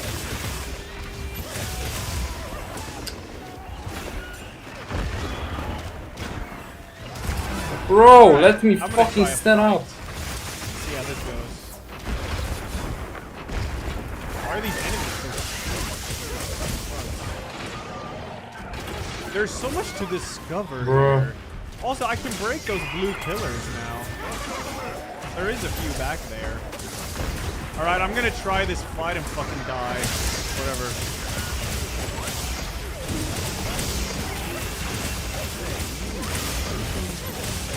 Huh?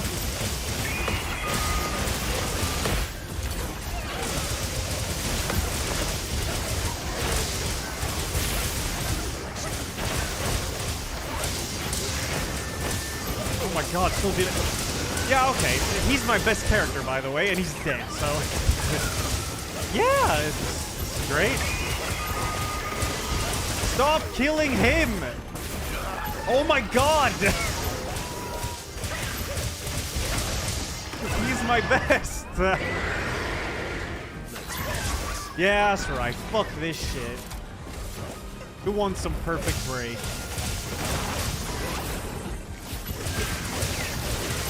It didn't even break or die. What? It has a counterattack.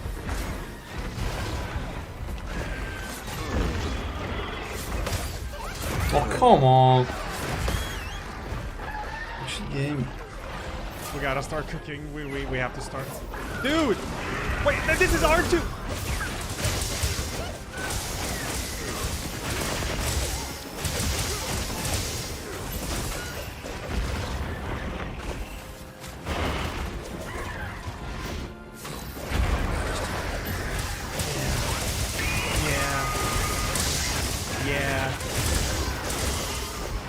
Right, here we go. Higher physical damage interrupted if failed. Yeah, I could do the Chalier combo and kill the middle one there. So this is the new character I got. He's kind of sick. This is what happens when you try to game in your mid-50s. I need to warm up, alright? Oh my god, that ability is crazy strong. Damn.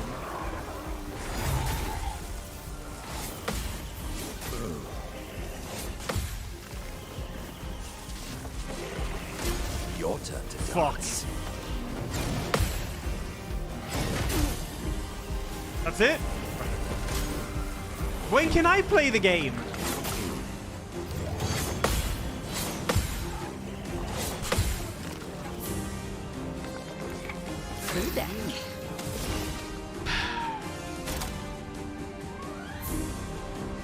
Final path. Let's try this. Warm-up is important for bad Cards circulation. have spoken. The fun begins.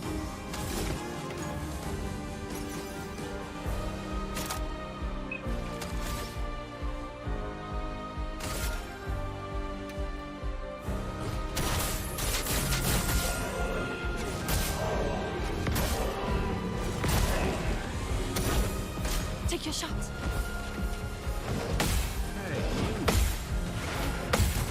Oh. Oh my god, this team sucks. There's so much. What is this? What? Okay. Stop. Stop. IR1. Stop, stop, stop, stop. Please come back, monkey. Don't worry. I'm here. Kill it. Oh my god. It's fine. It's alright. I got it under control. It's okay, Chad. Oh, fuck. I forgot that gives them shield. And this one's flying, so I'm never gonna hit him. Die. Hit him.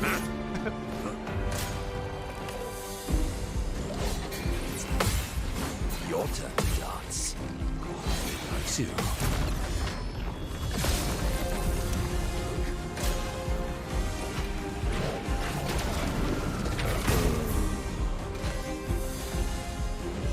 Ready. I must exact revenge.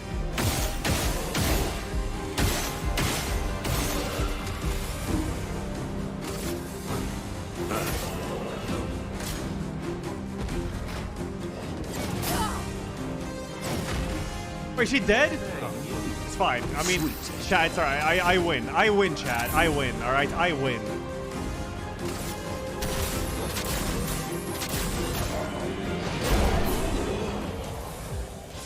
Oh, fuck me. That was rough. That was yeah. Oh, I got a new foot. A new skill. Cool. Cultist slashes. Medium single target dark damage 3 is deals more damage the less health Monoka has. Oh, cool. One more year and streamer has worst skill than when he was 32 forcing Oh my disappointed in you. fucking LR birthday, god. happy birthday little guy. LR birthday, love you since more than 10 years, boomer. Hey, you. Holy shit, Shinke. Yo, thank you. Yeah, that's very nice of you, man. Thank you. God. Akuda, thanks for the 76 trigger. Thanks the 11. Jogga, thanks 5. Thanks the 1 year.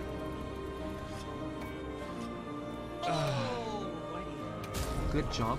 That was a tough boss, but you made it. No, listen. Every fight I win now, I become stronger. Alright? They level up. Keep in mind, they are under-leveled, so...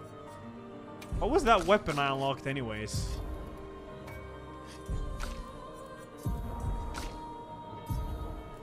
What is Stalum? LR takes skill giving AP on parry equals Ms. most parries Kiki.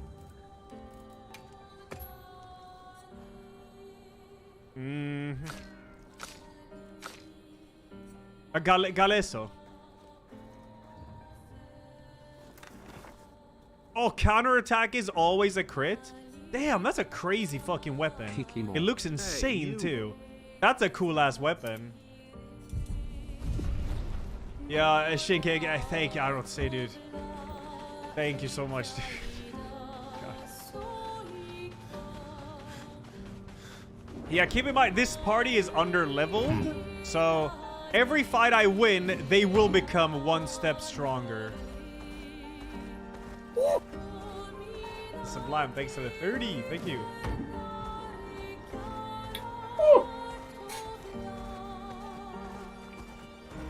Oh, wait, is this what I think it is? Oh, I've already done this one. I need to fight more of these enemies so I can just level up a little bit. But I think I have a plan, actually. This can't be too hard. Trey, thanks so, Should dude. start with blue rings. Let's go the path. Cool, alright.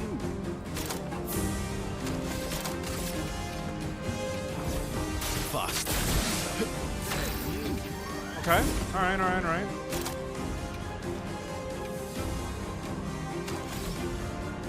That's heavy mask. Okay, that's cool.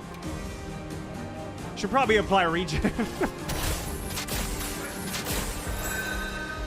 Ready. Ready. Yeah.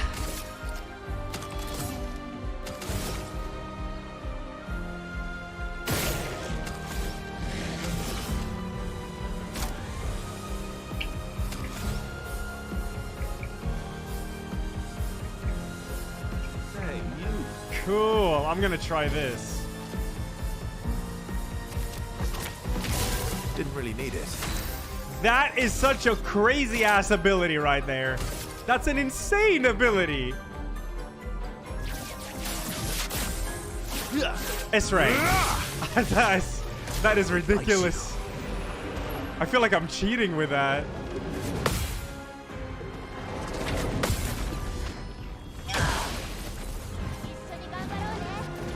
Watch out.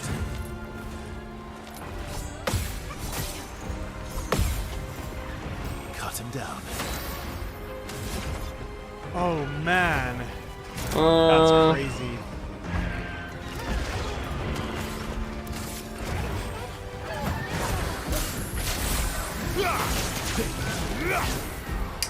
I'm fucking kidding me. My man is powerful. I fucked it up. Yeah, I'm getting an S-rank skill when he levels up, I think, next time, alright? Let's try final path again.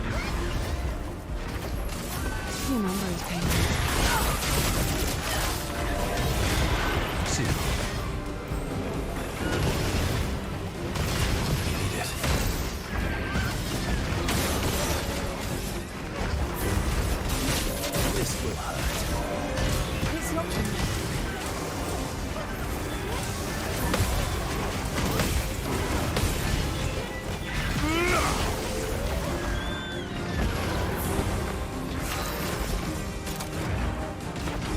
I need to wait, put this drop piercing later, I shield is think. Cool. I want to see what this looks like. Ah. Kinda sick. Kinda sick. Oh, she's in Twilight now.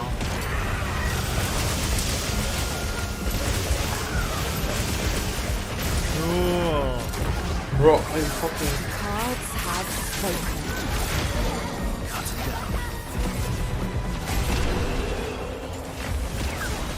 Okay, they are a new foot. Give me more feet. I think this region is kind of deals medium to no target earth damage. Applies defense to target for 3 turns. Oh shit, that's really good. Bro, you Physical serious? damage to all enemies, 1 hit, and break. Oh wow, cool. Let's try it. Sounds good. Sounds good.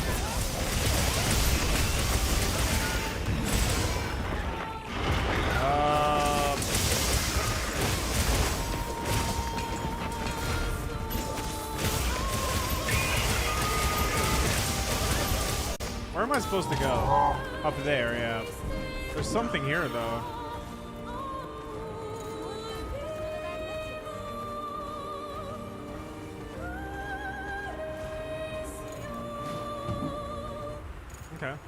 Thank you, Frostmith. Thank you.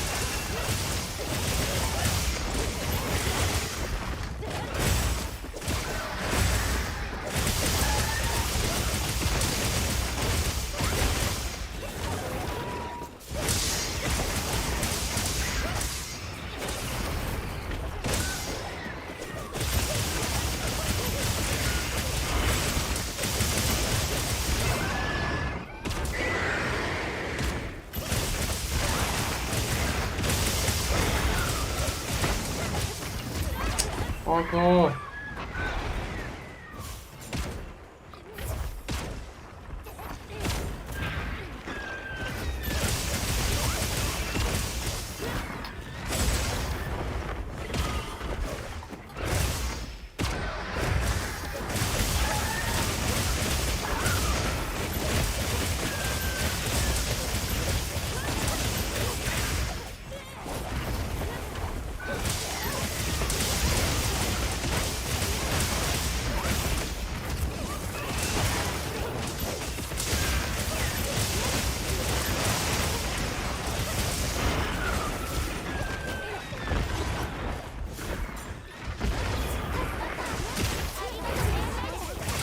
Someone died anyway? Fuck. I even healed.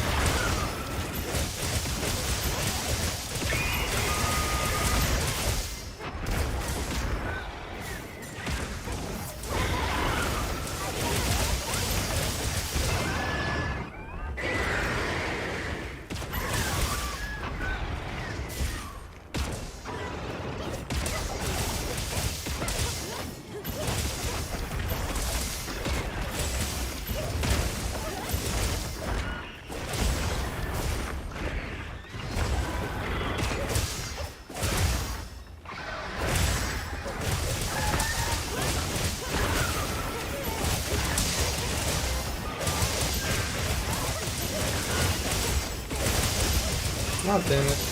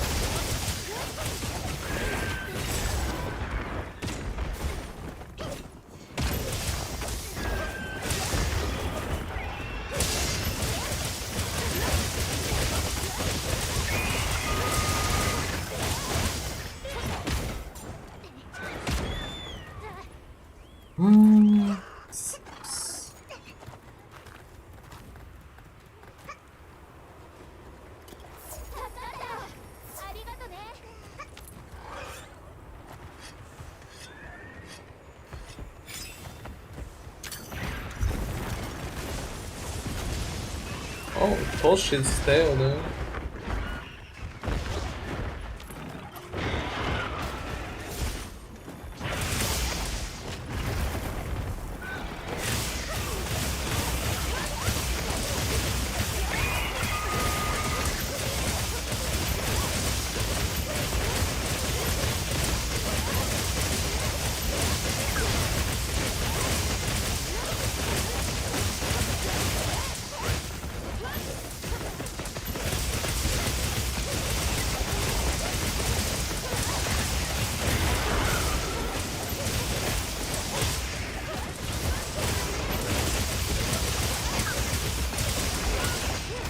Oh fucking hell.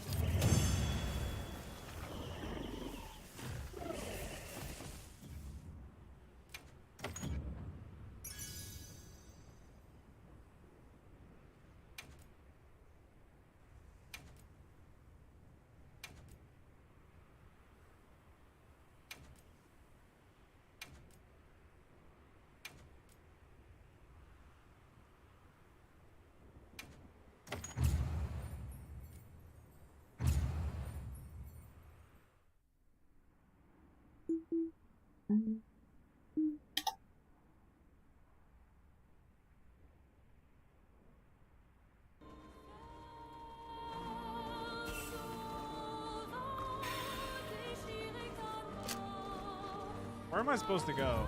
Up there, yeah. There's something here, though.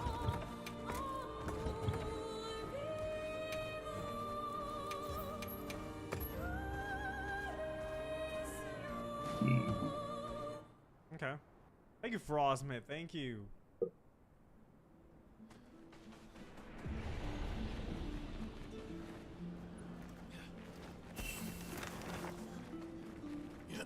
Why does this look so dangerous?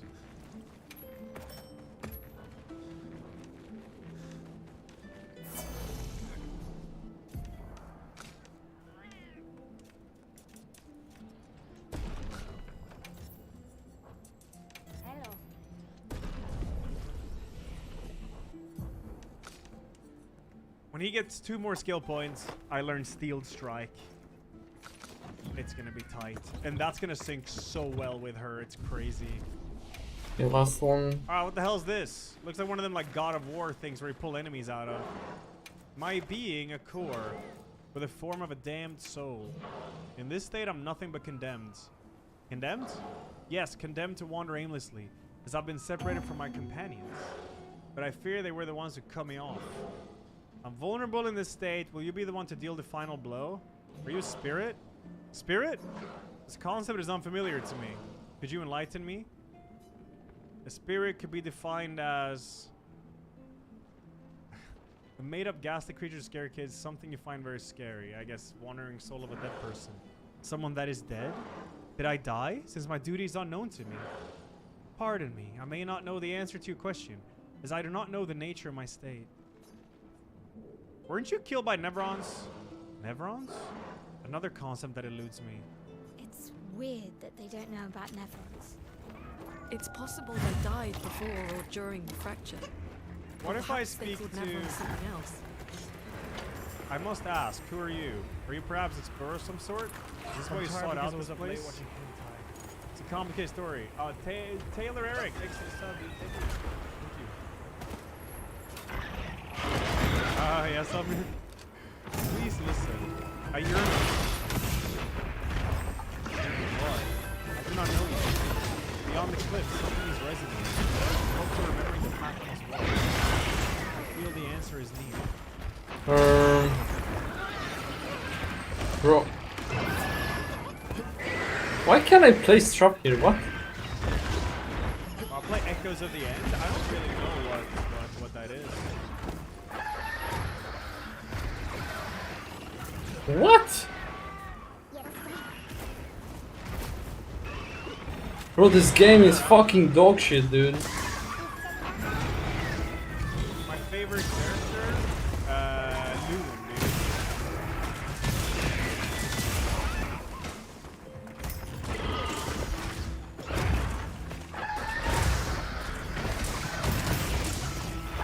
I feel like I don't know enough about Verso to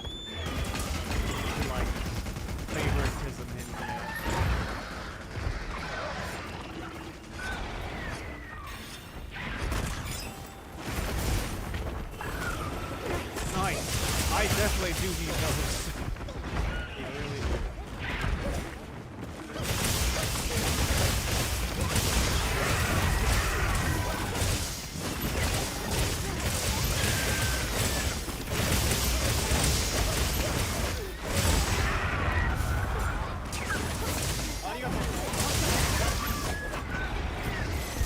Yep.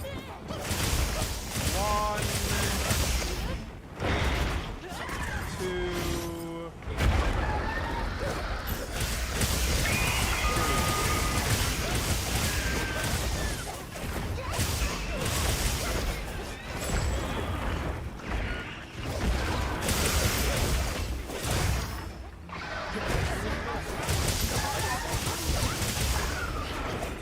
Fucking leg movement, dude. What a dog Yeah, shit. radiant attack.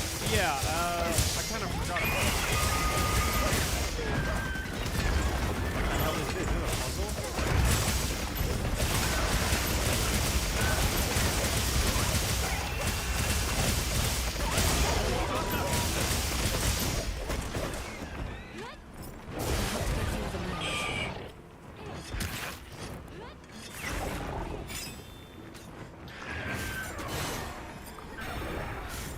Oh, there's stuff there.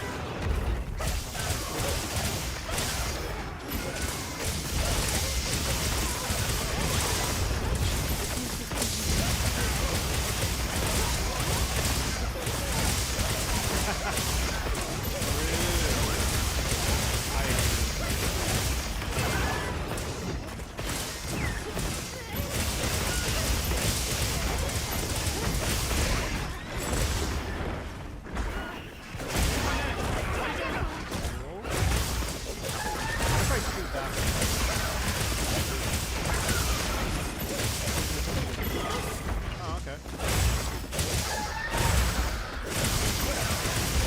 I'm just shooting. See if it works.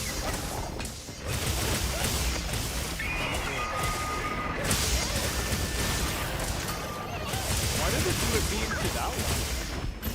Cool. Oh, maybe it doesn't. It just looks like it does.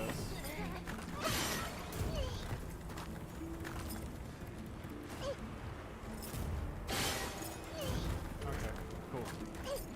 Well, this corner was pointless, I think.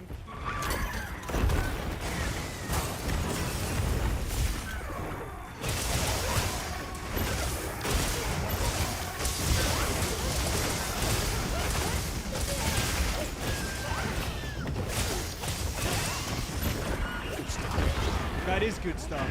These characters have like nothing. Wood boards?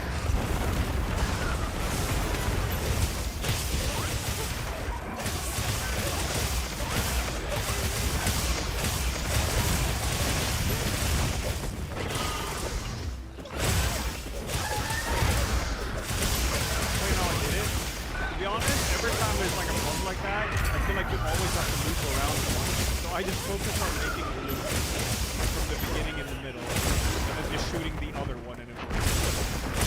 I feel like Bro, why the fast one now? Fucking dog. Loop around once just to open up the gate. And that's exactly how it works.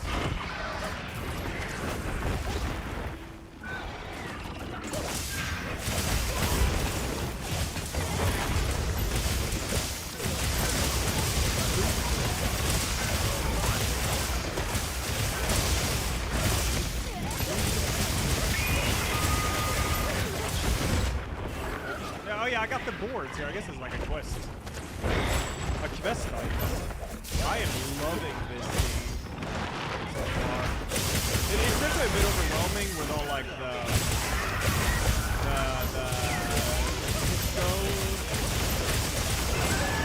Luminous and all that. Because there is a lot of options. A lot.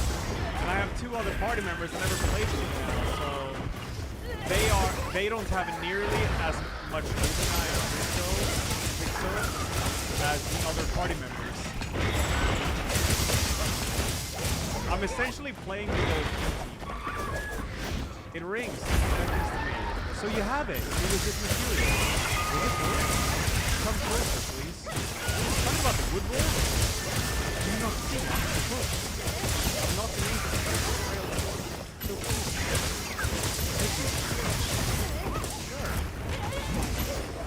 This is good. Continue coming back to life. Oh, nobody can touch me now. I thank you. My form is not complete and my duty restored along with it. You must die. You were a Nevron. As I said, I'm not familiar with this place. For what reason do you call me a Nevron? I still keep this crap in the I'm now defined by my duty. Unfortunately, I don't think I am what you call a spirit. Being defined as a Nevron feels right.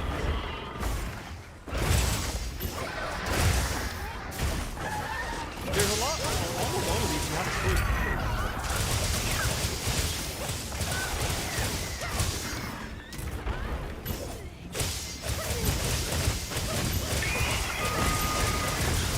It is XD2. You can probably get some loot though. Wait, but he didn't. What if he's gonna attack other expeditioners? Maybe he does.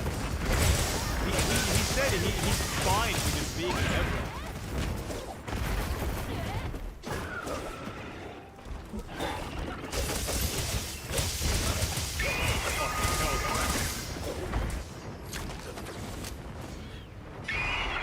What other expeditioners? Well, if I fail...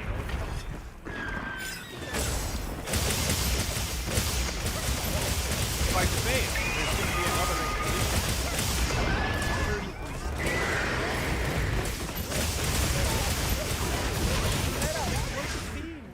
Reopen.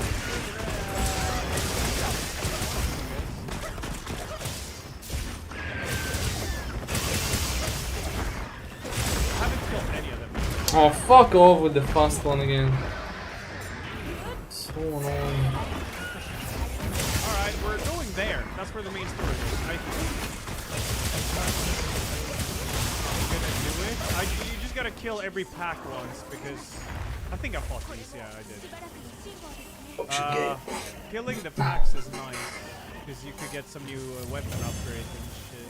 At least one time. Did I have cake today? No. They didn't have the cake I wanted, but that's alright. I'm gonna have not this Saturday, but next Saturday.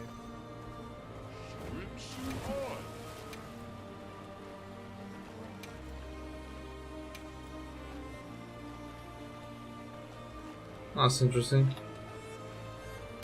Thank you, Digital. Thank you, dude. Thank you. Oh.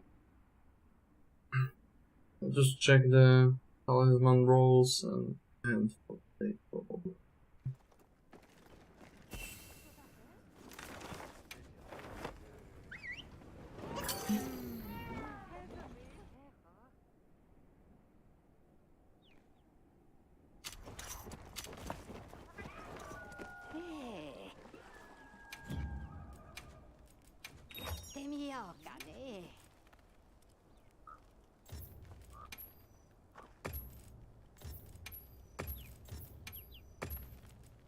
This is so stupid that you need to select it like this.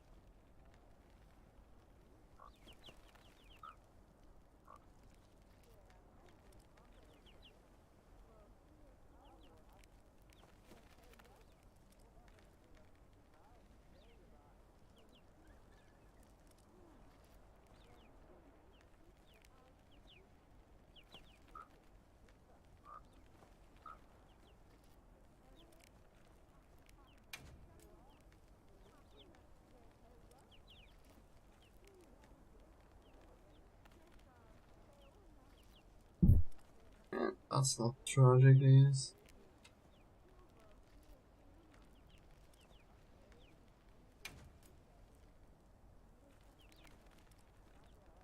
Speed focus.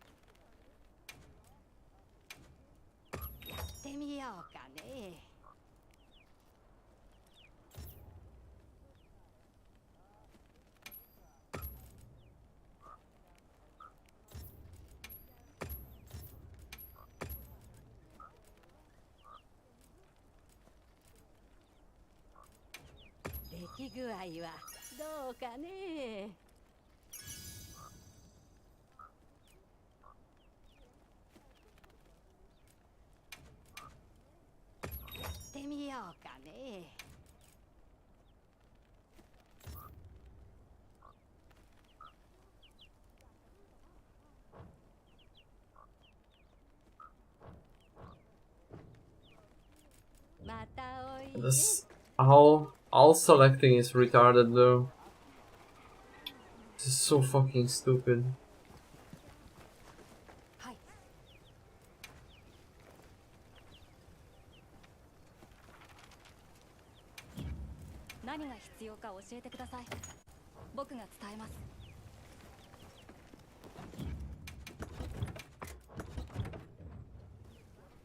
Okay, GG's I guess.